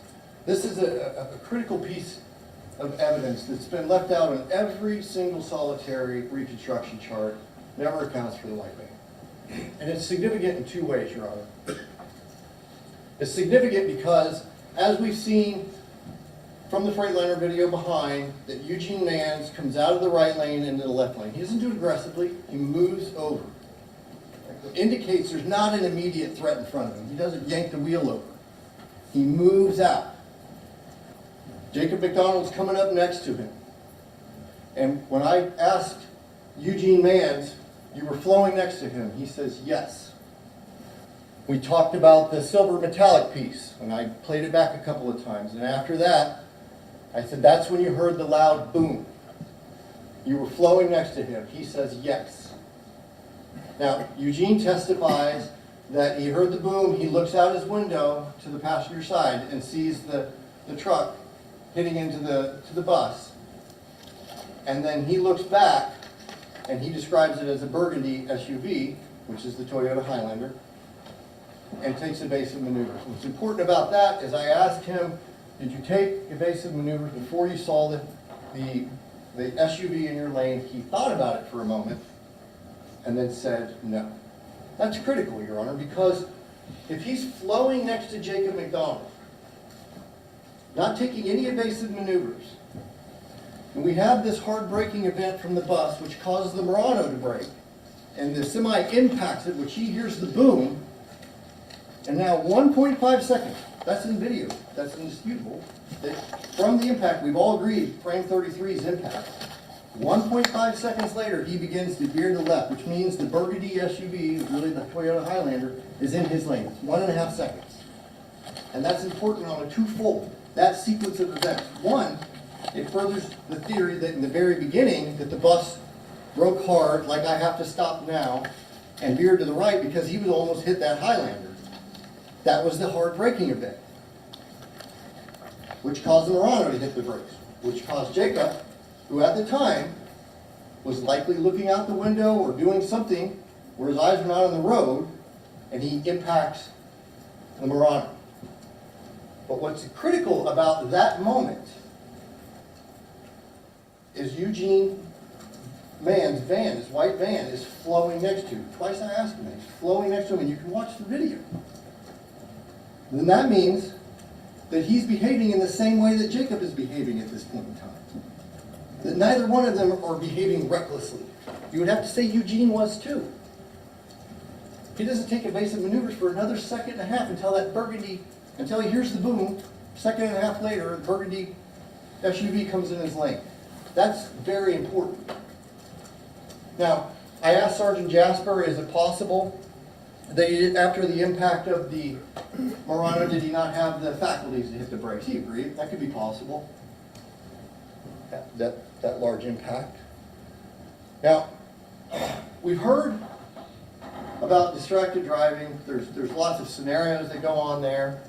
I think there's there's a lot of different scenarios it could be, but one of them that was suggested was perhaps he was looking at the white van. It's not uncommon. You're on a route that you do all the time. You're thinking about other things, and you half-heartedly look out your window at the vehicle next to you. Maybe it's a vehicle you like. Maybe there's something wrong with it you're focused on. Maybe the passenger's doing something and you can see through the window and you're trying to figure out what they're doing. But we've all done that. You're looking over here. And then the impact. The part where the state makes this 6.5 second claim then you have to assume that the threat or the braking event occurred clear back at the bridge in frame 24. And that simply can't be, and we know that because Eugene moves over like a normal person would. He did not react to an event right in front of him. That kills the 6 second thing. Where did that braking event occur? Someplace after that. We know the impact was at 33, but you can't definitively say it was 6.5 seconds from the bridge shadow, which would be frame 25 or 26, all the way up to 33, that he had his eyes closed. Also in contradiction of that is the videos of the semi-truck drivers driving down the road that we saw. And in both of those videos, if you were to believe that that's what looking at video is on your phone, or then that doesn't really apply to this case. If that were the baseline, then then Jacob couldn't have been doing that. Because in both of those, their eyes are up and down, up and down, up and down, up and down. And in both cases, they see the cars right before they hit them. In both cases, they turn the wheel, and you can see them tense up on the brake. And that's not the claim here. We've gone through the steering box. The steering box was... So he wouldn't have been doing this. That contradicts the 6.5 second thing, too.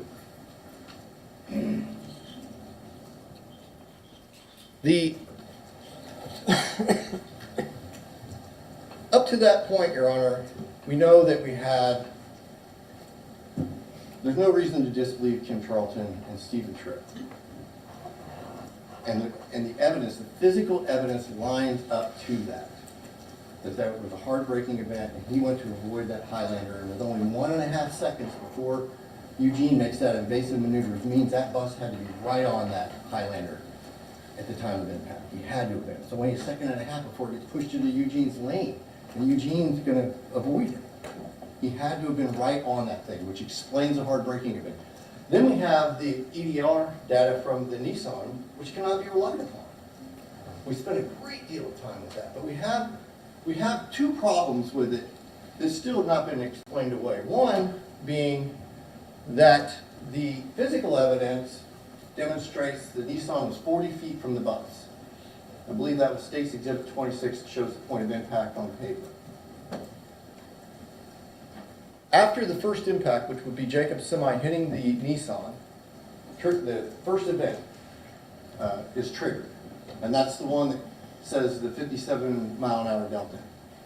But just 0.1 of a second later, it says there's a second triggered event, which presumably would be the impact with the bus, which would mean 11 feet have passed by, which is in contradiction of the physical evidence that everyone agrees to, that the Nissan was 40 feet away. So if the EDR is telling us you were only 11 feet away, that contradicts the physical evidence. The other big problem with that is we go back to the Toyota Highlander and we look at its data, it has a 40 mile an hour speed increase after impact, after the bus hits it. Well, the Nissan says a 35 mile an hour. Well, that can't be. It's in the chain of events. It can't be a slower speed back at the Nissan and an increased speed up at the Highlander. The data is flawed somewhere. No one's explained it. Sergeant Jasper left event trigger 2 completely out of his report. Didn't even discuss it.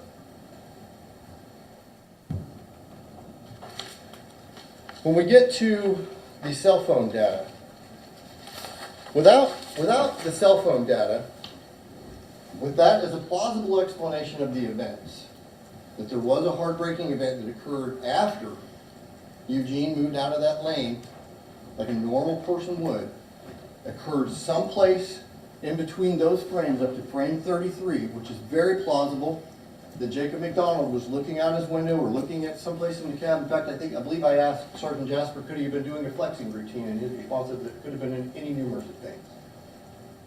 So there could have been any explanation as to why his eyes weren't on the road in those last few seconds. We also have the perception time reaction. It could be 1.5 seconds to build in there too. But that's being negligent, Your Honor. That's not being reckless. Taking your eyes off the road momentarily to look at a car next to you, observe what it's doing, is negligent. The cell phone. Your Honor, there's not a single expert that's come in here, from Sergeant Jasper to Mr. Buffington to Mr. Gentile, that can tell us what it is. AT&T themselves say, we cannot tell you if we initiated it or you initiated it, and we cannot tell you what that data means. And the state can claim 203 sounds like a heck of a lot of data. We still don't know what it is. We still, to say that someone is streaming a video at that point, you're merely guessing. That's it. And nobody could explain to us, since it's not really 41.7, which is what the NTSB claims that the AT&T discloses on a consumer level of what high definition streaming is, and we're only at 38. Does that mean conclusively that it could have been that? Nobody can answer that question either. We don't know what the data was. No one can opine to the fact that that data would demonstrate that an individual was actively manipulating his phone. In fact, the state's cell phone expert defined initially when he said on the stand, active use is he made sure he defined that when he first sat down. Cell phone use is using the cell phone is using the network to accomplish a task. That was his definition of active use when he sat down on the stand. Now later, he opines that, yeah, he was using his phone, which seems to be in contradiction to that. He seems to have come up with a two-fold definition of what active cell phone use is. But most interestingly would be that he has no analytical forensic baseline that he used. In fact, he used the totality of the circumstances, and I listed two of those, the first two elements out of his report, if you recall. One of them was did it make any difference to if I feel good or I feel bad with my cell phone connecting to the carrier? And he agreed, no, it does not. That's his first element in the totality of the circumstances. The second element was he discussed Jacob's familiarity with the route. Again, he's just quoting the NTSB all the way for 10 pages of this report. But I asked him, my familiarity with the geographic location, does that affect how my phone connects to the carrier? He agreed it did not. Well, that's in his totality of the circumstances analysis. And if you recall, I asked him, did you ever take 100 different phones from different carriers and look at the data and say, hey, you know, if you're streaming video, this is kind of the average, and then compare it back to our results? No. That would have been scientific. His was, I read the NTSB report, it was kind of made a guess. And most interesting is that he made the claim from the stand that somehow AT&T really does know what that data is. If you recall that, I said, why don't you have that? You're in a case testifying as an expert. 6 people died. Why don't you have that? His answer was, I wish I had it. Your Honor, that was a gross error to make that statement from the stand. And all the work the NTSB has done, and all the work Sergeant Jasper and his team has done, and all the work Invista and their team has done, none of them have come up with the fact that AT&T has some secret knowledge in the background of what that data actually means. That goes to his credibility as a witness, Your Honor. Your Honor, the state is correct that in counts 1 through 6, the defense has conceded or stipulated that as charged in the indictment, that the events did occur in Licking County on November 14th, 2023, and that Jacob McDonald driving the Freightliner semi was the proximate cause of the death of those 6 individuals in counts 1 through 6. And in counts 7 through 15, the same elements. Rather, the death caused serious physical harm to those individuals. However, in both of those, in counts 1 through 15, the defense contends that that proximate cause was due to Mr. McDonald's negligence. And the state failed to present any evidence that would demonstrate that he was reckless or operated with a heedless indifference to those around him. In counts 16 through 26, Mr. McDonald's charged with misdemeanor assault.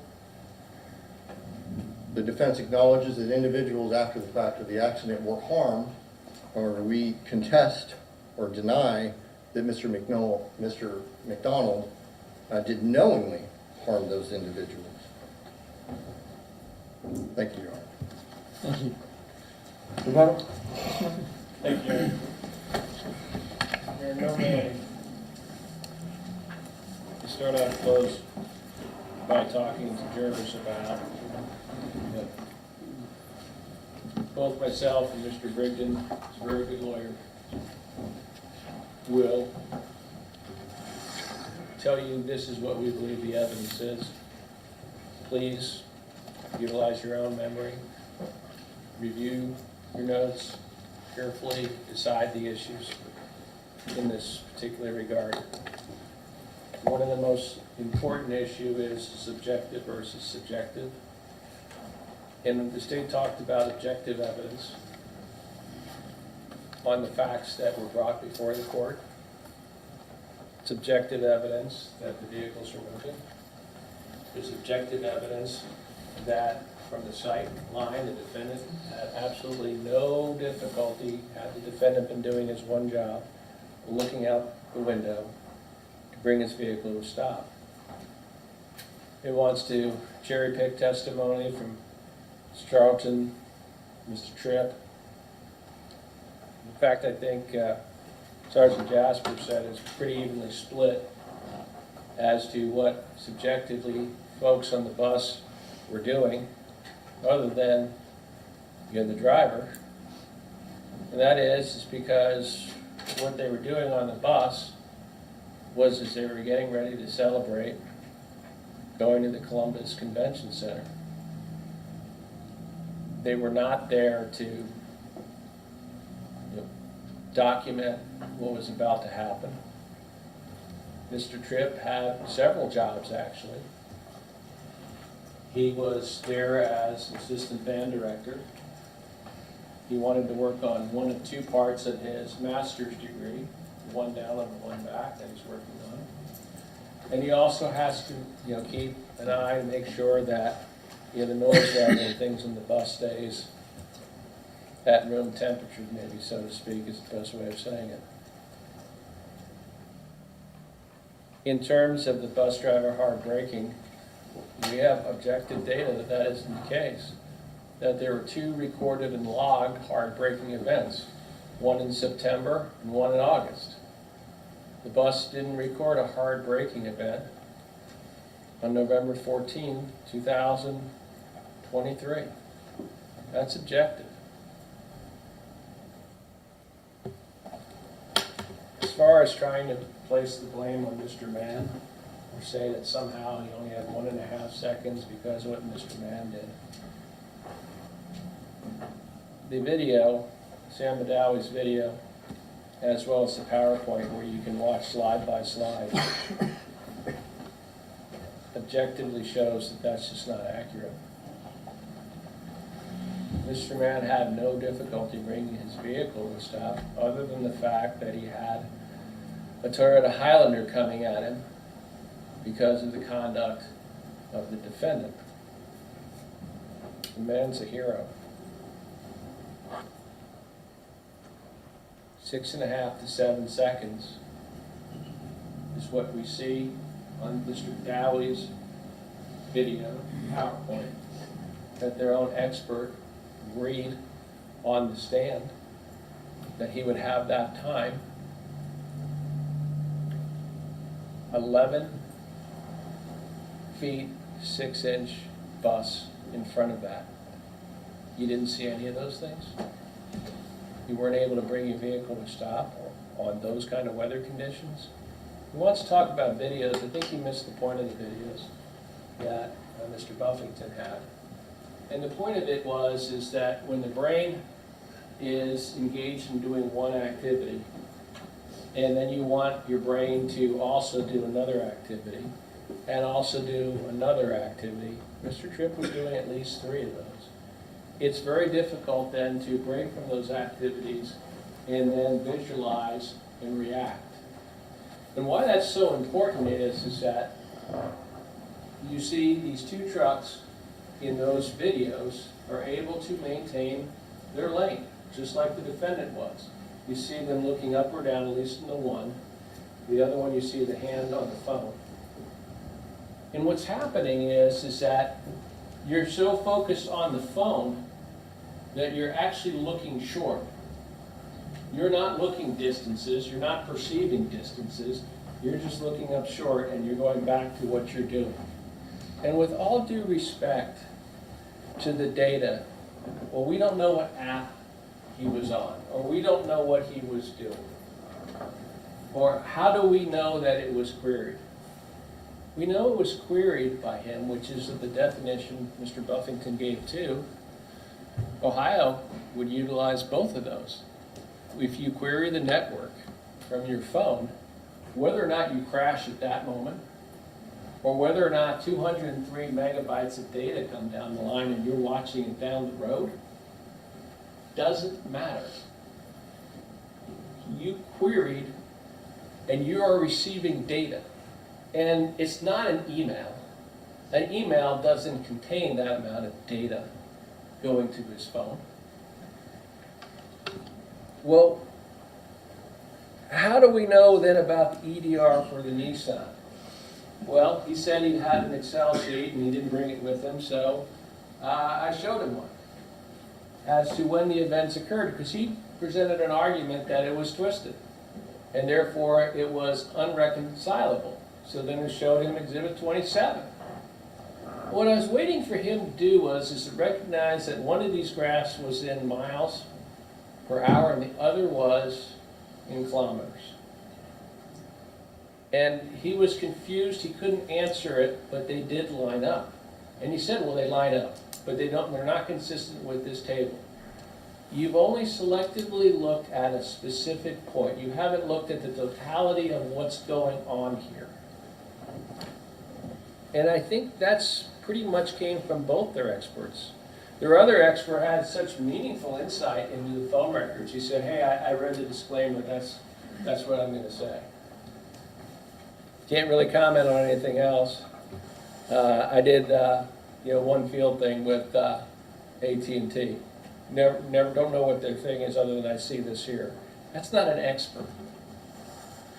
That's not an expert opinion. Your Honor, in this particular case, the state appreciates your patience, appreciate your time. On behalf of myself and Mr. Brigden in this particular matter, I know that these are tough cases, and the state at this point in time would rest. Thank you. Thank you. All right, here's what I'm gonna do. I'm gonna take the matter under advisement. I have a lot of exhibits, reports, data to get through. Tomorrow, I hope to be able to announce or schedule when I will have a verdict. I anticipate it probably will be early next week. I know people coming from different parts of out of county, so I will make sure there's plenty of advance notice communicated to the parties so that there's enough time for everyone to get here, at least those folks who want to be here. So I anticipate at this point Monday, Tuesday of next week. If that changes, I'll certainly let the parties know, and that'll be communicated to everybody. With regard to the exhibits, do I have your, Do you have a combination there, Your Honor? You have I'm not, the the reports. videos, The videos and the other stuff are actually in this one. In the report. For the I'm sorry, for the witnesses. those are on thumb drives, I assume? Thumb drive, Your Honor, yes. Okay, great. All right then, is there anything further then before we recess? No, Your Honor. Okay, thank you. All rise. Mr. McDonald.